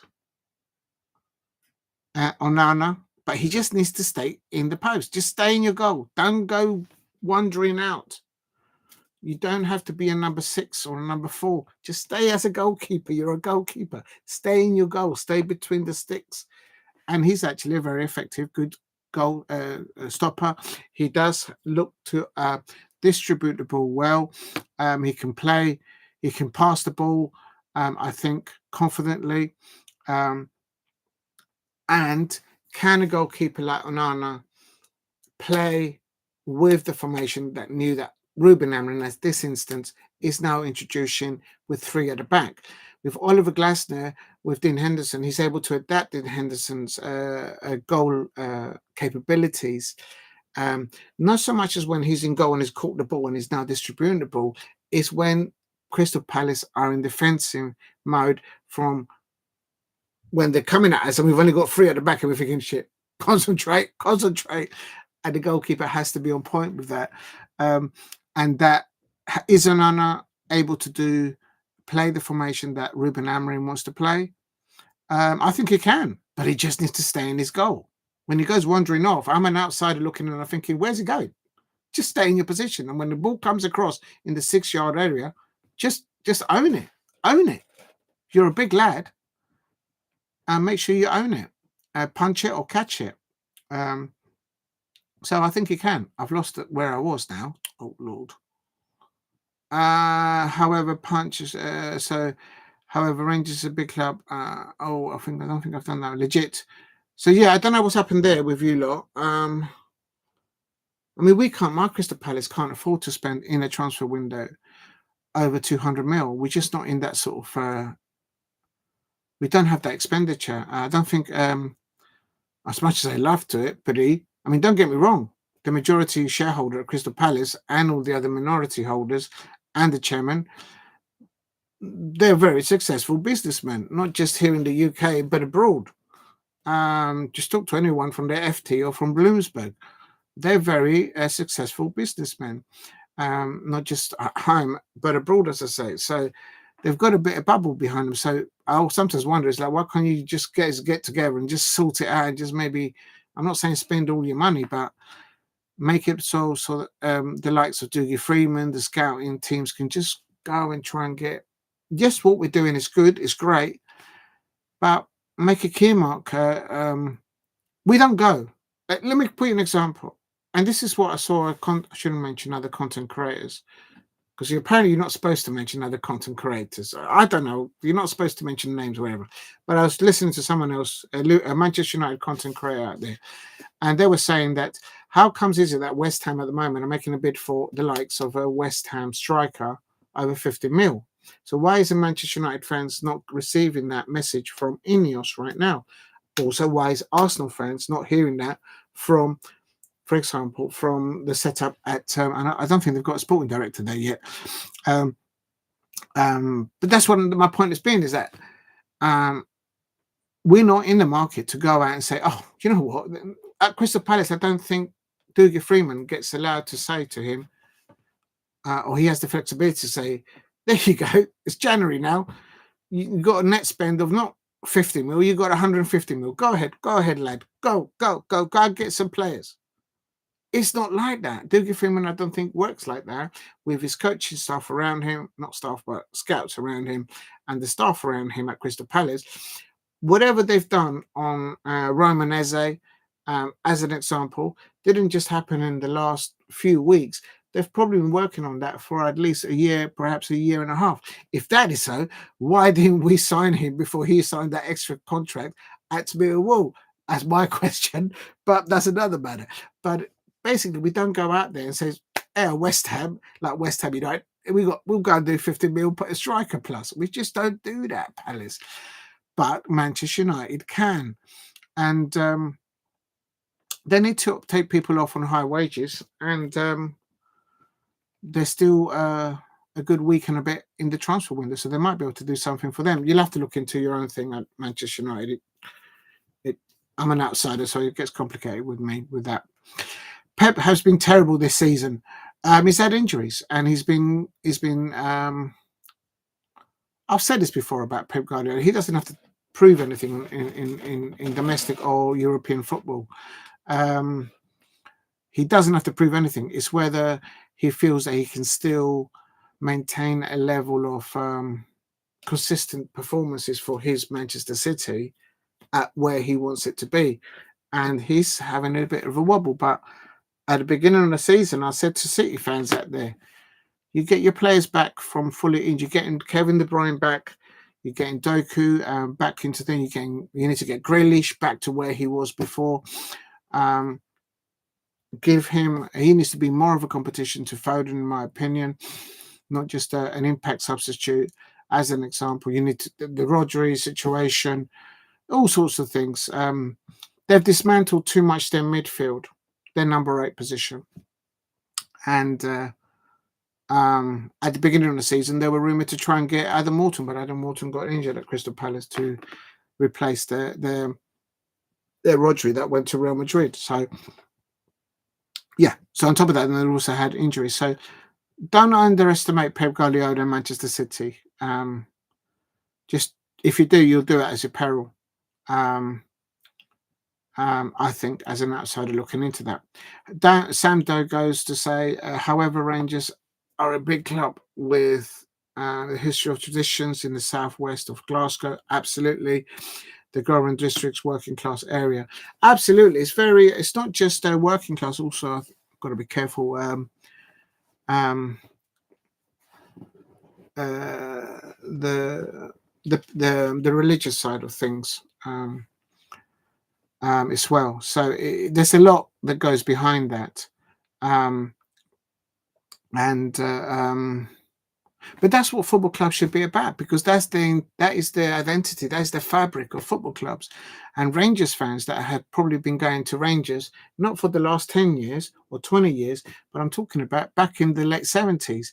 They're the real Rangers fans, and they would have remembered seeing different types of proprietors, owners of the football club, the transition of what happens between that happens when they've had duels against Celtic, and when they've had European honours. And so it's, I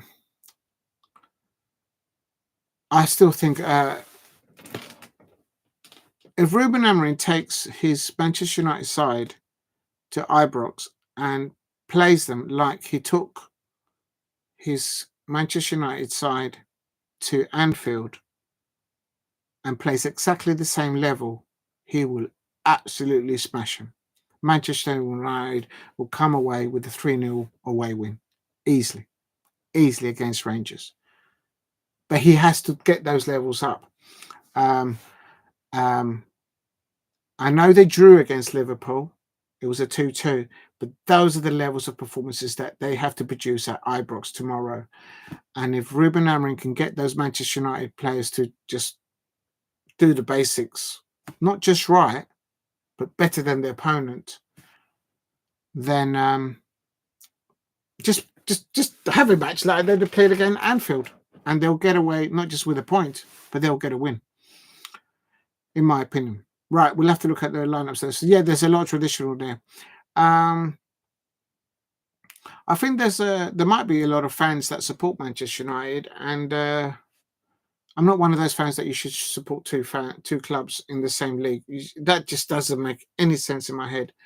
But it wouldn't surprise me there's a lot of Manchester United fans that may have relatives that may be up north, and maybe other brothers and sisters or whatever, that all people that they know also support Rangers. So that wouldn't surprise me in the least.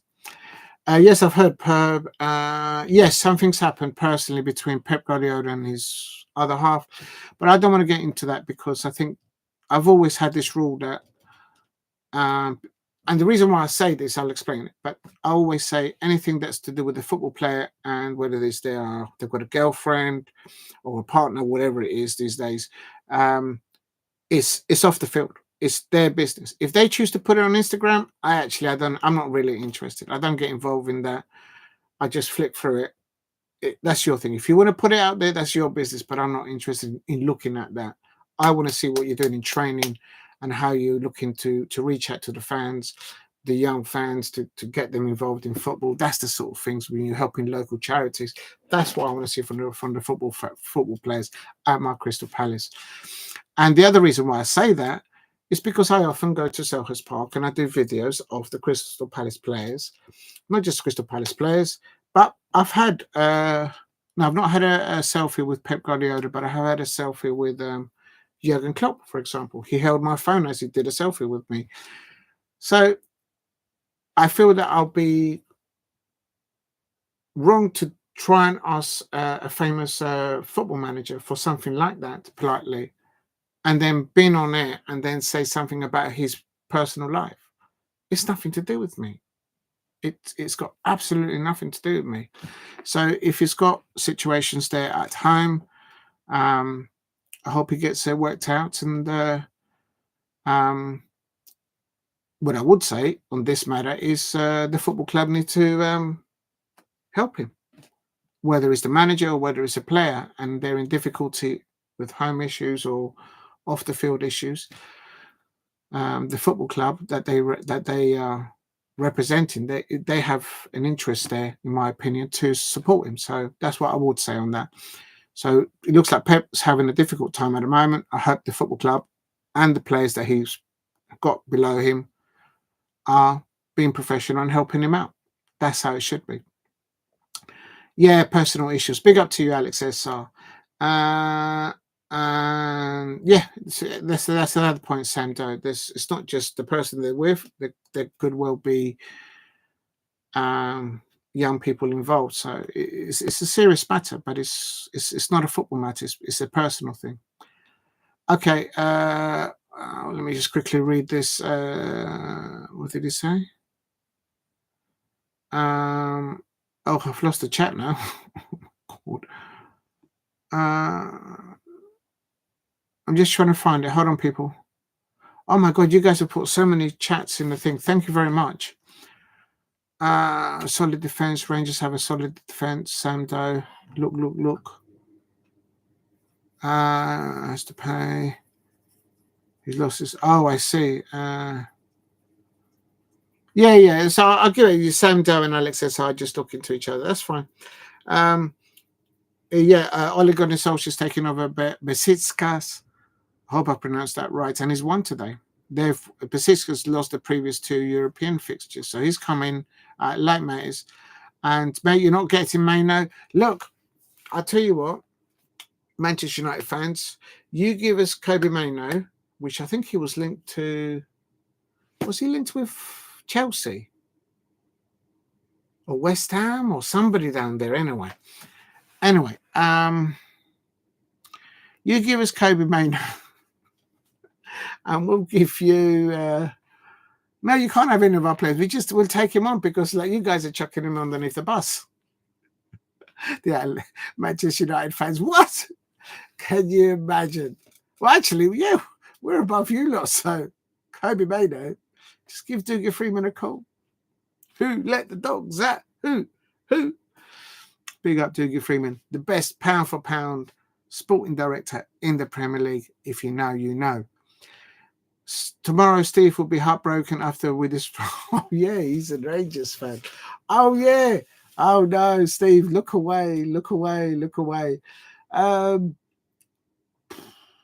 I don't know with Rangers. I mean, I didn't expect them to beat Celtic in the cup, and they absolutely chopped them up.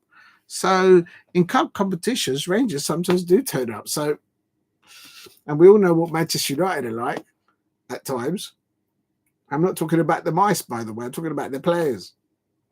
I mean, they've got broken television at Manchester United. So how are they going to do their illustrations at Manchester United training ground in their training room? The television is busted. You know, it is what it is. But do I think... Right, I better catch up with these chats because otherwise I'm going to end up here at midnight. But I think it will be a draw overtime probably. No, wait a minute. A draw's no good to them. Come on, let's hurry up. So tomorrow's Thursday, obviously. And they're all kicking off at 5:45 or at 8 p.m. Manchester United. Oh, it's at Old Trafford.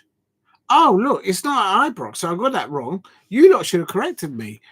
Bad, you lot. It's at Manchester. It's at Old Trafford. I thought it was at Ibrox.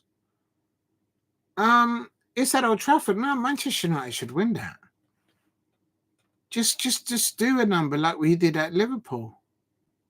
And in the tables, Manchester United and Rangers, where are they? Oh, they're really on top of each other. Oh, I see. So they're trying to get into automatic qualifications in the 8th place.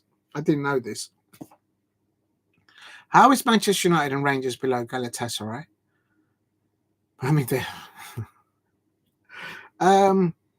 Look, Ruben Amorim has won 3 wins on a bounce there, if I'm not mistaken. Tottenham Hotspur have drawn 2. Oh, but just Tottenham Hotspur. I don't know what's going on with them. You know what? I stopped predicting for Tottenham Hotspur matches because I tried to say, look, this time they're going to be hot. They're going to get a result, and it's just not working out for them at all. I think their problems are deeper. in the previous transfer windows, going back 1 or 2, 3 transfer windows. I think that's where the problem might have been, where they've been sourcing their players and whatnot. In effect, been doing it on the cheap in comparison to other football clubs that they deem to be on the same levels as. I don't know. What basically Manchester United and Rangers, it's not in Ibrox, it's at Old Trafford.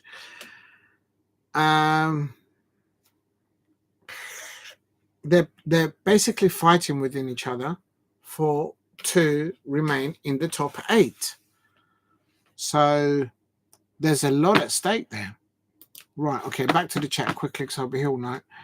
I think it'd be a draw 1-1. I disagree. I think Manchester United will win.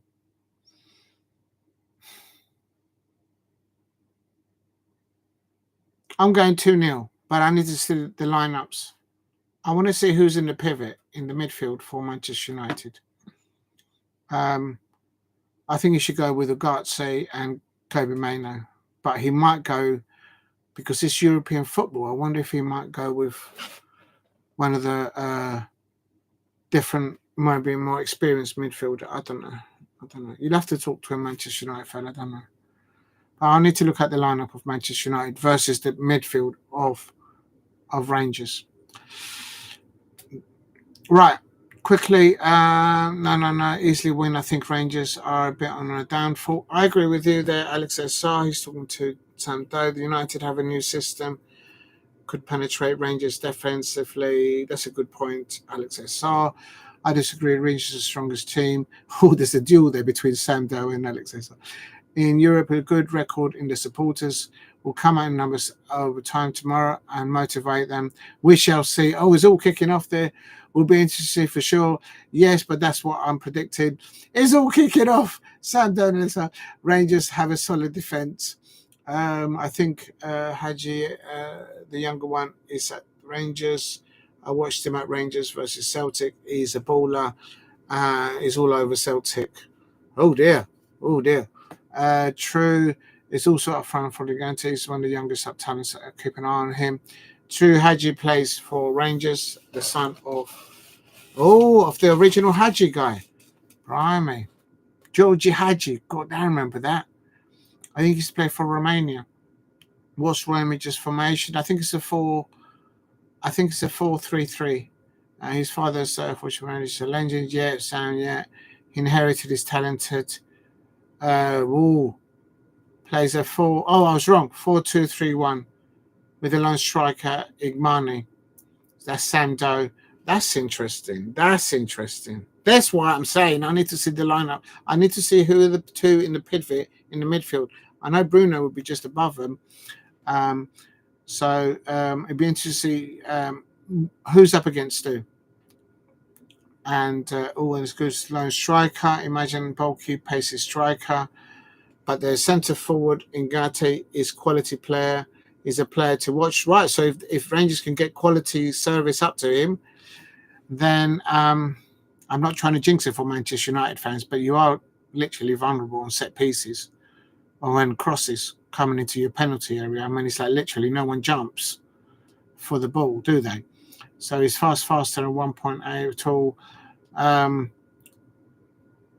strong hold-up player. Interesting. I trust Legit to deal with him. Yeah, that's what I said earlier on. I think Legit is a good defender there for you lot. Is he as good as Rio? No. I think probably, what's his name? Maguire will start with you lot at the back. And he's a real number 9. Legit should deal with him. Yeah, he's a traditional 9, very good player. Lots of clubs will go after him. Just watch. That's another thing. The Rangers players will be playing and knowing that it's a transfer window. People will be watching. It's a time. It's an opportunity for them to showcase what they can do at Old Trafford. They've probably seen the previous matches where Manchester United have failed to defend well on set pieces, after set pieces, and been caught on the counter. I'm watching right after this stream. Oh, okay. Big up to you, Alex SR. Oh, I know this guy. Well, I think he said a hat trick a week ago. Yeah, my God, you guys are amazing in the chat. Yep, he's going under the radar this season, but I have watched him play, and he's excellent. 9 comparisons he's made. Steve RFC says Ruben would want to improve Manchester United team next year. You know what, Steve? I don't think Ruben Amorim is thinking about next year. I think he's thinking about game after game, because the pressure is increasing. I'm not saying that Manchester United are going to get relegated, but I have to say, I don't think they will. But if they drop into the bottom 3, I don't think they will. But if they drop into the bottom 3, I think there's more chances of Tottenham Hotspur doing that, quite frankly. I think that it'd be a travesty, because I think you're right. He should be given until the beginning of next year, have a whole pre-season transfer window into the next season, and then to start fresh and see how it kicks off. See how many of the players that he's got now, how many they go, and how many gets new in and whatnot. But quite frankly, I don't think he can think that far ahead at the moment. He needs to get results in Europe, and I think he's doing that. He's won the previous 2 matches in the Champions in the European games, I believe, if I'm not mistaken, for Manchester United. So he's doing well there. So consistency and results in that would be good for him, I suppose. They are saying he's the next big young talent from Morocco. We've got a brilliant Moroccan. His name is Chadid Riyad. He's our defender, and I hope that he's getting there back to his 100%, and he's going to take the place of Trevor Chabler. Of course, has been recalled by Chelsea. Jammy Chelsea, back to Chelsea. Hey, Steve, you're back. Big up to Steve. Steve, how do you feel about your match against us tomorrow? Alex says, watching football. Oh, he's watching the other stuff. Big up to you. Sorry, Steve, to take you away from the other channel. No, they're all good. I expect a win for United. I think it'll be hard, but Manchester United, for instance, their home team. I thought you lot were telling me that it was up in Scotland. So I was talking about the weather in Scotland, and it's not even happening up there. It's now, it's a bit south, but it's still, the weather's going to be bad. Everyone stays safe. I think it'll be hard. Manchester favourites to home team. Yeah, I think Manchester United. I'd like to see the. I don't know what's happened to my thing.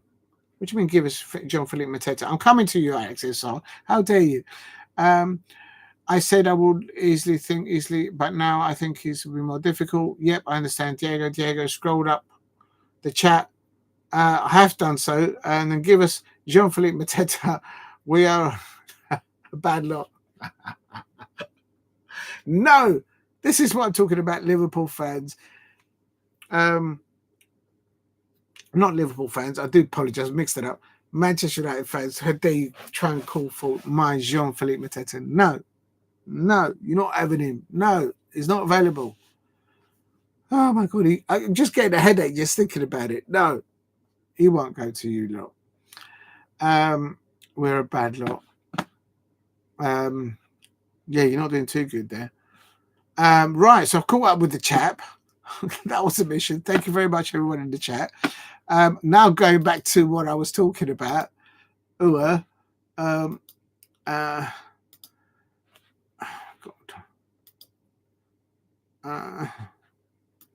Stop saying that. It sounds like I'm moaning there. Moan. I shouldn't be moaning. Right, here we go. The 2 last matches, or the first 2 matches of the day.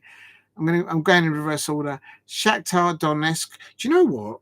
Where is Shakhtar Donetsk? I have no idea. Where is that in the world? I'm going to find out, because I just want to know where it is. I'm looking in Google Maps. How do you pronounce? I don't know how to spell it. Shakhtar Donetsk Stadium. Oh, it's in Ukraine. Okay, I see. Okay, it's a long way away. Oh, good Lord. That's a long way away from us. Right, I know where it is now. Okay, so I didn't know, so now I know. All right. You got to know. When something gets in my brain, I'm thinking, I don't really know about this one.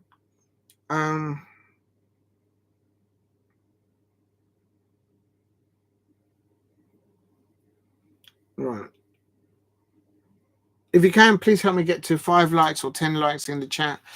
And also help me get to 2,000 subscribers if you can. I'll be really grateful to you lot. Right. Also, as Shay Arsenal says, 6 more likes, please, for the 10 likes. That would be wonderful if you could. Just coming up to midnight, so I'm going to clock it off. Right, last 2 matches.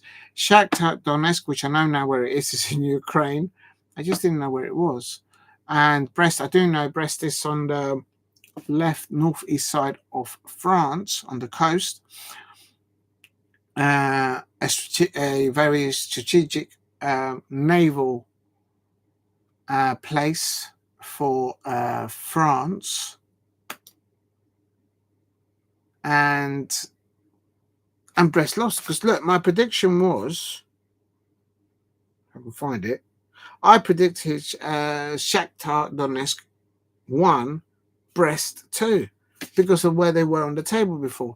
But Shakhtar Donetsk won 2-0 and scored them in the first half and didn't concede anything in the second half. Absolute Brest bottled it. Absolute. But you know what I mean? They bottled it. I mean, they were just completely busted up my my prediction there. Right. Let me have a look at the table now. Shakhtar Donetsk versus Brest to see where they are now. I can't even find any of them on the top. They're not at the top. Oh, okay. Brest is on 13.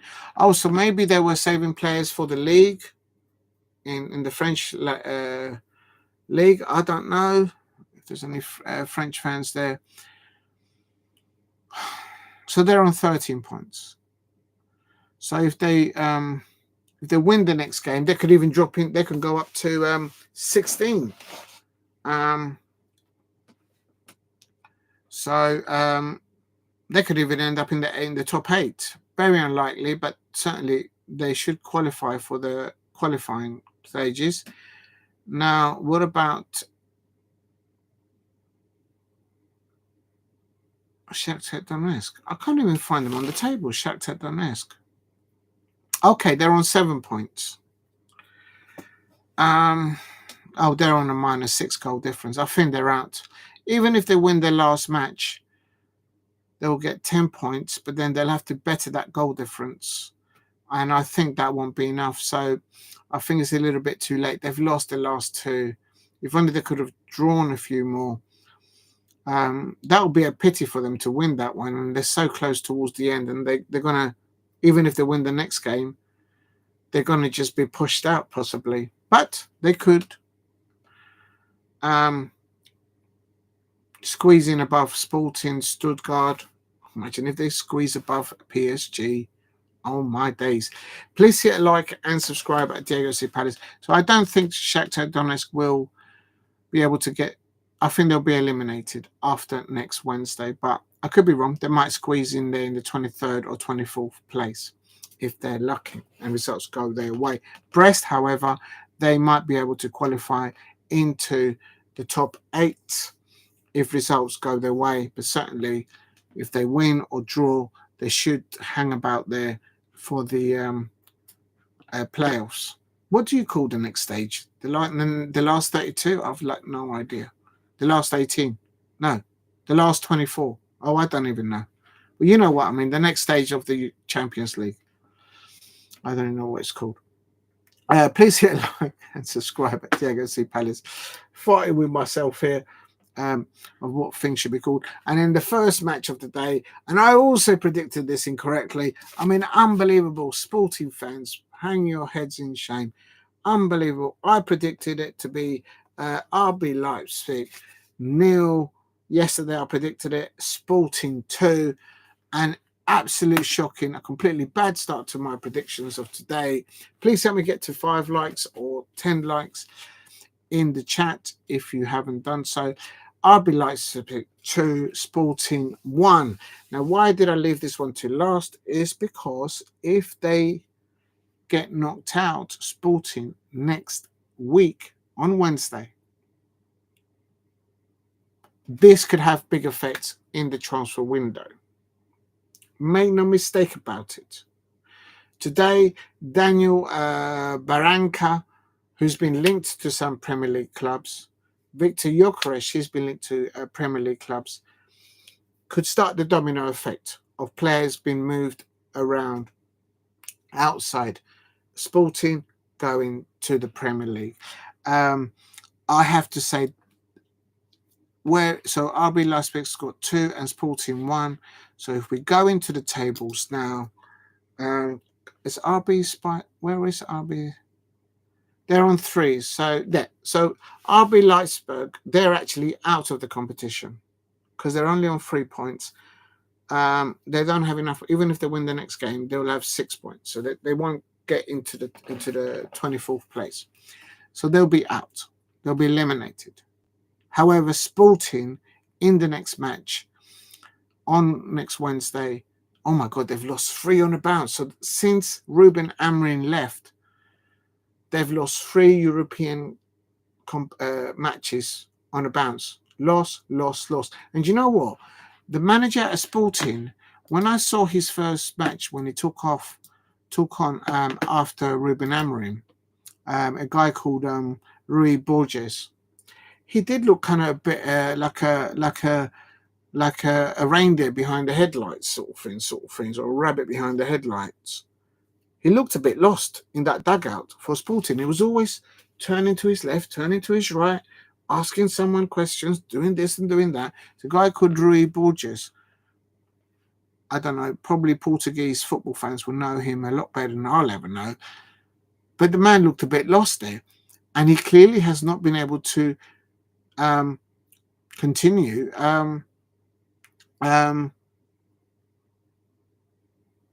what Ruben Amorim had started. I mean, he's at a cross of a whisker away from being eliminated from the Champions League when they were on fire at the beginning.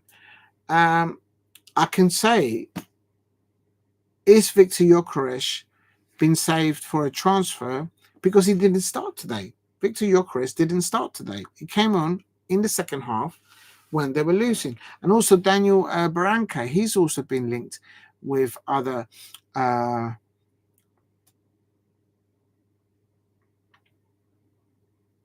Premier League clubs. I think also Araujo, I've heard his name being mentioned. So Hulman, the captain of Sporting, Hulman. Now that's a player. Is it all going to fall apart there?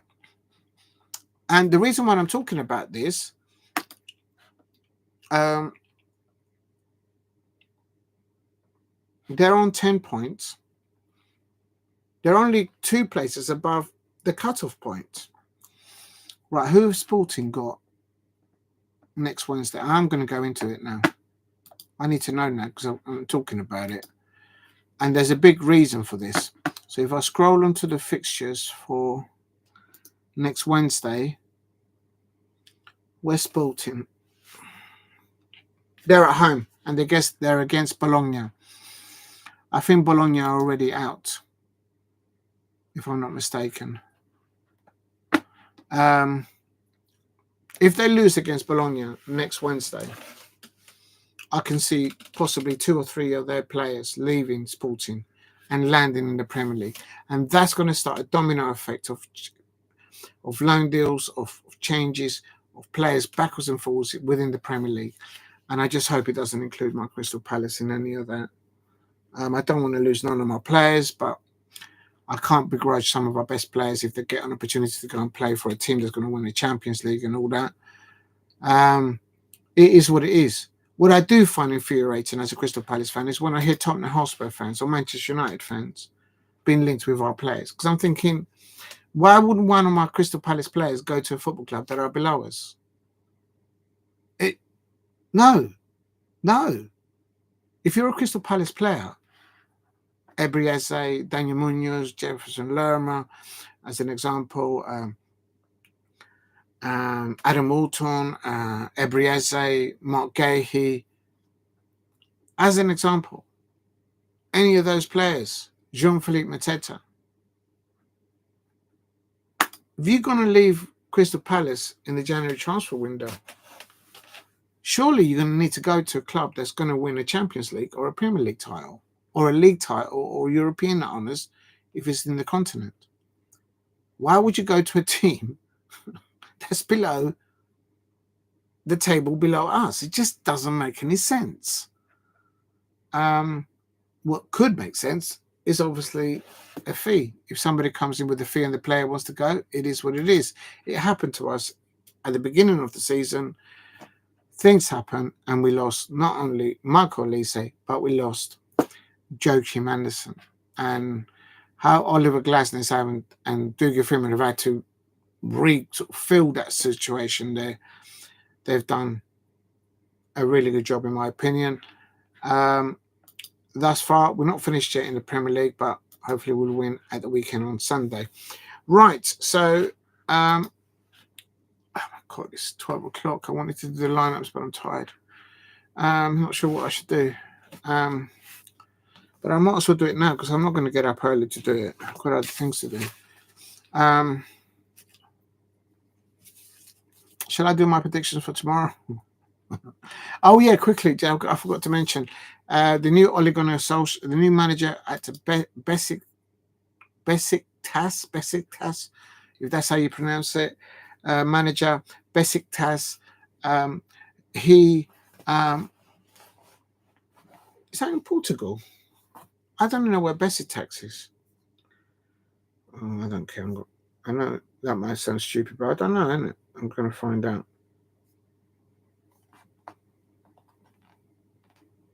I think it's in Portugal. No, if it's not in Portugal, it might be a Turkish side. I think it's Turkish.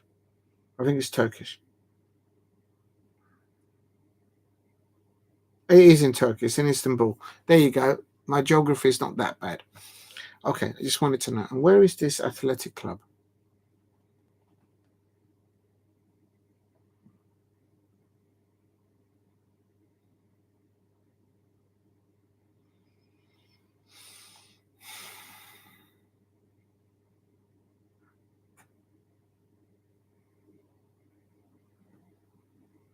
There is loads of athletic clubs.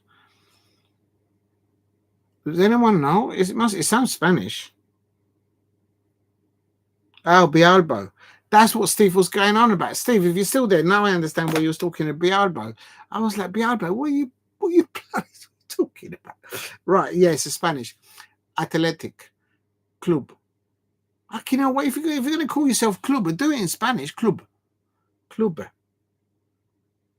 It's called. Yeah, it's in Bialbo in Spain. Almeda de Recalde, Bialbo in Spain. Oh my days. Well, there you go. I should have got that actually.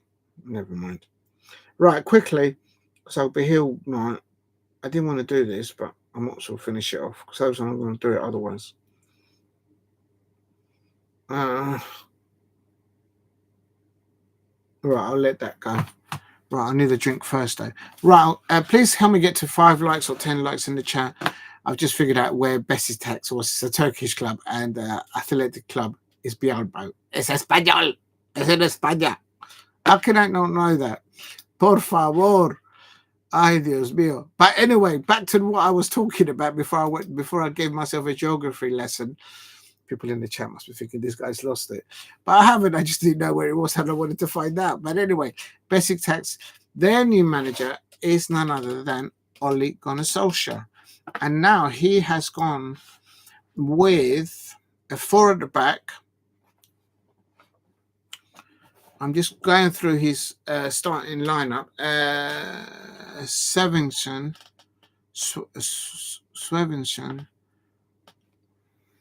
Rafa,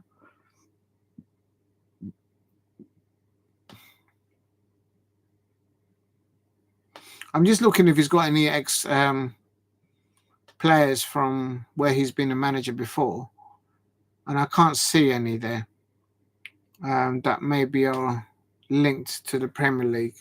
So, but the man is back into management, and he's won He's won 4-1 against a Spanish side. So Mariska, I've heard that name, Mariska. I've heard some of those names linked with something to do with the Premier League, but I don't know where. So it's yeah. So if you didn't know, Ole Gunnar Solskjaer is the manager of Besiktas, the Turkish side, and today at home with a stadium full of nearly 36,000 people, he's gone and won 4-1. So that was the other news. And then also quickly, Championship, Leeds United 2, Norwich 0, Portsmouth 3, Stoke City 1, Sheffield United 2, Bristol City equalised with a 2, Plymouth Argyle 0, Burnley 0. I'm just going to have a quick browse at the table there before I knock off. Leeds are still top with Sheffield United second, 58 points. Burnley are still up there, big. 3 points for them with a goal difference there of 27. That could be crucial. That 5-0 win there of Burnley over Plymouth Argyle could decide the second automatic qualifying place. And Sheffield Wednesday will be wary of that because Burnley now, this is why I'm looking into it. The reason why I'm looking at it is twofold.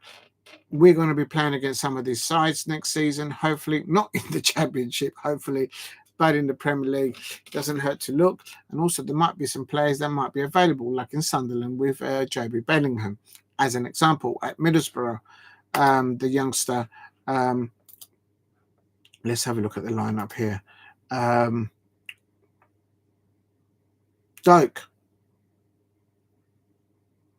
Ben Doak. I hope Crystal Palace get the Liverpool player, Ben Doak. He's on loan to Middlesbrough, and he's absolutely doing bits at the moment. Go and look at his 83-minute goal against West Bromwich Albion. The lad. But I don't know, would he want to come all the way down? At the moment, he's on loan to Middlesbrough, a young man. Would he want to come all the way down to South London, set up new surroundings, away from his family, friends? Is that what he would want to do? I don't know. I hope he does. He doesn't mind. But I would snap if Dougie Freeman, please get Doak, Ben Doak. Yeah, I would have him. I don't think Crystal Palace fans will take the thing that he's a Liverpool player against him. I think they should be encouraging. You would want somebody like that in your trenches with you. That's what I would say. And of course his manager there, Michael Carrick, he probably won't want to lose him in January. That might be, if Middlesbrough don't get promoted, I think Palace should go for him definitely at the end of the season. But I would love him. I would like for Doak, the Liverpool player who's on loan to Middlesbrough, to land where we are. You can play down the left, down the right. You can play in different positions, and just give squad in depth options for Oliver Glasner, especially if we pick up injuries or if we lose players going out in the transfer window. Don't know. I don't know if he's one of the targets for Dougie Freeman. I hope it is, but I'll take him. I don't know if there's any Liverpool fans in the chat. I think they'll know about him. But Burnley are in third place, and that goal difference of 5+ today against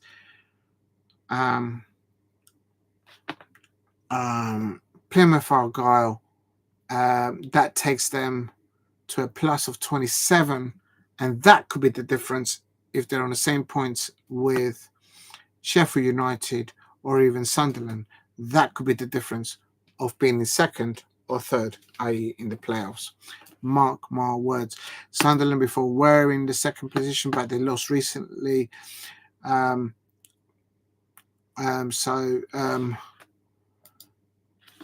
it'll be interesting to see what happens there. At the bottom,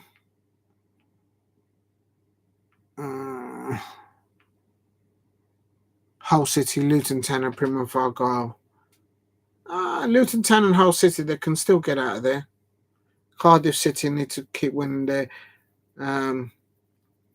it's going to be tight. I think anyone from, I mean, I would say this, from Millwall down, I just want Millwall to get as close as they can to the bottom of the Championship. They won't go down. They're on 31 points, but they're not mathematically safe at the moment. Please hit a like and subscribe at Diego C. Palace. It ended today. Leeds United 2, Norwich 0, Portsmouth 3, Stoke City 1, Sheffield United 2, Bristol City 2, Plymouth Argyle 0, Burnley 0. In the Women's League Cup quarterfinals, which I should have covered, but I thought that Arsenal would be more. I got it wrong. I should have done the women's Chelsea and STE. Probably STE in the chat is probably fuming as a Chelsea fan there, and I should have done the women's final. It's Chelsea, but Chelsea 5, Durham 0, one of the quarterfinals. Manchester United 1, Manchester City 2. There's a flip of the result of the previous match, of course, where Ella Tony. Let me see if she started today. So it's a complete turnaround. Keating, the youngster, starting there in goal for Manchester City. Well done to her, coming back from that loss against Manchester United a few days ago. And there you go. Ella Tony didn't start from the beginning, and that makes a difference. A big, big difference to the Manchester United women's side under Mark Skinner there. Ella Tony was not starting, and they scored an equaliser at half-time, but then City managed to go ahead in injury time. And that's how it ended. Manchester United 1, Manchester City 2, no goals in the second half. Now, it's a cup competition, so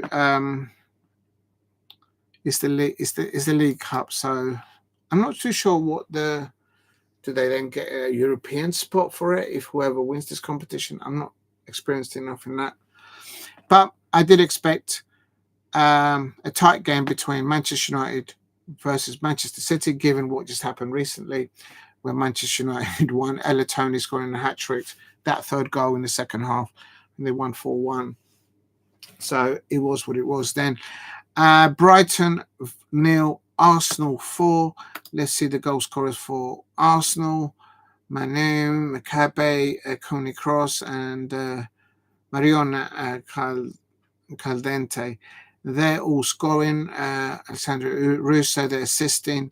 So a solid performance by Arsenal, but credit to the Brighton players. They're in the first half, keeping it at half-time 0-0. So that would have been something for them to build on, but they weren't able to see it out towards perhaps extra time or maybe even penalties. Yeah, once Arsenal get scoring against you, let's just see their lineup. Yeah, Russo up top. Yeah, Randy Slater's there, of course, confirmed now as the manager. So well done to her with the Arsenal side. Now, this one is surprising to me. Please hit a like and subscribe at Diego C. Palace. It's the Women's League Cup quarterfinals, the last one. Tottenham Hotspur versus West Ham United. I thought the Tottenham Hotspur were going to win this quite convincingly, because West Ham United are more concentrated in the WSL. But no. It kind of proves my point a little bit. Tottenham did score first. Thomas there scoring early doors, 10 minutes there, and New England up top there, and West Ham United there.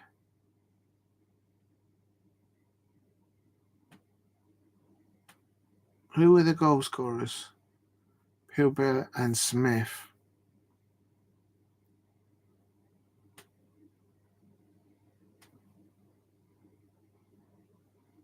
Right, that tells you something. Tottenham were able to contain West Ham United, stop Harris and their number 9 and their number 10 literally from doing anything creatively. but it must have been maybe from a set piece or something must have happened there, because the goal scorers for West Ham United were a left wing back and a right back that scored against Tottenham Hotspur. The manager of Tottenham Hotspur, Robert Billingham, he'll be disappointed that an opposition West Ham United left back scored the winner against his side, because this is a Tottenham Hotspur side that got to the FA Cup final last season. They're a good side. I saw them live playing them, and they've got a good squad there. And they've got good offensive players there with Spence England there, Russo on the left hand side, and Naz. Yeah, I think the Tottenham Hotspur manager will be disappointed with that, I expect. But an interesting formation there that West Ham United used, the 4-4, literally 4-4, and then just one player up top with one on the shoulder. That's quite interesting now. Against it clearly worked. Please subscribe at Diego C. Palace. Just going through this because you pick up little things in the, although it is the League Cup and the Crystal Palace women are not in the League Cup anymore. That is, I'm just interested to see lineups and who scored and whatnot, because obviously the WSL is back on at the weekend. I'm just going to check on Saturday's Aston Villa versus Manchester City at midday, and on Sunday the big one for Crystal Palace women. They are playing against Tottenham Hotspur. That's what I was looking at, the Tottenham Hotspur lineup, and I expect Laura Kaminsky was looking at that. It wouldn't surprise me if some of the Crystal Palace coaching staff might have been at the West Ham Tottenham Hotspur match, Tottenham Hotspur versus West Ham, just to see how things are panning out. Laura Kaminsky she does her business. She won't not leave any stone unturned. So remember at the beginning of the season, at Tottenham Hotspur versus Crystal Palace women, the very first game that Crystal Palace women had in the WSL, I actually went to that match. Had a wonderful day there. Of course, we lost 4-0, but I was just absolutely buzzing to see Laura Kaminsky, her coaching staff and her players, Amy Everett, the Crystal Palace women's captain, leading her players out onto the pitch in the WSL. I had a fantastic day, and we lost 4-0. We kept them at bay, but I'm hopeful that the Crystal Palace players and the coaching staff would have looked at this performance from West Ham United and how they contained Tottenham, and how a left back and a right winger managed to score against the Tottenham Hotspur women's team in the cup. Okay, it's a cup competition, but for me, it's something that they can look at and build from. So, and we have a more developed women's football side. We've just signed Clarissa. Oh yeah, and today we signed a new player. I was absolutely. Let me just quickly. How do I get it? Raya. Let me have a look. Crystal Palace women signed. Let's have a look so I can confirm it. Raya Oling, and she is. Is it? Yes, it's official. It's from Crystal Palace official.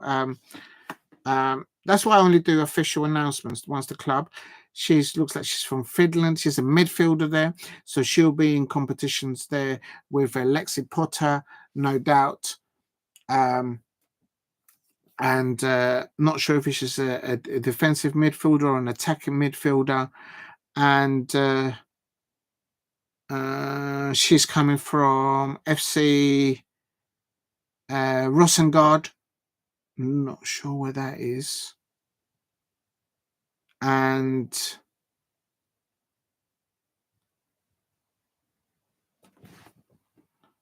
so yes, it's brilliant news. Crystal Palace women, they've signed a midfielder today. I hope that she's available. Just trying to see if there's a picture of her on the training pitch. There you go. They won the Finland Championship 2025. So she's the winner. Well done, Grace Williams, the head of women's football at Crystal Palace. It looks like she's brought in a winner there from the Finland league. So this will be, I'm not sure if she's played in the WSL before, and she has played for her national side. I can see her there playing against another national team. She's receiving an award. She's won a championship and she plays for Finland internationally right now as we speak, and she's a midfielder. So here we go, that's better. I just want to see if she's an attacking midfielder or a defensive midfielder, and can she play in any different positions. I'm absolutely buzzing about that. So within a week, Crystal Palace women have confirmed that we've not only she's had an interview there. You know what? While you guys are there, I'm actually going to listen to it. I know, hope I don't sort of bore anyone, but this is really interesting to me. They've announced a video in the Crystal Palace women thing, and I just want to find out her first interview. She's got good English. She says it's an attractive place for her to play.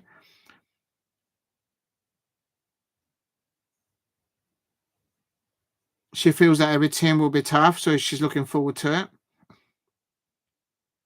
Oh, that was on Palace TV. Raya.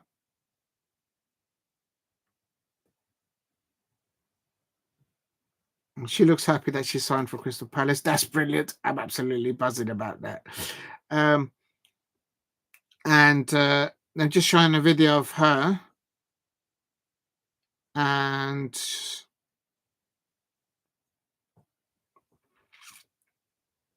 let's have a look what else they're doing there.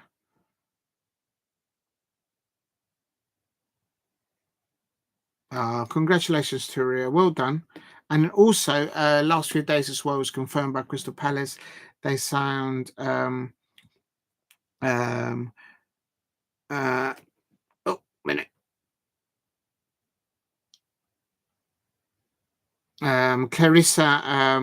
Larisse. She is a Canadian international, a forward player, attacking player. So, and I've seen the videos and her introduction to the Crystal Palace women's squad, and she looks happy as well to have joined.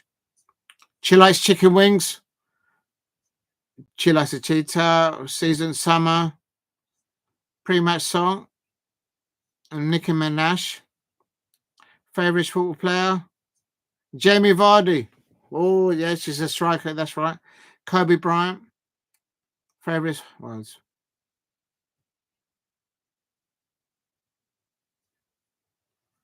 She scored a Champions League goal against Chelsea women. There you go. We have signed a player of that. She scored a Champions League goal against Chelsea. And this would have been under Emma. So there you go. Crystal Palace women will be on fire, definitely. And I can't wait. I hope they're able to start. Imagine if both I'd be the worst person to be starting a lineup, because I want all of them to play, but obviously they can't play. But good luck to Clarissa Larce. She scored in goals against Champions League against Chelsea in the Champions League for the previous team that she played for, Canadian international. And also today it's been confirmed, or I should say yesterday, we have signed Ria Oling from Finland. Yeah,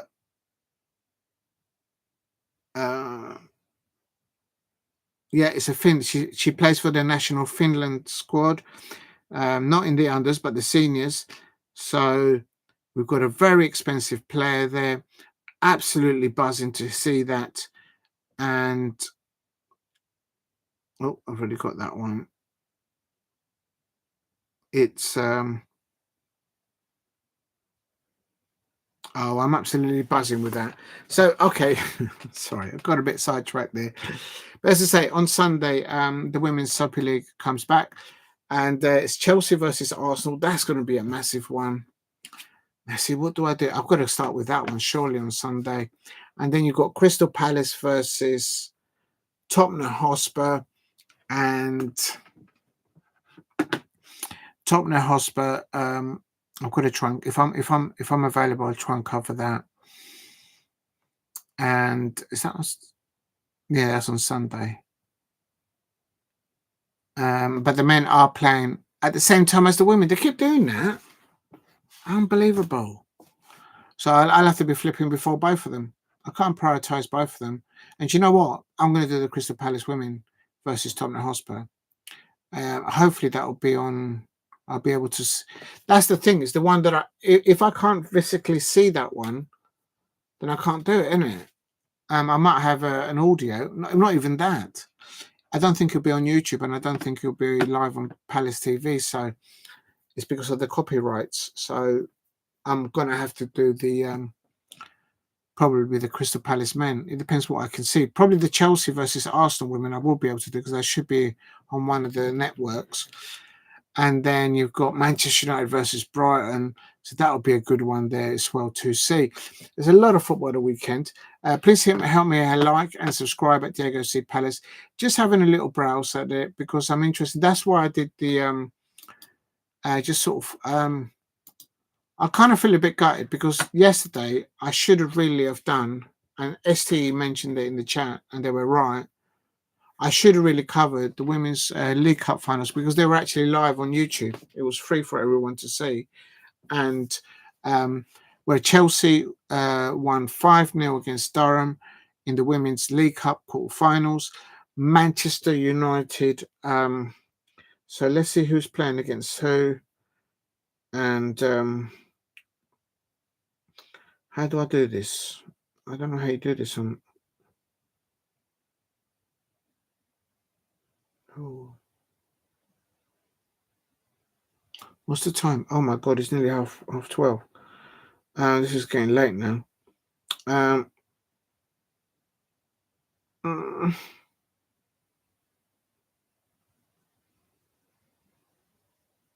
Okay, whatever.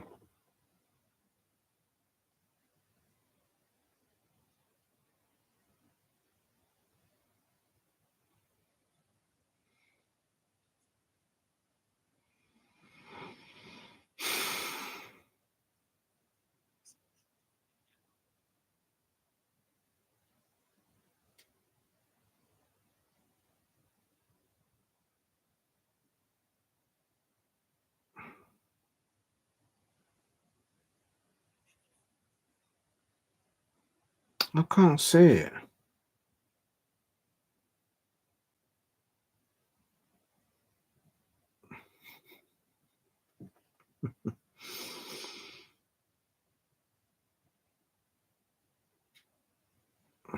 I don't know where I saved it. I think I might have saved it. Hold on. Saved.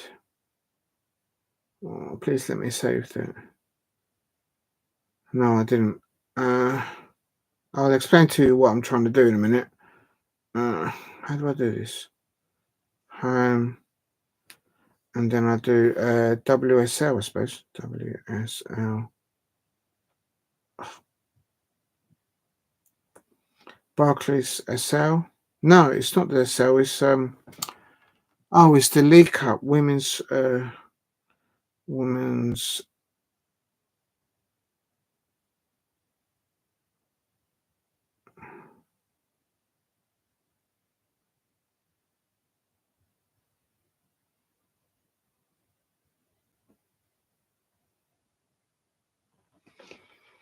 Oh, I'll give up. This is not working. All right, I was just trying to find out who's going to be playing who. I had it saved, and I can't figure it out.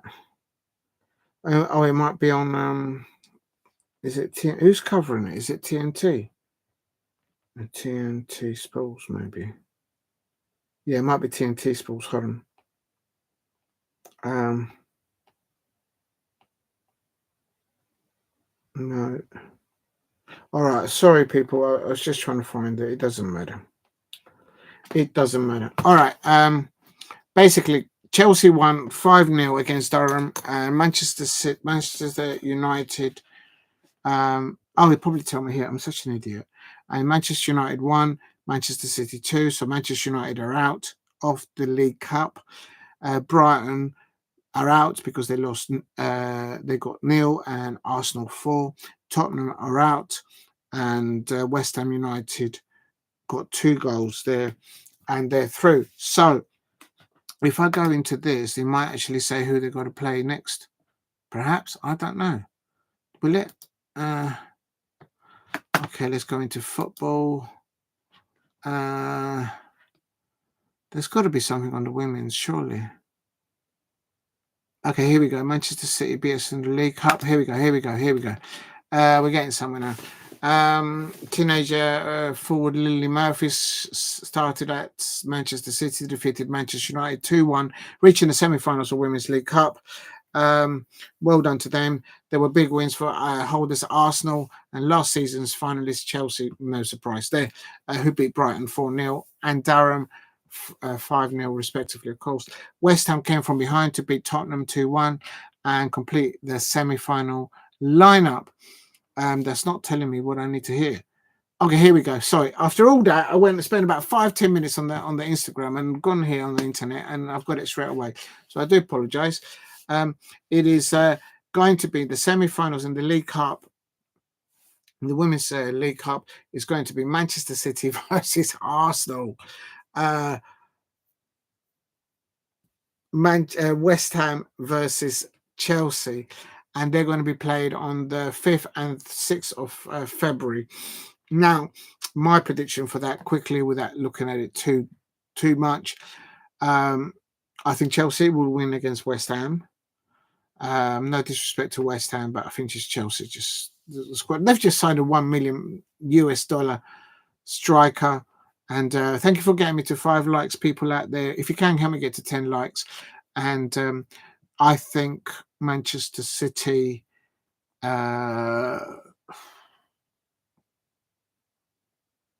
versus Arsenal. Oh, that's a tough one to call. They're at the Etihad. They don't seem to do very well at the Etihad, the Manchester City women. They seem to do better when they play away. I don't know why. Oh, it can't be, but that'll be this short. I'm going to give it to Arsenal. Viv, Mamilia, Cheese, Vivian, Viv is going to be up against Arsenal. Oh, I've got to watch that. Oh, I hope I am available to do a watch along for that. It's on a Thursday or on a Wednesday. Oh, my days.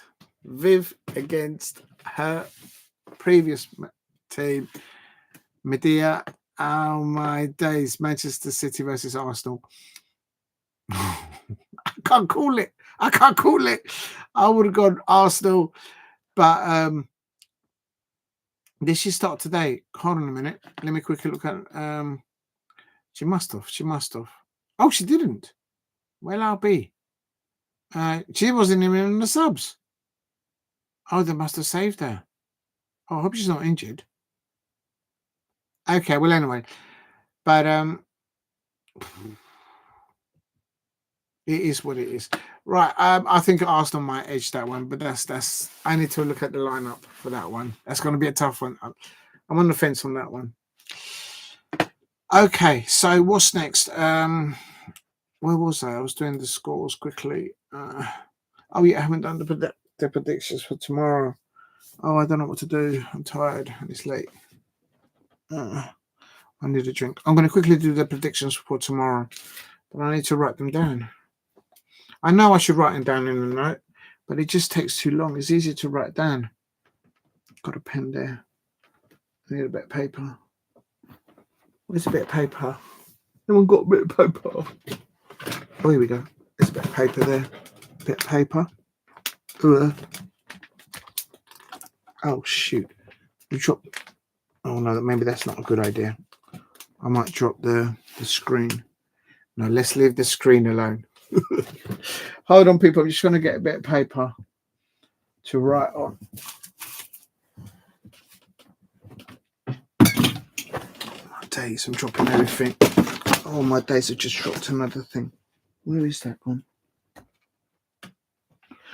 I'll leave it at... Hold on, people. I've just dropped a bottle of water. Hopefully, I have sealed it. Yes, it is sealed. Oh, my days. Give you a close-up of my ear. Okay, it is late. Right, quickly, because I've got to get up early tomorrow as well. Stupid. Jesus, nearly coming to 1 o'clock. Right, quickly.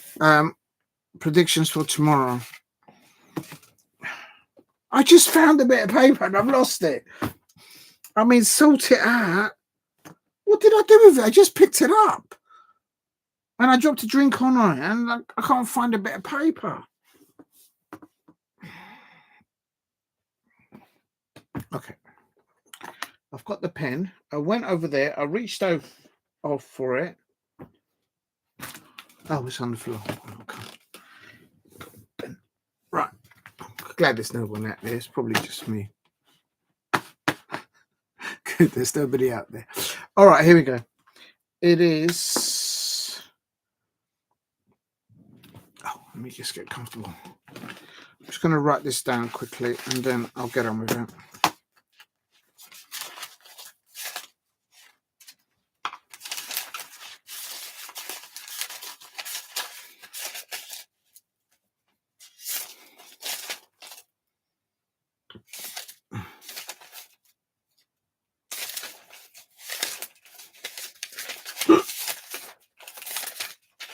All right, here we go.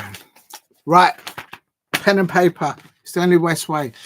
UEFA League. But before I do that, I'm having a drink. I don't care. Well, there's nobody out there anyway, so it doesn't matter. But if you're new, if there is somebody out there you haven't liked, please hit like and subscribe at Diego C. Palace. Help me get to 2,000 subscribers. And if you can, help me get to 5 likes or 10 likes. I'll be grateful. Oh, my God. Everyone's gone to bed now. I better keep the noise down and wake up the neighbourhood. Oh, shit. Just pouring some water. Oh, no, I've run out of water.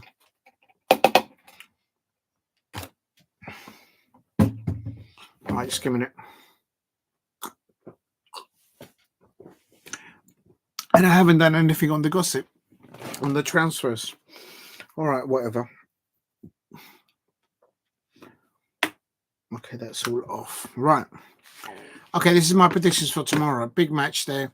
And I've got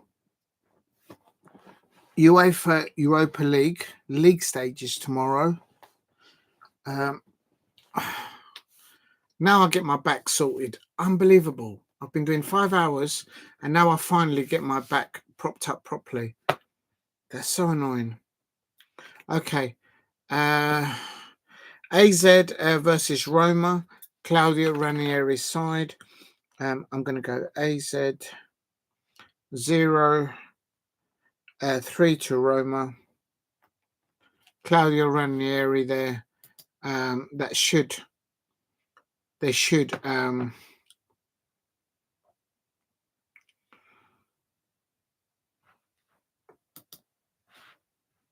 I'm going to go for Claudio Ranieri to win there with Dybala and who knows what else who's got up there to win 3-0 away at AZ. I have no idea where that football club is in Europe, but there you go.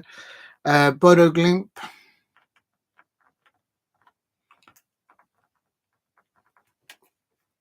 versus Mac Tel Aviv.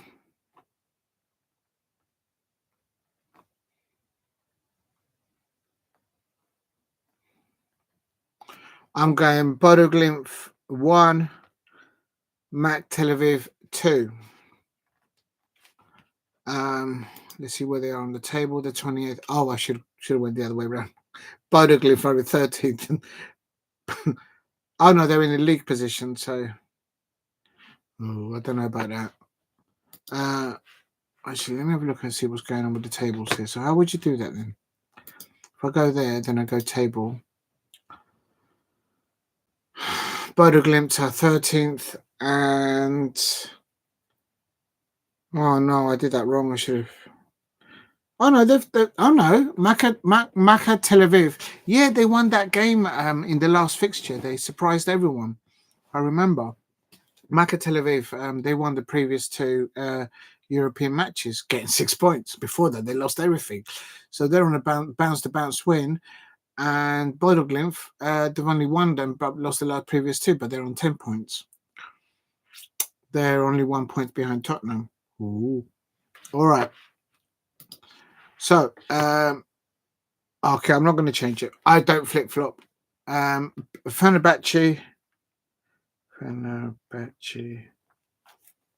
versus Olympique Lyonnais. Quickly, 22nd versus 4th. That's a no-brainer. I'm going Fenerbahce. They're at home. They usually score at home, but I'm going to go for Olympique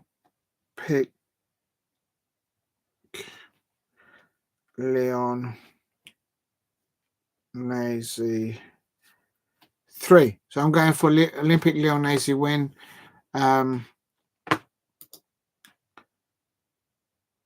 Yeah, they could go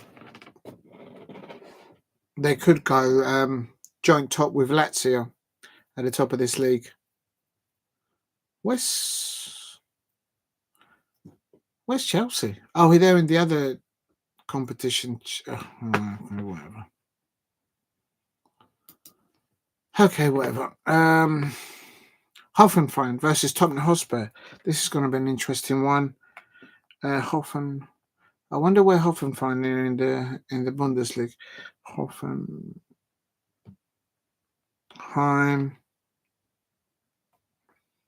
versus Tottenham.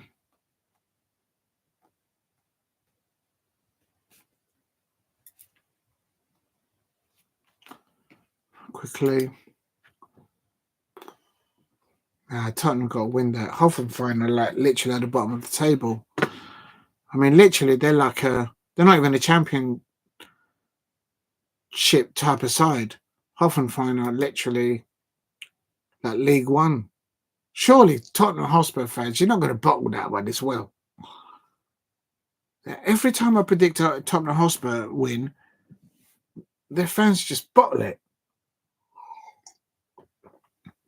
I know they're going for a rough patch, or like that's putting it mildly, but they're literally tomorrow against Hoffenheim. They're playing up against a League One equivalent of a football side. Not a championship, a League One. Top League One sort of side, in my opinion. I'm going Tottenham are going to concede.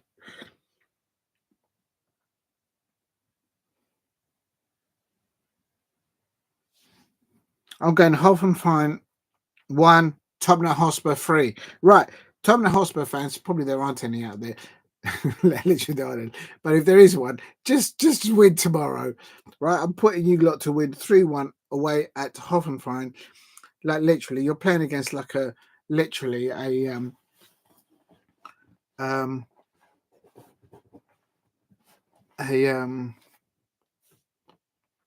League One side.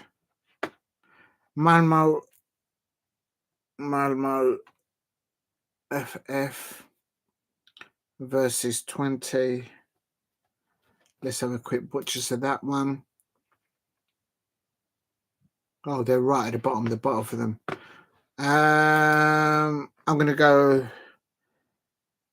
0 to Malmo, 1 to 20. But that's immaterial because they're at the bottom of the table. Now Porto versus 1915th. Oh, this could be interesting.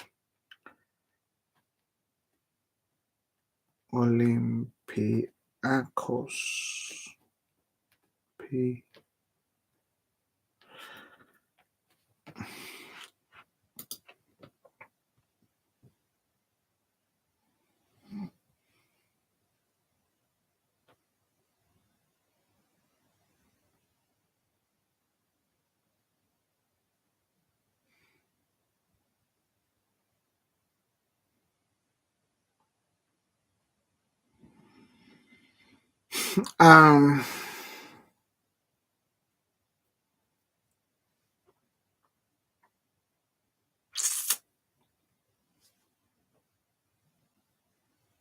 I think Olympiacos will win this. I know Porto are at home, but I'm going for Porto 0, Olympiacos 1. That's my decision on that one. Please hit like and subscribe at Diego C. Palace. Just doing my predictions for tomorrow quickly, UEFA leagues, because literally the day's finished now. I'm in the next day. I'm so slow on these things. I don't know how you speed these things up. Karabag. Karabag. How you spelled that? Versus FCSB. Where is FCSB? How am I supposed to predict this? How do you do this? It's Karabag are 33rd, and FCSB, wherever they are, they're actually in 11th. So I'm going to go with them. Karabag 0, FCSB 2. I'm not going to Google where they are because I'm just too tired to do it, but I'm going to give them a win for tomorrow. That's a 5:30 kickoff as well. And the last of the 5:45 kickoffs, Victoria. Oh, it's spelled differently with a K. Oh, shit. Well, anyway, you know who I mean. Pletzen. They're against Anderlecht.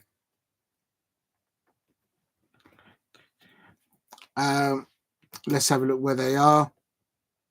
I'm going to give it to Anderlecht because Anderlecht are third on the table. Plus, Victoria are literally at the bottom. So I'm going for 0 for Victoria Pleasant.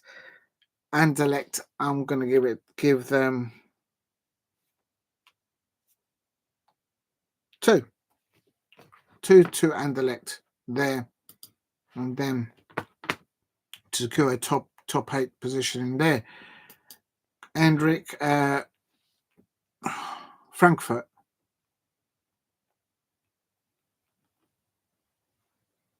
Frankfurt versus who? Ferencvaros.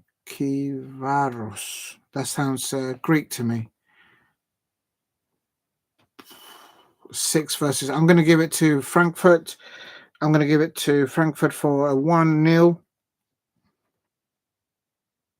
No, I'm going to give it a 3 because they're like literally at the top of the table. And Ferencvaros, they're like literally mid-table. So 3-0. 3-0 for Frankfurt. Elfsborg versus Nice.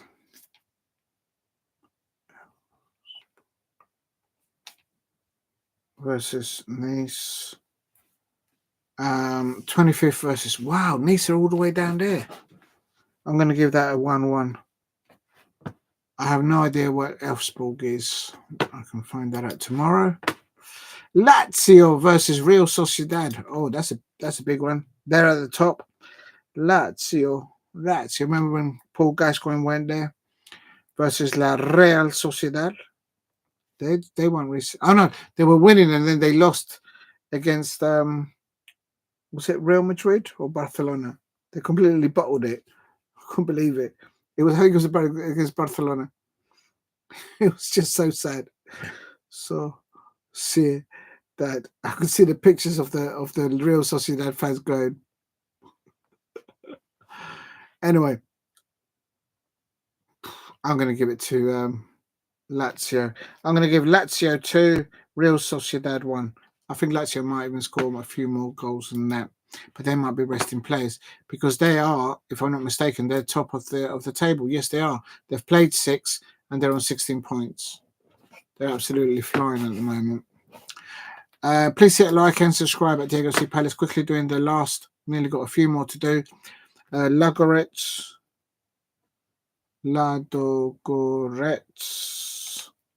versus I've heard of this.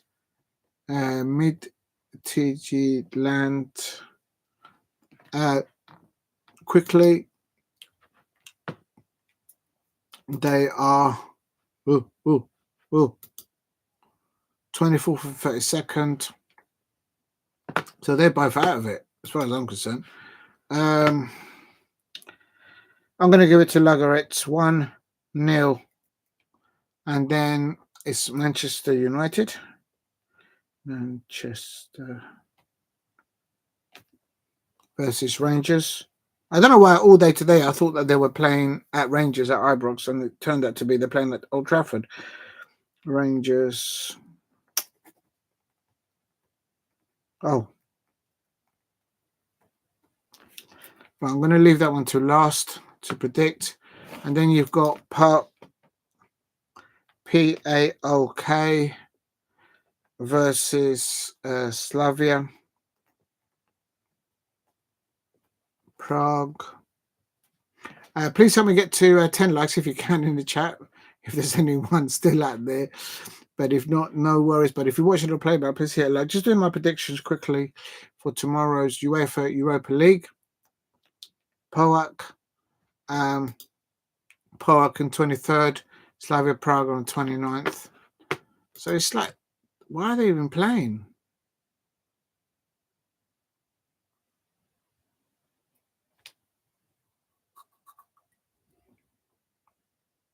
Oh no, they can still qualify. They can still get into the knockout stages, so there might not be this.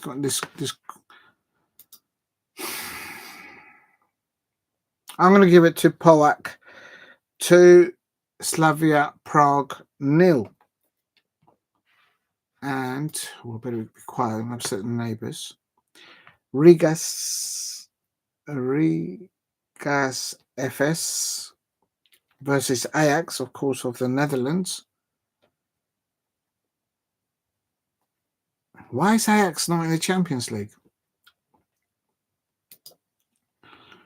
And that's... Oh, I'm giving that to Ajax. Riga's FC are literally at the bottom of the table. So I'm going Riga's 0, Ajax. There you go. I'm going to give them 4 goals. That will be a 4 goals for them. If they get 4 goals and 3 points tomorrow, so if they get up to 13 and they get 4 goals, they'll be on plus 12. They'll go, if the results go their way, they'll end up in the top 5. That will secure them an automatic top 8. That might not help Rangers, I have to say, though. Please hit a like and subscribe at Diego C. Palace. And the last one, no, it's not that I haven't done Manchester United and Rangers. I need to look into that in a minute. Union Alliance. Why do they just have one name? Union Saint Gilloise. Union. That sounds Francais to me. Saint Gilloise. And then Sporting Braga. Sporting Braga. Let's have a little butch, see where they are. 21st. I'm going to give it to Union Saint-Gilloise. They're playing at home. I'm going to give them a 1-0 win. I haven't done any draws, actually. But the last one wishes to predict. Oh, there is a match going on right now. United States versus Costa Rica. It's half time. Do you know what? I'm up. I might as well see if I can find the blooming match. Why not? Thing is, I can't shout because I might wake up the neighbours or the neighbourhood. How do I find the United States of America versus Costa Rica? Just a moment, people. If there's anybody, I don't expect there's anybody out there. USA.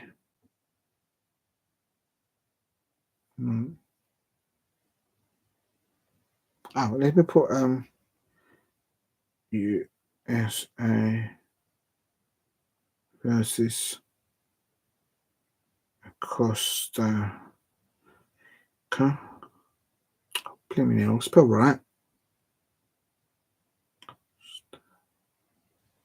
Does anyone know what network is on? Probably on Peacock, I suppose. Ah!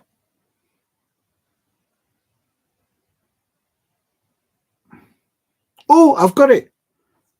I've got the match. And United States of America are winning by 1-0. All right. I didn't know there was other football. I'm going to put in the chat quickly. It is now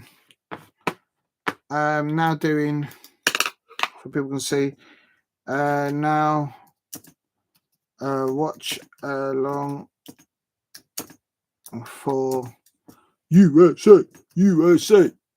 Actually, I might put my USA my New York Knicks cap on. USA versus Costa Rica. There. Shall I change the thumbnail? Can you imagine that? Yeah, I'm going to do that now, actually. How do I do this now? So if I leave the Arsenal there. USA versus Costa Rica. I'm sure that's how you spell it. Yeah. Let me put friendly. Is it friendly or is it competitive?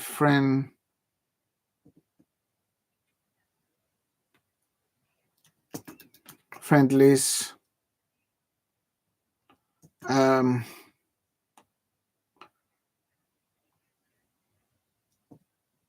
And Arsenal Dynamic. So what I'm going to do is I'm going to move this PSG and City, copy, and bring this down. I can't believe I'm still live streaming at this time of night, but I didn't know there was other matches on. Paste. And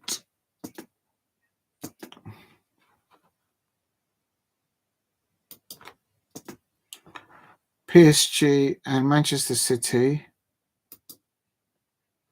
Right, let me just... It won't be that. It's only one more half to go, so... A Champions League. Oh, shit, it's too long still.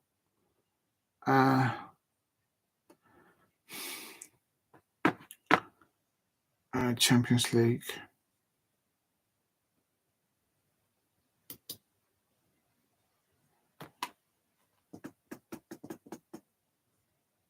Oh, I'm just going to remove the friendly and put on here hashtag USA, I suppose. Right, I've changed the description for anyone in there. Please hit a like and subscribe at Diego C. Palace. It is currently United States of America 1, Costa Rica 0. Let me see the lineups. As Pochettino is the manager. Mauricio Pochettino is the manager. There is United States of America. And, of course, the manager for Costa Rica is Miguel Herrera, who used to be a manager in the Premier League not so long ago. Well, these two will know each other well. For United States of America, Chris Richards, of course, he's not there. He plays for us at Crystal Palace. And also our goalkeeper is not there. Matt is not there. And but it's a friendly. And it's still it's just USA 1. White has scored and Lunia has equalized there. It was the assist for White there on 21 minutes. Their forward striker for the USA. Lunia is playing like in number 10 role for the USA. Please hit a like and subscribe at Diego C. Palace. And actually, while it's at halftime, I am going to go back and quickly do the prediction for the last thing. Manchester United, 8 o'clock kickoff against Rangers, and it is who's they're 7th and 8th. They're both fighting to remain in the 8th position. Now, if I look at the tables, if they both get 1 point, they'll be on 13, and then you'll be on 12.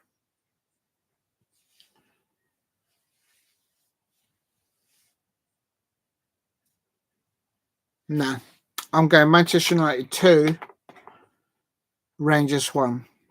I know Rangers are doing well in the cups. They beat Celtic in the cup recently, but this is at Old Trafford. I'm going Manchester United 2, Rangers 1. But just to add spice to it, I think Rangers will score the first goal from a set piece in the first half, and then all the Manchester United fans will go, probably they'll like, oh, come on. But then Manchester United will pull it back and then win 2-1 in the second half. There you go. I've said it. Please help me get to 10 likes. I am now covering. There's my predictions for the Europa League, but now I'm covering the second half of Manchester of the USA versus Costa Rica. It's at halftime at the moment, and let's have a little let me just quickly put in the notion forever. It's USA 1-0, and that's Costa Rica, and the goal I'll put on here, and the goal scorer for the USA was, I'll just get his name spelled correctly. I don't want to get that wrong. Please hit a like and subscribe at Diego C. Palace. It is the USA goal for the USA. Brian White, I thought it was Brian, and it's goal USA. Brian White, left-footed shot, and assisted by Diego Luna. El Diego le asistó. There's too many Diegos now. What is going on out there? I'm just going to put that in the chat. Please hit a like and subscribe at Diego C. Palace if you are new. Goal USA Costa Rica. It was Brian White for the USA, lateral shot, centre of the box, and assisted by Diego Luna. Diego Luna for the USA. Let me just put that in bracket. That's not his surname, but it's just he's obviously from the USA. With a through ball. So that was good football there by the USA. Remember that the manager for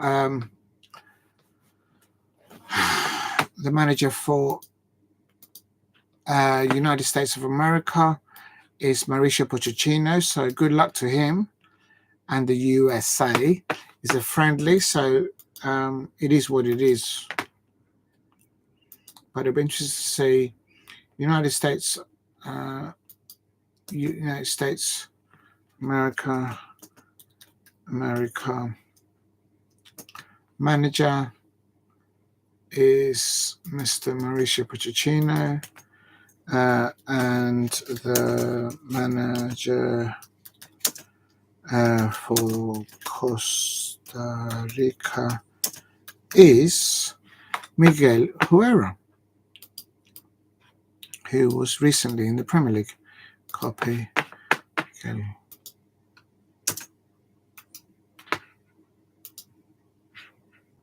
Miguel Herrera. I've put that in the chat if anyone's interested. If you can help me get to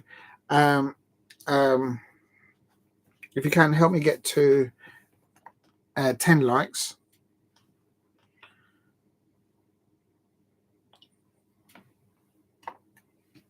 And if you're new to the channel, please subscribe at Diego C. Palace. It is the USA one.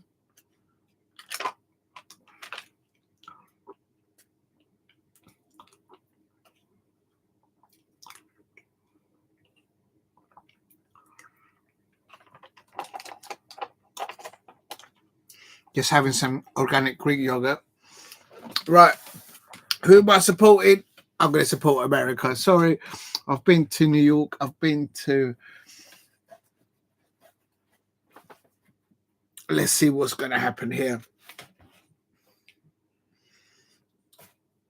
I'm gonna back. But the thing is, Mauricio Pochettino, has he ever won anything?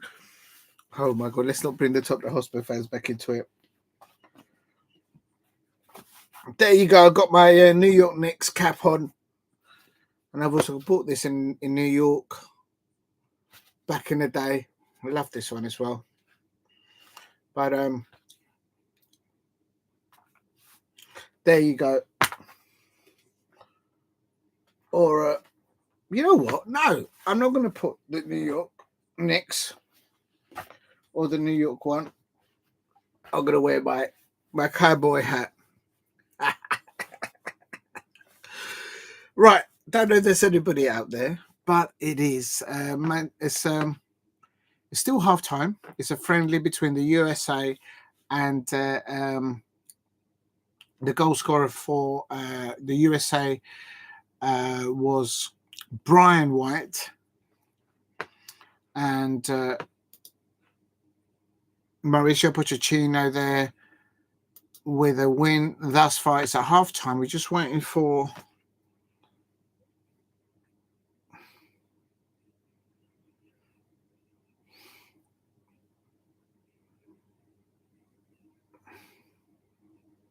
Let me see if I can get it in English.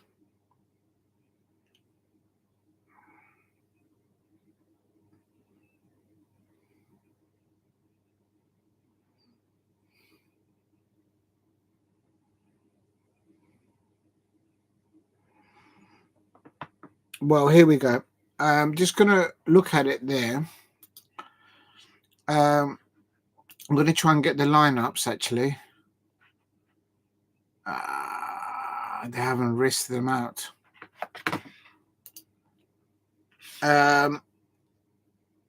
There's been a yellow card in the first half for both teams, Robinson and Van der Putten. That's like a Dutch name. So why is there a player playing for Costa Rica and he's got a Dutch name? What is going on there? Van der Putten. Hello.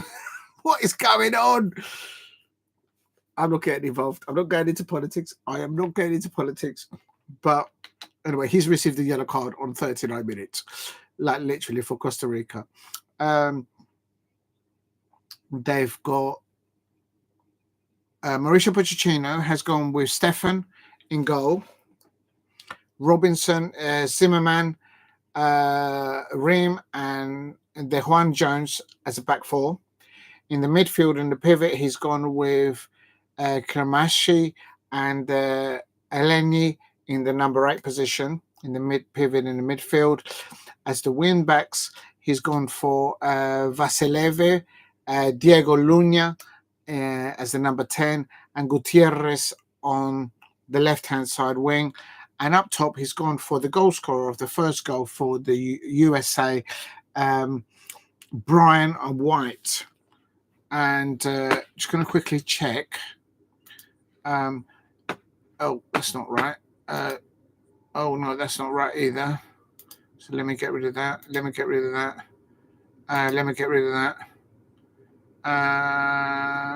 What's this?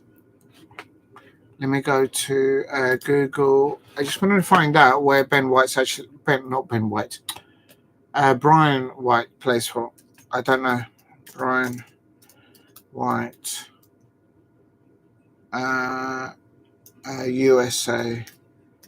USA. Let's have a look where he gets it. He's he plays for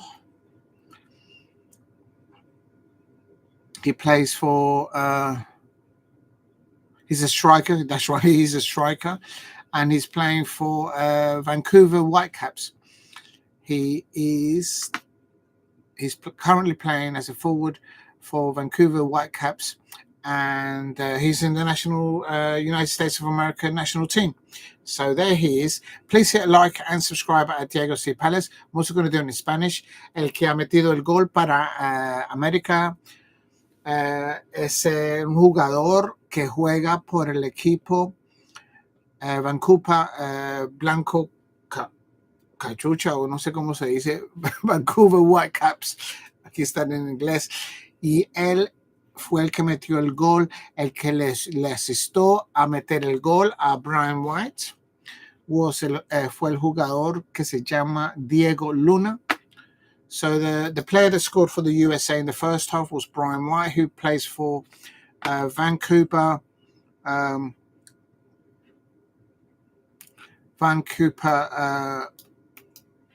copy. And I'm just going to put it in the chat actually so I remember. That is Brian.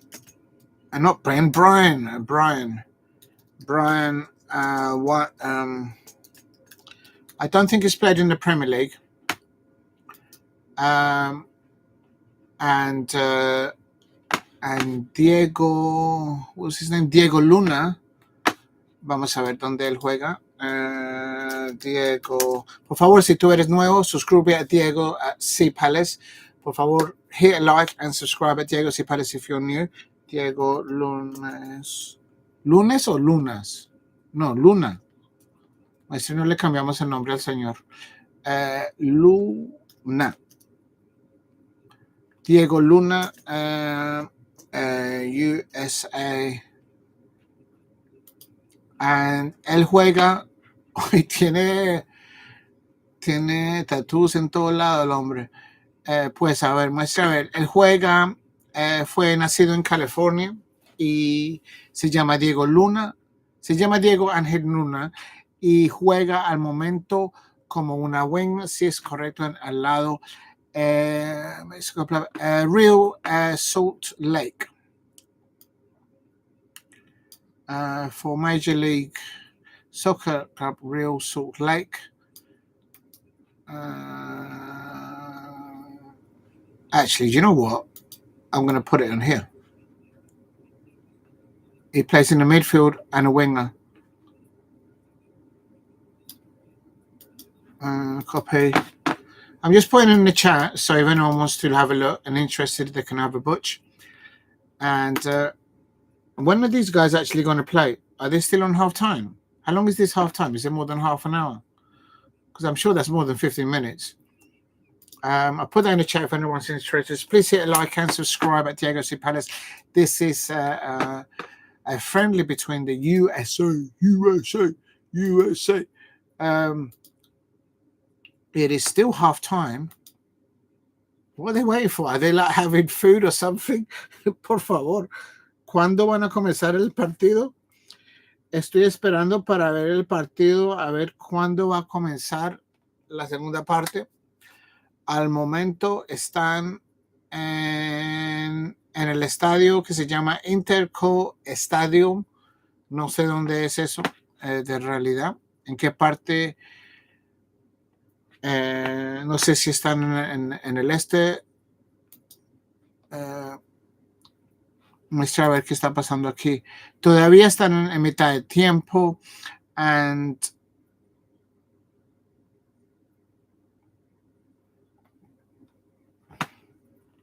I'm waiting to see when they're going to start the second half. But the commentator and I just talking. There's no...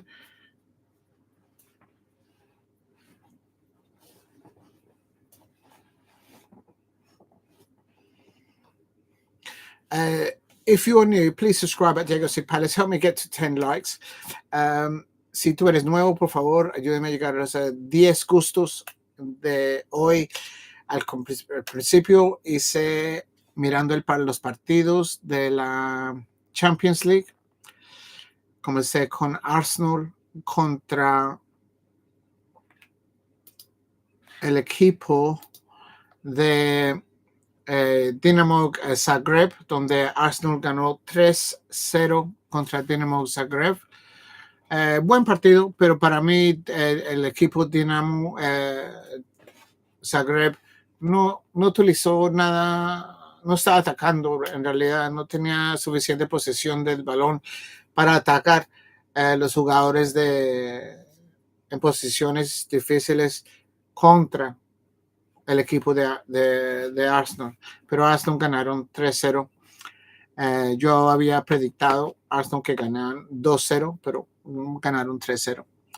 También otro partido grande que ocurrió fue PSG contra Manchester City, donde acabó PSG, el equipo de París, contra Manchester City, PSG 4, Manchester City 2. Y también otro partido grande que interesante, la Real Madrid, los blancos, los galácticos ganaron 5 contra el equipo que se llama Red Bull Salzburg. Eso fue lo que cubrí. Cambié otros también equipos que estaban jugando también. What I just said there in Spanish was, earlier on I covered the live watch-along between Arsenal versus Dinamo Zagreb in the UEFA Champions League. I also covered PSG versus Manchester City, Real Madrid versus Red Bull Salzburg. But the shocker there was PSG versus Manchester City. I thought Manchester City were going to win. If you're new to the channel, please subscribe at Diego C. Palace. I'm just waiting for the second half to start. And here it goes. They started now. There has been and at the half time, there has been a substitution. And the second half has kicked off. It's unfriendly. It's a friendly match between the USA and Costa Rica. And let me just put this here. Jesus, it's 5 hours. All right, I'll stop streaming at the end of this half because I'm tired. Right, let's have a look. There's been quite a few substitutions for Costa Rica. 4 substitutions for Costa Rica, not 1, but 4 for the manager there. Let me quickly...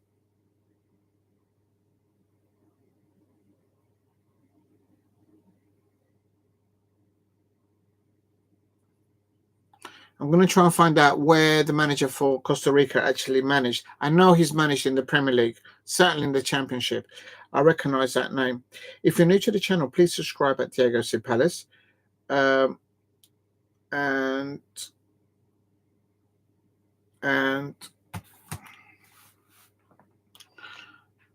what I'm going to do is in the description, I'm just going to change this live and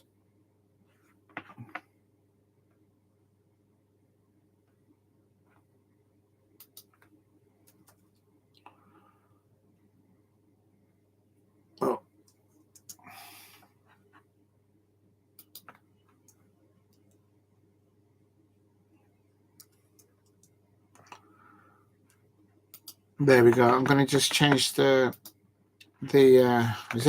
please subscribe at Diego C. Palace if you are new. Just covering the second half of the friendly between the USA and Costa Rica. We're in about 51 minutes. The early goal, I've put it in the chat there, was scored by the USA striker Brian White, and he plays for the Vancouver Whitecaps FC, and he was assisted by Diego Luna, who plays for, as I've put in the chat there, for Real Salt Lake Football Club. It is now the second half. We're about 52 minutes. and it's a friendly, so it's not a competitive match, but I think it's also still important for Mauricio Pochettino, of course, who's managed many years, not just in the Premier League, but also in other leagues, to get accustomed for allowing and to making the USA's team to be more competitive in towards the World Cup competition, of course. Just checking here. Second half begins. It's still USA 1, Costa Rica 0, and I'm just looking at it. I can confirm that there's been some substitutions. 4 substitutions by Costa Rica. Costa Rica. Antonio Walker has replaced Esteban Alvarado. Also, Costa Rica has put on Orlando Sinclair. He's come on for Josimar Mendes. Alan Cruz has come on for Rashir Parkins. And Kevin Espinoza has come on for Santiago van der Putten. That sounds a bit Dutch to me. So there you go. I say nothing else. So big up to him. That's for Costa Rica. The USA, Mauricio Pochettino has substituted some players. Caden Clark has come on for Benjamin Kramashi, and Jack McLean has come on to replace Brian Gutierrez, and also Matko Milijevic. That sounds like an Eastern European name to me, bro. He's replacing Diego Luna, who assisted Brian White for the USA goal. And if you're new to the channel, please subscribe at Diego C. Palace. And there's a foul there by Alan Cruz there early on by Costa Rica. Surely. And now the USA has won a free kick there. Please hit a like and subscribe at Diego C. Palace. And oh, that's a good block. That's a good block by Jack Glenn there. A light-footed shot there from outside the box is blocked there. Good attempt there by Jack McLean. He's just come on as a substitute, so that's good for him. USA.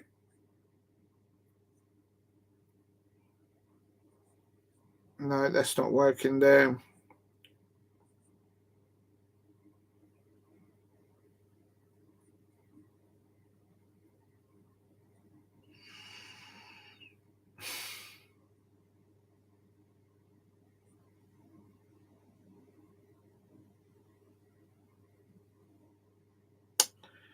Why this one just putting that on and it's not really showing it?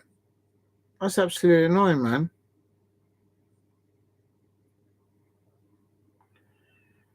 All right, I'm going to give up on that one.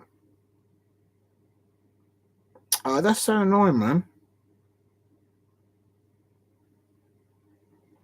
Let me just see if I can get this one.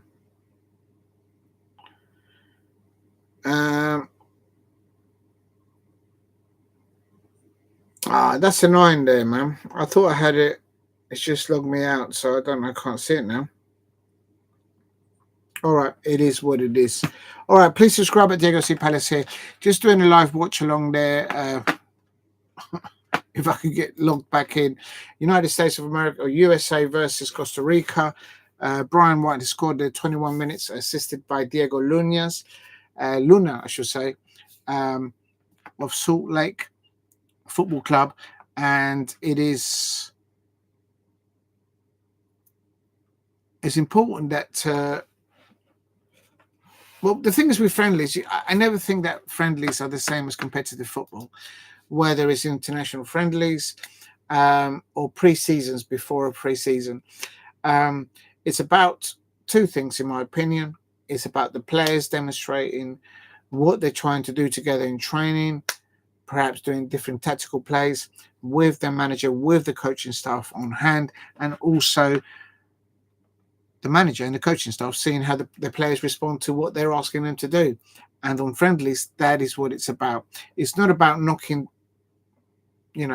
bruises out of the opposition and win. Yeah, everybody wants to win, but there is not that sort of intensity of the play like you normally have on normal competitive matches. Nobody wants to get injured in a friendly. It is called a friendly for a reason. So they will all be wanting to show a good case for themselves, for the manager, for the coaching staff, and to be able to be picked again, especially if there are fringe players there who are not in the starting 11 for Mauricio Pochettino or Miguel Herrera. I'm just going to try and find out, because I know that this man has managed in the Premier League. I think it might be in Watford. I think it's Watford at one time. They kind of managed everyone. Miguel Herrera, Costa Rica. There's quite a few Miguel Herreras. Mexican football. What? And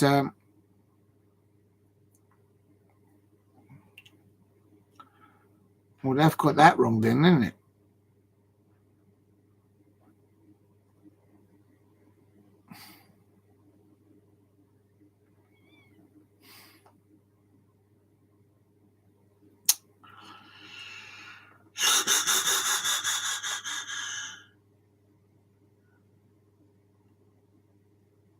Well, they actually made a mistake, or are they messing me about? Let me just have a look at this one here. I think someone's having a little fun and joke with me. Costa Rica HC head of HC Miguel Miguera. Let me just make sure.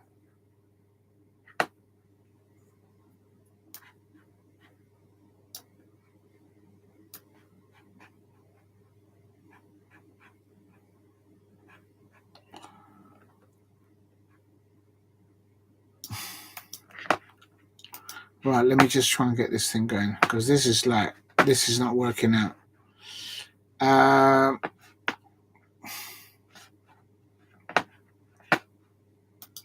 Right, let me just get this thing, because I'm sure that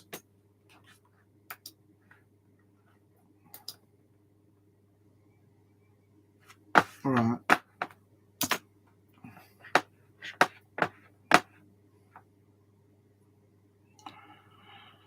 Ooh.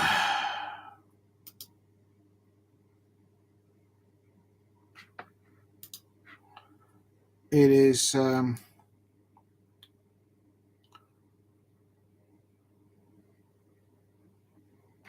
yeah, that is him. Well, it doesn't. That's not what he looks like on the touchline there, bro. Mauricio Pochettino versus Merino, Costa Rican squad composed of 24 players.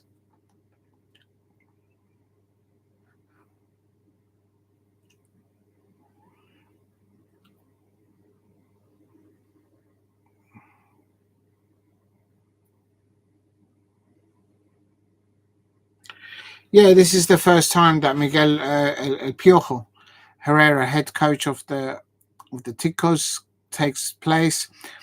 The Costa Rican squad is composed of 24 players from the local leagues, left from Orlando, Florida, without any injuries. The game will take place on Wednesday in the Interco Stadium. The venue is familiar with fans of Inter Miami, for those who don't know. According to the Costa Rican Football Federation, after their arrival in Orlando, the team will recover sessions on Monday. So they've had a little get to know the area a little bit. The Costa Rican squad coaching team and Herrera, and of course his players. Herrera, who was officially presented as the national team coach on January the 10th, so not long ago, of course, for Costa Rica, has been training with the team since last Thursday. The roster he selected has an average age of 24 years old, with Esteban Alvarado, the 35-year-old goalkeeper, being the most experienced player. And on the other end of the spectrum, young talents such the 19-year-old forward Andy Rojas and the 18-year-old right-back Kenya Mariah are making their mark. Of course, it's a friendly. And because it's a friendly national side, like Crystal Palace, we didn't have to release Chris Richards to Mauricio Pochettino. We need him at the weekend in the Premier League. So there's no mandatory option for, in this instance, Mauricio Pochettino saying to Crystal Palace, I need Chris Richards on the plane here in Florida because we have a friendly. So this is what it is. It's a friendly. On the Mauricio Pochettino side, Mauricio Pochettino in the US men's national interns arrived at the game. We were convinced previously they had a convincing 3-1 victory against Venezuela, which I think was last Saturday in Fort Lauderdale in Florida. This match against Costa Rica will give Mauricio Pochettino another opportunity to assess the squad as he prepares for future competition. This is what I said about 3 or 4 minutes ago. I'm going to quickly pan back. Let me just go back to the match. I'm supposed to be updating you lot about this. It is still 1-0. And the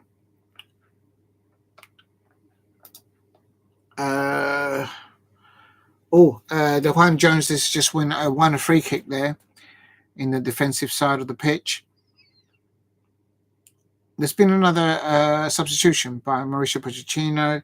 Shaq Moore has come on for Millis Robinson there on about 58 minutes.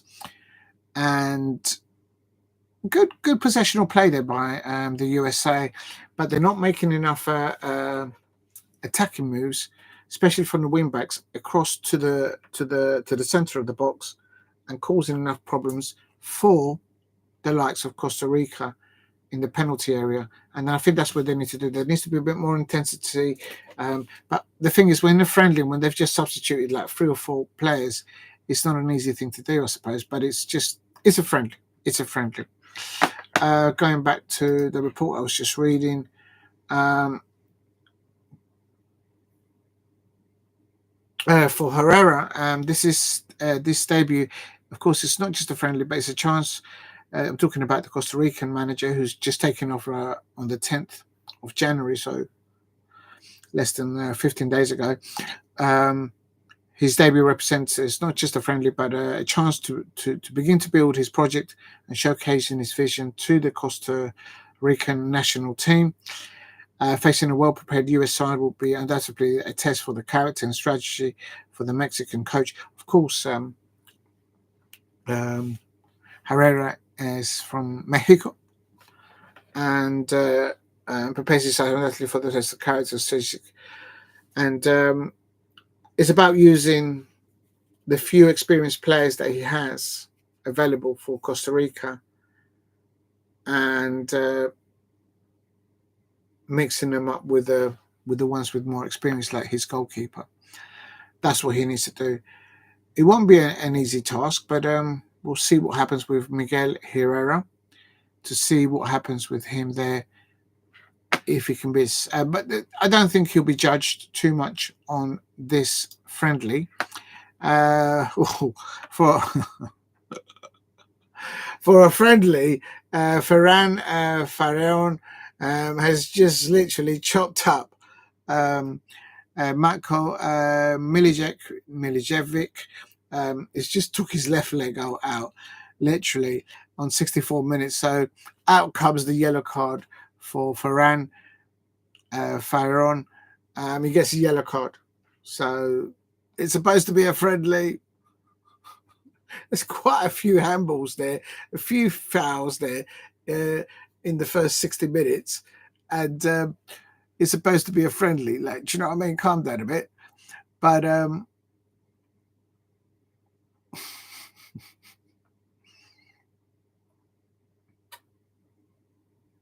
it's not a competitive match, but it's as good for the manager Miguel Herrera, the Mexican, to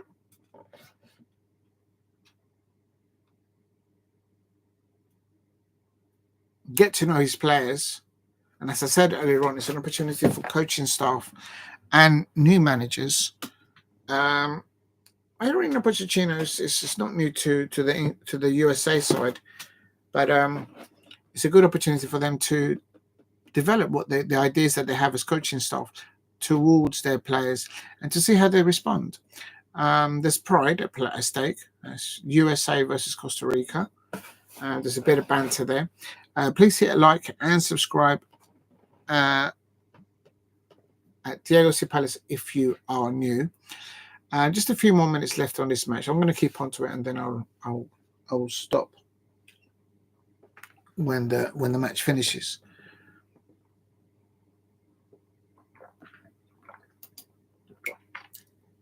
That's that's another foul going in there by Kevin Espiona, and there from outside the box there. Alan Cruz there from Costa Rica, right-footed shot there from the outside of the box. His save at the bottom right-hand corner, and I think it was assisted by Andy Rojas there. So good attacking forward play there by Costa Rica there on the from just outside the box. But it's good save there by the goalkeeper of Mauricio Pochettino's US side, Stefan, and it is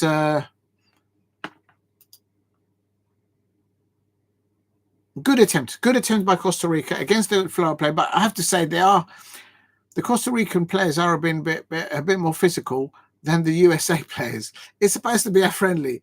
I mean, I know you've got to have a bit of competition, but you don't need to chuck lumps out of each other. But well done, Alan Cruz, there for Costa Rica there. He is playing in the number 8 position. He's in the middle of the midfield. So he's been given too much time there by the substitute that replaced Diego Luna, who was Mitch Milivojevic, and no one closing him down.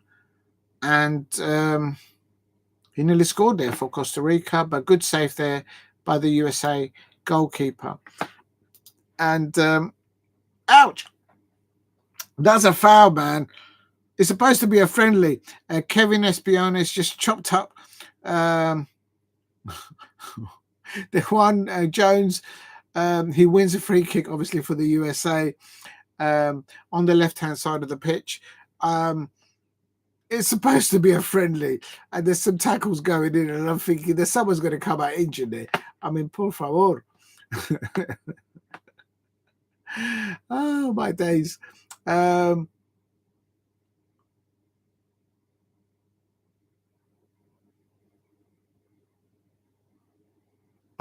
but wait a minute. Is the referee? I think the referee is saying, no, you might not. You're trying to fool me here. Yeah. The referee, what's the name of the referee? Let's have a little look. It is actually, what I'll do is I'll put that in the chat. Sometimes that's people want to see that, but it is the match officials. The referee is Christopher Corrado, and the assistant referee is Christian Alvarado's. There can't be two Christopher Corrados, and the assistant referee is Christian Alvarado. Are you kidding me? Oh, okay. Oh, Corrado. Okay, yeah, all right. I just thought there was a referee and a liner with the same surnames. I was like, nah, that can't be done, man. You can't bring the family to referee a match, an international friendly. I mean, I know it's like keeping it in the family, but you know what I mean? Oh my God. Right, here we go. that's the match official. So if anyone wants to know, is the referee is Christopher Corrado, and there's there's 2 linos and a fourth official. There's no VAR. It's only a friendly, but it's only 72 minutes, and there's some tasty tackles. I have to say, and the referee, the yellow card. Oh my God, it's a friendly. There's been some hard tackling there, and now the referee's actually given a yellow card to Jack McLean of the USA for simulation. I mean, who dives in a friendly? Por favor, please, can someone explain that to me? Who dives in a friendly? I mean, come on, man. Real talk. That's absolute sins. If ever I've seen this, I'm actually quite glad I'm doing this. There's probably nobody else out there, but I don't blame you lot. Please hit like and subscribe at Diego C. Palace. If you're watching on playback, this is supposed to be a watch along. Oh, 1 minute. For a friendly, it's the second half between the United States of America versus Costa Rica, and there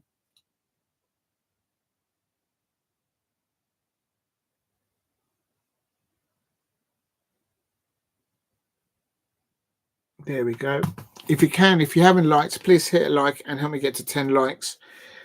It is Jack McLean for the USA. He's going to get sent off. He's just received a yellow card for simulation from the referee, and he's just fouled somebody. He's very close. He's on thin ice. This is supposed to be a friendly. He's on a mission out there, and I'll be wary playing up against a player like that because he's just going to get an injury off him. There's been some substitutions, so let me just retake that.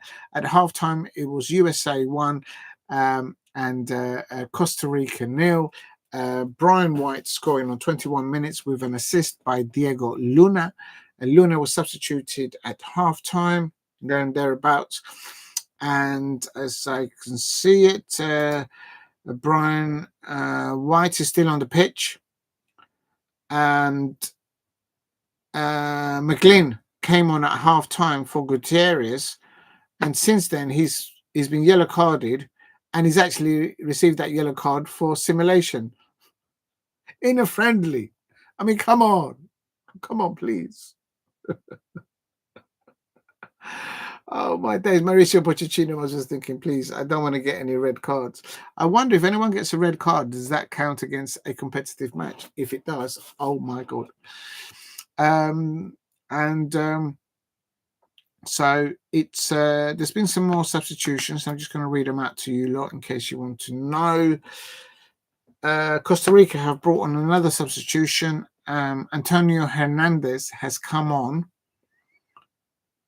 I've just lost it now. Where was I?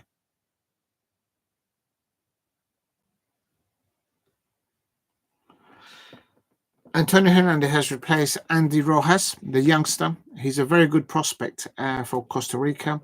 So Herrera will be looking at him. He's probably had a good look at him. Andy Rojas, a young player there. So he's a good prospect there for Costa Rica there. But Anthony Hernandez is coming on for him. And the substitute by Mauricio Pochettino on 69 minutes. Max Afreston comes on for Indiana Vassilev, and the match goes on, and that's when Jack McLean was given he did a foul, and now Costa Rica Diego Campos has replaced. So Diego Campos is on the pitch for Costa Rica. He's come on for, and they've taken off Krejci Perez. And here we go with Costa Rica winning a free kick in the defensive area. Alejandro Bryan, I think it was. And I think there's so many fouls going in. I mean, just like play the ball. They're actually all playing the players. And I mean, Mauricio Pochettino was just thinking, at the end of this friendly, I'm going to have injured players. It's like dial 911, I suppose, over there. situation for an ambulance situation. It's just foul after foul after foul. That's Matko Milicevic, again, another foul. And he's just got a yellow card for a bad foul. I mean, this is a bad-tempered match. It's supposed to be a friendly. Please, can someone tell the players it's a friendly?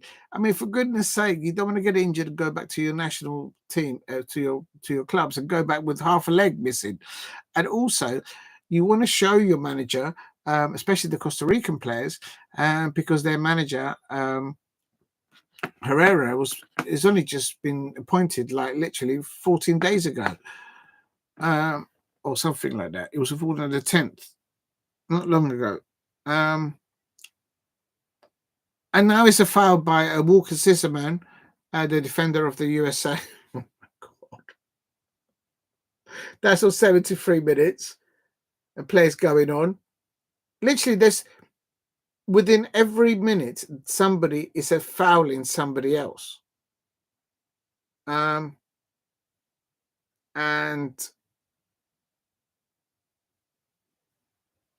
it's supposed to be a friendly. They don't need to chop each other off out there.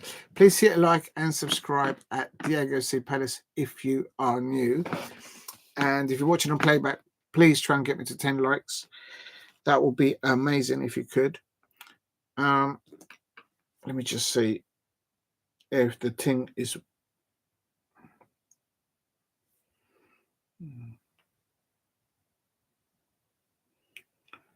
let me just see if this is playing.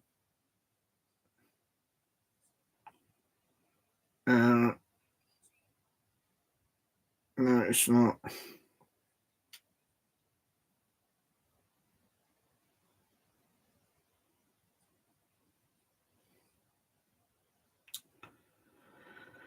I'll probably find it right in the last 10 minutes. He's logged me out.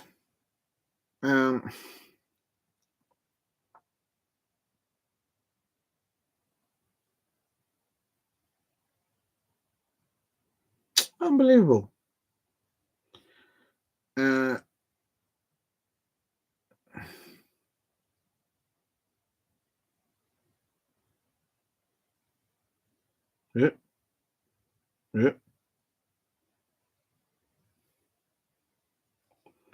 Oh.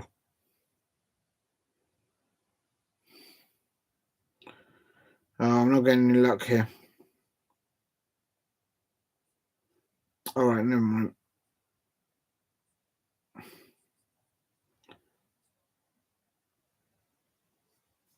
No, it's not happening. All right, doesn't matter. All right, I did try. Please hit like and subscribe at Diego C. Palace. There's another foul here. First of it was Walker Zimmerman for USA, and now a minute later, Hazel Quiros is just chopped up in a USA player. And that was Max Afriston for the USA getting chopped up. So he gets a free kick. And now Mauricio Pochettino makes a substitution on 75 minutes. Patrick Ajerman replaces the goal scorer, Brian White. I thought he might get substituted sooner or later because he's on a goal. And there's an attempted miss there by Alejandro Bryan. So it's getting heated up now. This is the intensity of the America, the USA looking more likely to score now. Attempted, always just missed there. Alejandro Bryan from Costa Rica, right footed shot there from the outside of the box to the top left hand corner, assisted by Emilia Eleni with a cross. So there you go. It's assisted there, Alejandro. Costa Rica goes from one end to the other, and the USA has just scored their second goal. There you go. 1 minute it was Costa Rica on the other side, and then a minute later, the second goal for the USA. The new manager for Costa Rica will be like disappointed. The defensive formation, because the transition from attacking, once you let go of the ball, then you've got to get back in position, and that's the second goal for the USA. I think that's Caden Clark there. A left-footed shot from the outside of the box, top left-hand corner. Lovely goal there by Emeka Eneli with a cross there, assisting him. And lovely second goal there by the USA. So USA scoring 2 goals there. I'm going to put that in the chat so if anyone wants to see. And but it's been quite a feisty affair, actually. Goal USA 2, Costa Rica. Caden Clark there for the USA left foot shot, and assisted by with a cross. And that is on 77 minutes. Oops.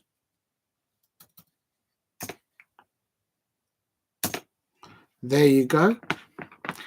Game kicks off again now. It's American football. I don't know who it was. There's Matko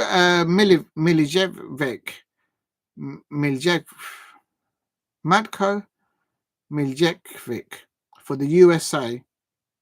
He's just, I think he's done about 6 fouls now. How he's still on the pitch, I don't know. If I was playing a friendly against this player, I would just say to the captain or go over to him and says, look, you do realise this is a friendly? I think that's his 6th foul. I think he's already on the yellow card.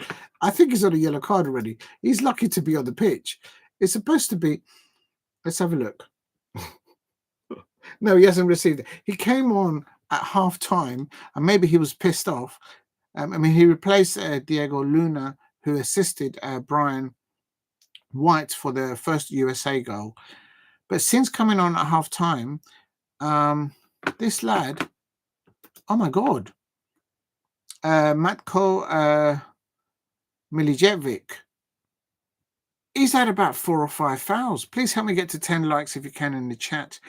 It is the USA now 2, Costa Rica 0. Costa Rica's just had a new manager installed, and he's getting to know him. He's Mexican Miguel Herrera, and he's got some good youngsters. He's got Rojas there, Perez, some good youngsters, and he's got some veteran players there like Alvarado there in goal. So he's got some experienced players with him. But he was appointed as the Costa Rican national manager, I think, on the 10th of January. So he's only been there for like 10 or 15 days at the very least. And this is the first. It's not competitive, but it's a friendly for him to get a feel of the coaching staff at Costa Rica, of course, and look at the players that he's got available, because it's only a friendly. So mandatory. It's not. The clubs don't have to release their players.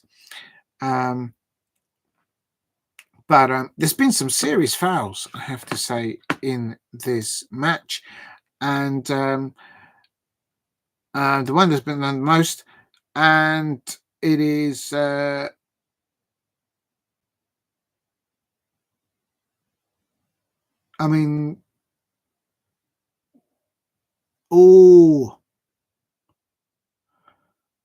There's another foul there. It's like literally every 2. There was a 1 point in the second half where literally every minute there'll be a foul, and then the next minute there'll be another foul. And it's a friendly. You don't need to be having it like that. Pass the ball, possession, keep it around, switch the play, have the possession. There's different ways to obtain the football without chopping the opponent's legs off, especially in a friendly. Anyway, there's another foul there by Walker Zimmerman. I think that's the second one within 5 minutes. He did a foul on 73 minutes, and now Walker Zimmerman, the USA centre half, he's just chopped up somebody else. It's supposed to be a friendly.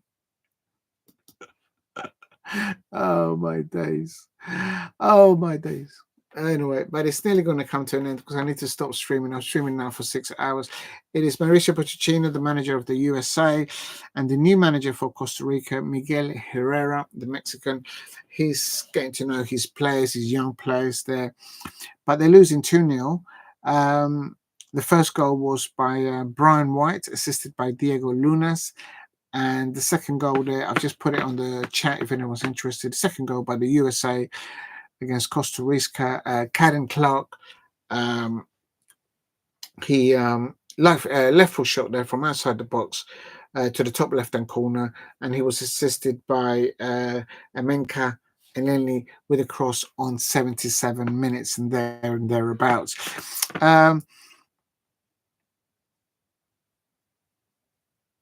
In World Cup qualifications, and this is not the final starting 11 for each of these managers, but as I said at the beginning, with friendlies, I think it's a good opportunity for managers, for coaching staff to give an opportunity to see the response of their players in what they're doing in training and how they respond in match situations. Are they listening to the coaching staff? And if something works, is it because the player's not listening to the coaching staff or the manager, or is it because it's the wrong idea? So this is the way to a process of elimination. This is where good coaches and managers like Mauricio Pochettino is having an overview of what he has available in respect to the opponents that are coming towards him and what kind of formations they play. Mauricio Pochettino is a very experienced manager. So is Miguel Herrera, the veteran Mexican manager. So it is one of those. And for me, it's a friendly. But I'll tell you something, there's been some tasty tackles in the second half in particular. And I have to ask the question, from both sides, they've both been as bad as each other. And I think at one point, both Mauricio Pochettino will be saying to himself, and Miguel Herrera will be saying, por favor, please, no more hard tackles. It's a friendly. I mean, there's something about pushing a player off the pitch, with the shoulder, but, hard tackles, kicking people off. I mean, there was even a yellow card for simulation. How could you receive a yellow card for simulation, for faking it on the referee? It's a friendly. Come on. Oh my days.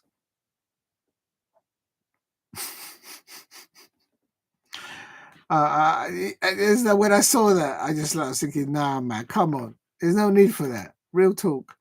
I'm going to tell you when that was. I mean, the referee was like, let me just show you what time it was. There, it was Jack McLean on 69 minutes. The referee saw him go down and is thinking, are you taking the piss, mate?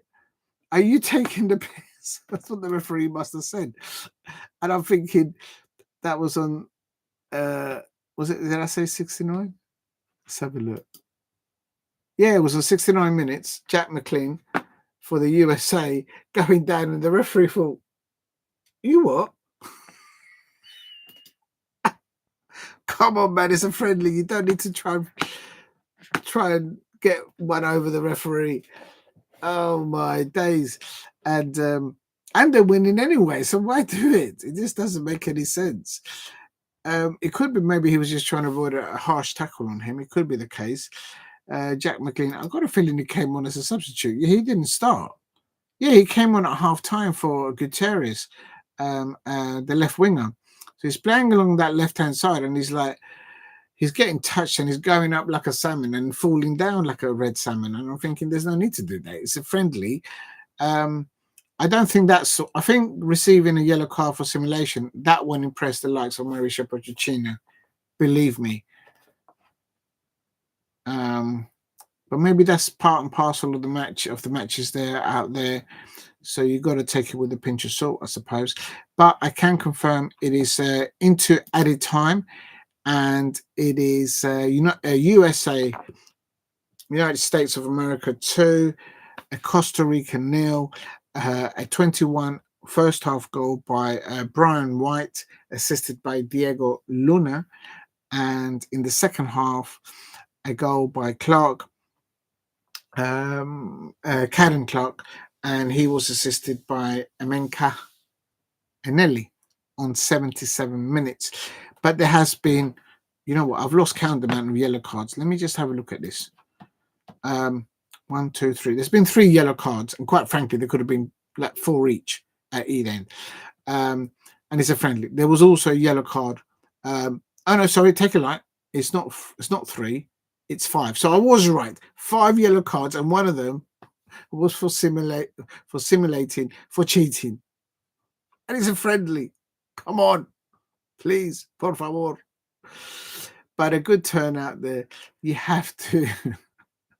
And there is a third goal. There is the third goal in added time. And the USA has scored a third goal for Mauricio Pochettino there. It is the third goal.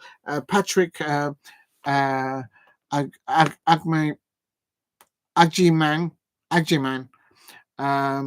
It kind of looks a bit like Patrick Aubameyang, but it's not. It's Patrick Agyeman. Imagine Patrick Aubameyang playing right now for the USA.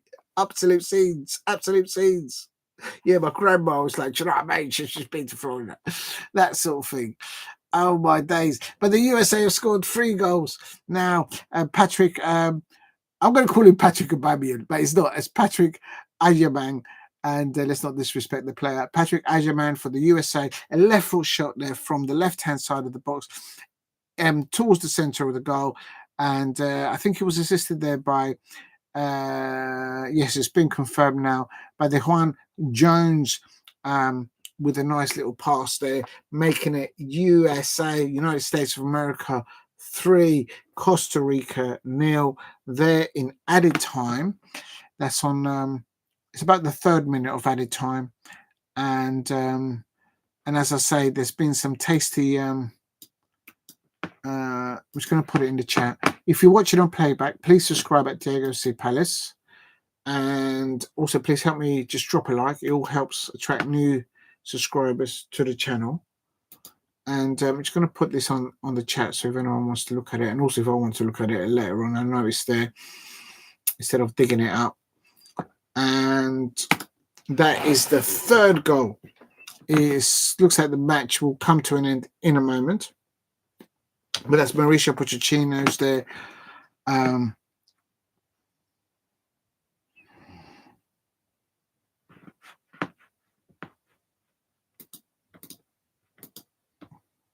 For me, the USA deserve to win this. Most of the possession with them on attacking moves. It's kind of even bit shots, but shots on target. The USA has had 5, Costa Rica 3, and Costa Rica trying too many attempts from outside the goal, and that's where you're not going to beat a Mauricio Pochettino side from that.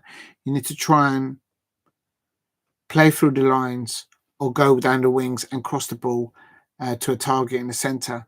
And if you try and shoot from outside the box, Mauricio Pochettino will set up his side and just smile at you while you come at them. And there's the full-time whistle. The referee, whose name is Christopher Corrado, blows up for full-time. It has ended. United States 3, Costa Rica 0. The USA win there convincingly. It is a friendly, but I tell you something, for a friendly match, ladies and gentlemen out there, there's been some tasty tackling, shall I put it that way. I mean, real talk. For a friendly, I've counted 5, is it 5 or 6? 5 yellow cards, and one of them was for simulation, for diving, for cheating. I mean, come on. It's a friendly. How can you get booked for a yellow card in a friendly? There's some players that are coming off this pitch and they would have a stud still stuck in, like in the thigh or in Achilles there from the other player. I mean, come on, it's a friendly. But a good introduction there, I suppose, for Miguel Herrera, the Mexican veteran manager there. He's just been in the job for Costa Rica for around 10, 15 days. He's got good young prospects there playing for him that he's getting to have a little look at. But of course, his nickname is El Piojo. I don't know why he gets that nickname, but he has he's got some good youngsters there. He's got a 19-year-old Andy Rojas, also got an 18-year-old Kenai Mirari, and I think he's about 18. So they're both youngsters, but it's good. And of course, Esteban Alvarado, the veteran goalkeeper there. Actually, I'm going to find out to him because I think I've seen him somewhere else. So the new Costa Rican manager there, who's he's Mexican, but Herrera there, he's the scoreline is immaterial. Miguel Herrera, I don't think he will be worried about the 3-0 loss. What he will be intrigued about is, if you look at it from me as a feel as an outsider looking into this match, the Costa Rican players were too busy trying to play the player rather than getting the ball and then building up possessional play and then asking questions of their positions of Mauricio Pochettino's side, meaning they were all just trying to have shots from outside the area. If you are playing up against a football side of Mauricio Pochettino and you just want to shoot from outside the penalty area, Mauricio Pochettino is experienced enough as a manager at club level and international level to set up his team to just say, keep coming at me because I'm just going to keep smiling at you and you're not going to get past us. And that's why it's ended USA 3, Costa Rica 0. There has been some, quite frankly, one of the USA players could have got a yellow card. He only came on at half time, and he was just chopping everybody up. And it's like maybe he was just annoyed that he wasn't McLean. I think his name's Jack McLean. He came on at half time, and he got a yellow card for 69 minutes. And quite frankly, after he got the yellow cards, within 2 minutes, he went over and chopped somebody else up. And I was like, it's a friendly. And not only that, he received a yellow card because he was diving. Come on, it's a friendly. Oh my days! But it's good to see Mauricio Pochettino. The last time I saw Merino Pochettino was at the FA Cup final between Chelsea and Liverpool. Please check out the playlisting for Chelsea and Liverpool. I recorded him with his coach arriving at Wembley with his players. And so that's the last time I saw Mauricio Pochettino. In at Wembley, I suppose. But Liverpool were just too strong in that FA Cup, not FA Cup, League Cup final last season. Please hit a like and subscribe at Diego C. Palace. There was 3 goals. The first goal was scored by Brian White. He was assisted. I put it in the chat, but I'll just go through it in case anyone wants to know. Brian White scored the first goal. Let me just stretch because my back is hurting me. And he was assisted by Diego Luna, who plays for Salt Lake City Football Club. And also the second goal was scored. I'm just reading it because I've got it here. Caden Clark, he scored the second goal. Lovely little left-footed shot there on goal from outside the box. So the keeper should have done better for Costa Rica. That will be something. Although the things that he's actually one of the experienced players. Oh, actually, yeah, that's what I wanted to search on because I have seen. Oh my God! Hold on a minute. I just want to search the goalkeeper for Costa Rica. So I've got a feeling that he's played in the Premier League. There he is. Bro, I've seen this guy somewhere. Where's he played before? I've seen him somewhere.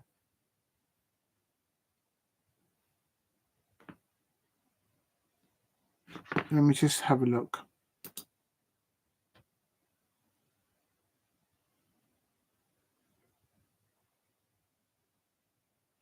Oh no, he's played in Europe, but he hasn't played in the Premier League. Maybe I must have seen him play up against in a European because he's tall. He's a tall lad. PSV Eindhoven, yeah, I think that maybe that's where I saw it. He has played in, yeah. So I've seen him, but I've seen him somewhere. That's why I just wanted to check it out. Right, and also the sorry about that. I should have mentioned that. So the second goal was scored by Caden Clark there. A beautiful, lovely left-footed shot there from outside the box. The keeper could probably thought that he maybe would have covered that left corner of his goal a bit better, but he didn't. And that was an assist there by Emeka Eleni with a nice little juicy cross there. I think the positives that Herrera, the new Costa Rican manager, will take would be Miguel Herrera would be not so much what the Costa Rican players were doing whilst on the ball, but what they were doing off the ball and what they were trying to do in giving a press, giving the opposition, Marino Pochettino's USA side, food for thought to try and get the ball off them. And my example is Mauricio Pochettino put in the midfield pivot, Kremashki and Enelli in the number 8 position. And they were solid, absolutely solid. They were given protection to the two centre halves, Zizerman and Riemann behind them. So this is Mauricio Pochettino all day long. All right, Mauricio Pochettino will set up the USA side, whether it's 3 in a pivot or whether he's playing 3 midfielders across in the midfield. But what he's looking at, from what I can see, what he's doing with the USA side, and I know this is not the final 11 side because there are international USA players that they're not there playing today. But what Mauricio Pochettino clearly demonstrated today is that he's more in tune with his players, and he's managed to put Kremashki and Anelli in that midfield pivot there, just behind Diego Lunas and Brian White up top. But more importantly, that pivot there was giving protection to the back four and therefore protected the goalkeeper back there. Now, the Costa Rica, the new manager, Miguel Herrera, he's got a combination of veteran players, the likes of Alvarado, a very experienced goalkeeper, of course, but he's got a lot of youngsters as well. So he's got 2 like extremes. Rojas there, in particular, there he looks a good a prospect there. Let me just go back into it because I've got a nice little Andy Rojas and Kanai Maria. Let me just have a look at Maria. Did you bring him on? No, he didn't bring Maria on. So I'm surprised to see that. This tells me that Miguel Herrera is utilizing this friendly to observe, because this is what this is about. These friendly matches is for them to instill an idea of how they want their players to work on particular plays in training, and from that, the managers, I expect, the likes with the experience that Mauricio Pochettino has in the Premier League and Miguel Herrera has in all the leagues in the countries that he's managed in, to then see how the players deliver that on match day in this friendly. It's a friendly. It's not a competitive match. There is a big difference between competitive matches and friendlies. I treat international friendlies the same as pre-season friendlies. However, you're wearing your shirt. The USA players are wearing the United States shirt, and the Costa Rican players are wearing their national shirt. So it does matter. It has got some seasoning to it, as I call it.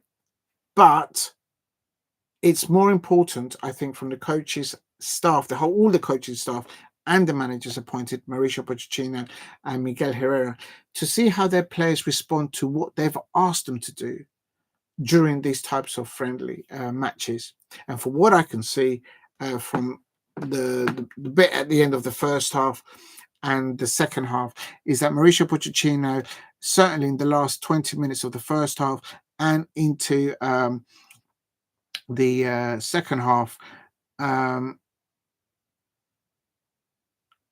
Eneli, he done two things. He watched what Kramashi and Eneli did in that pivot in the midfield, and then he took off Kramashi and brought on Clark at half time. But then he kind of put him, he didn't put him in a defensive place where Kramashi was. He kind of put him forward, nearly in the number 10 position. But by then, Diego Luna was changed at half times, and they brought on Milicevic, and he was just there to just chop everybody up. So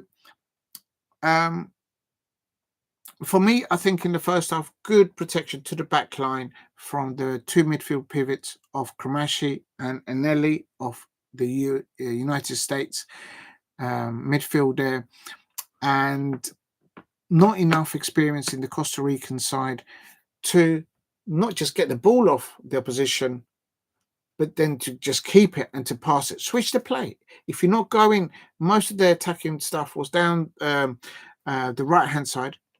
If you got possession, play it back and switch the play on the other side. And then ask the opponent some other questions. But you keep the possession. And it wasn't the case. Certainly in the second half, I mean, it's friendly. When you changed, was it 4 or 5 players at half time, it changes the tempo of the match, whether it's a friendly or competitive. It's just, you don't do it in normal play, but anyway. But for me,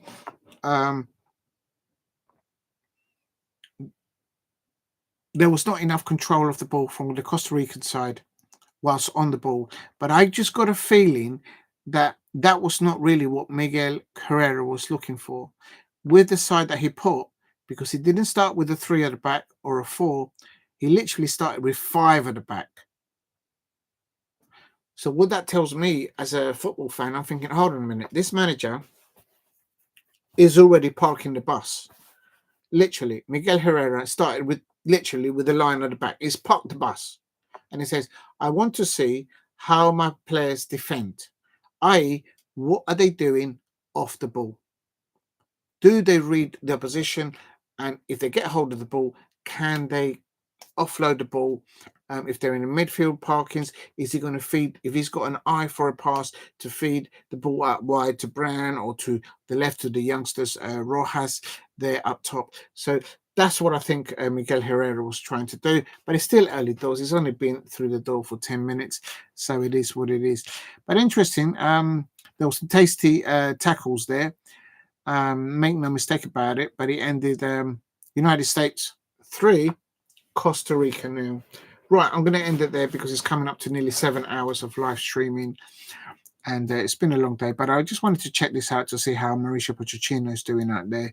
He's a good manager, and it'll be interesting to see how well he takes the USA national senior squad forward into into the World Cup, into international competitions, and it'll be very interesting to see how he does. It'll take some more time, I think, for Miguel Herrera to get accustomed to know his young players and veteran players at Costa Rica. And of course, as I said earlier on, this is a friendly, so not all the players are there in the squad available for both Mauricio Pochettino and Miguel Herrera of Costa Rica. Right, that's it. I think I'm going to call it an evening. I don't expect anyone out there to be out there. But let me just have a look, because I do believe that tomorrow there might be some other. I might finish off tomorrow with another international. There's a lot of. I've done my predictions for the UEFA Europa League. Let me take this off because I'm a little bit hot. And there's a lot at stake there, and there is. Yeah, I'm just going to concentrate on that tomorrow. There is a League One match between Wrexham and Birmingham City, but I'll leave that. But early doors on Friday, I think there is.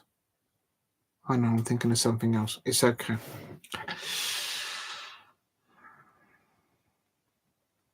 Okay, so thank you very much, everyone in the chat. It's been 7 hours nearly. I want to thank people in the chat. A massive thank you to Shay Arsenal, always encouraging people to drop a like and subscribe. If you are new to the channel, if you're watching on playback, please hit a like and subscribe at Diego C. Palace. Just like Shay Arsenal says there, they've probably gone to bed because they're probably going to get up to work tomorrow. But thank you very much, Shay Arsenal, for dropping in and dropping that comment. Doing it Spanish, if there's any Spanish people thinking out there, si eres nuevo, por favor, dale un gusto al canal. Y si tú eres nuevo, suscribe at Diego C. Palace. And big up to anybody out there who's watching from far afield. Just a quick massive thank you to Alex SR7 for dropping in all those comments earlier on in the chat. Massive thank you to Steve RFC.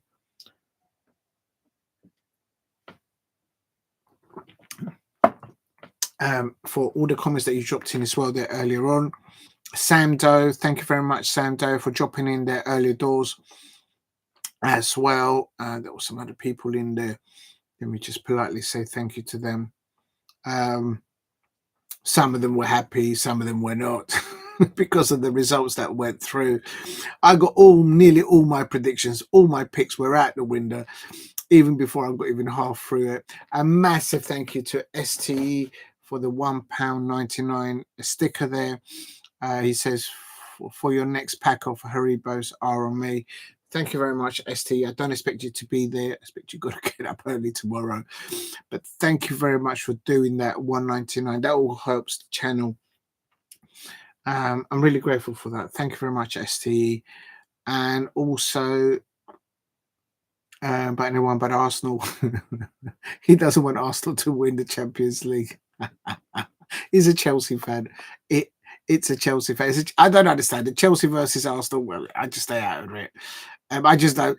I just get infuriated when they try and buy the Crystal Palace players, because everybody has a Jean-Philippe Mateta, if you like, Daniel Munoz, Jefferson Lerma, Mark Gahey, Tarek Mitchell, Jean-Philippe Mateta. Who else have I not mentioned? They're not for sale. They're not for sale in January.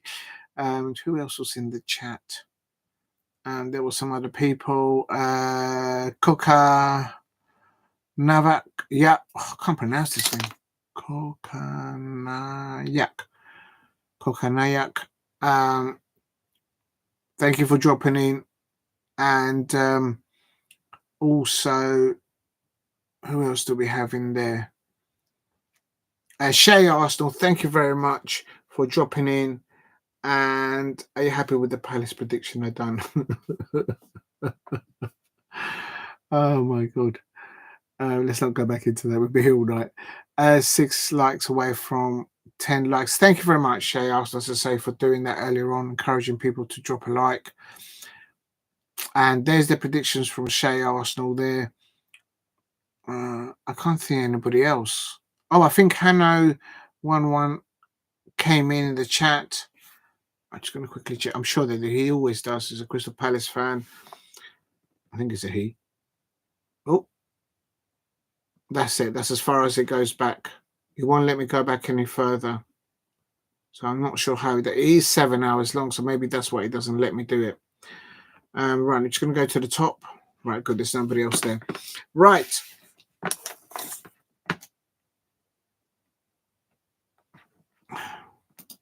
Right. Congratulations for yesterday. Quickly, So it was important.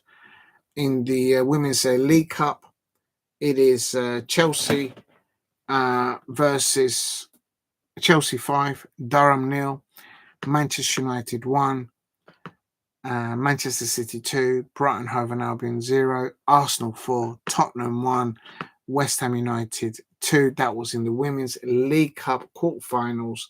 And as I mentioned earlier on, it is...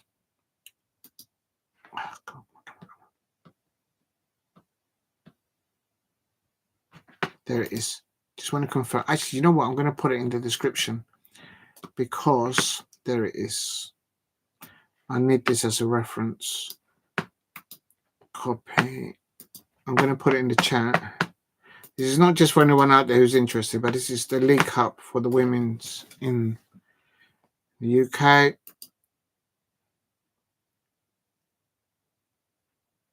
I'm going to put it in the chat and in the description. So tomorrow when I look at it, or if I need to look at it the next time, I know where to find it. Right, that's in the chat, but I'm going to add it into the description. If I get a chance, I'm not going to do it now because I'm too tired. But later on, I will try and put the lineups for the teams that play today. Semi-final draw, Manchester City. And that is, of course, in the... Let me just put this because I need this as a reference.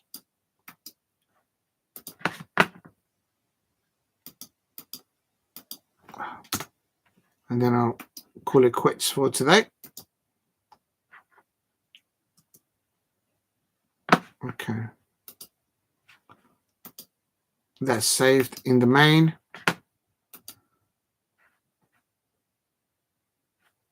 There, it's just for me for a reference. So if anyone's interested in it, that is going to be... I'm really pleased for the Manchester City goalkeeper, the youngster Keating. She's an England Lioness goalkeeper. Of course, she's not the number one picking for Serena, but she had a really bad result recently against Manchester United, and I think she's done absolutely wonders today. I think it was on Sunday. Let me just have a look. I can't let this one go. Manchester City lost 2-4 to Manchester United women, where the amazing, the wonderful Ella Tony's hat-trick, and that third goal of hers on the first minute of the second half, but she just gave a real hard time for Kiara Keating, the Manchester City women's goalkeeper. I'm so happy to hear that today she has her Manchester City women's side have, well, not today, I should say yesterday, against Manchester United. Redemption, absolute redemption by Keating there, the young England goalkeeper, Manchester City goalkeeper, getting a number over the Manchester United team. That will give her good resolve. And as I said, when they lost 2-4 to Manchester United, I don't think their manager, the Manchester City manager, Gareth Taylor of the women's side, I said, I don't think they'll have nothing to worry about. They've got it. But today, not the strongest players started for Manchester United, it has to be said. And it showed. It showed Ella Tony there. Didn't start. She came in on 83 minutes, and it shows the difference. It shows the difference when an experienced England international lioness comes on, and I saw it there against the Crystal Palace women when they were playing against us. It's like, oh my God, what do we do from here? And you can see there's different qualities, different levels. They come on. Right. Thank you very much, everyone, for watching. Everyone in the chat, thank you very much if you're watching right now. If you're watching on playback, please hit a like. Help me get to 10 likes and help me get to 2,000 subscribers. This is Diego C. Palace, where I've just covered Mauricio Pochettino's international friendly there with Costa Rica, where Mauricio Pochettino won with the USA, United States of America, there 3, Costa Rica 0. A good turnout, turnout by Miguel Herrera, who's from Mexico, but he's the new manager of Costa Rica. He's only been there for like 10 days. I think his side did well, but I think the way he set up with 5 at the back, that tells me that he's clearly got not the players that he wanted to have, because he's a friendly. He can't get all the players from international to come and play for him. So he just wanted to just park the bus and then basically see what they do off the ball to try and stop the likes of Mauricio Pochettino's established players there, although that's not their full lineup as well when they go towards World Cup qualification and stuff like that. So good match there. I saw most of it, and I'm sure there'll be better football to come from Miguel Herrera, the Costa Rica manager, and I'm sure that Mauricio Pochettino will continue to push levels and deliver consistent results for the United States in international competitions and land the trophy. That's what he's there to do, to land a trophy for the United States senior men's squad. That ended United States 3, Costa Rica 0. Thank you very much for watching. Please hit a like and subscribe at Diego C. Palace. And I'm going to call it a night, because that's now 7 hours. 7 hours of live streaming tonight. Thank you very much for watching. Please stay safe. There's going to be a bad weather in Northern Ireland, Isle of Wight, in Scotland, north of England, North Wales tomorrow. That bad weather's coming from actually the Atlantic from the USA. So it's reaching us overnight. It's probably kicking off right now. So everybody out there, please stay safe tomorrow, and hopefully all the football matches can go ahead tomorrow, in not just in England, in Scotland, but also in Europe. Okay, stay safe. Thank you for watching, and take care, everyone. Thank you for watching. Bye-bye.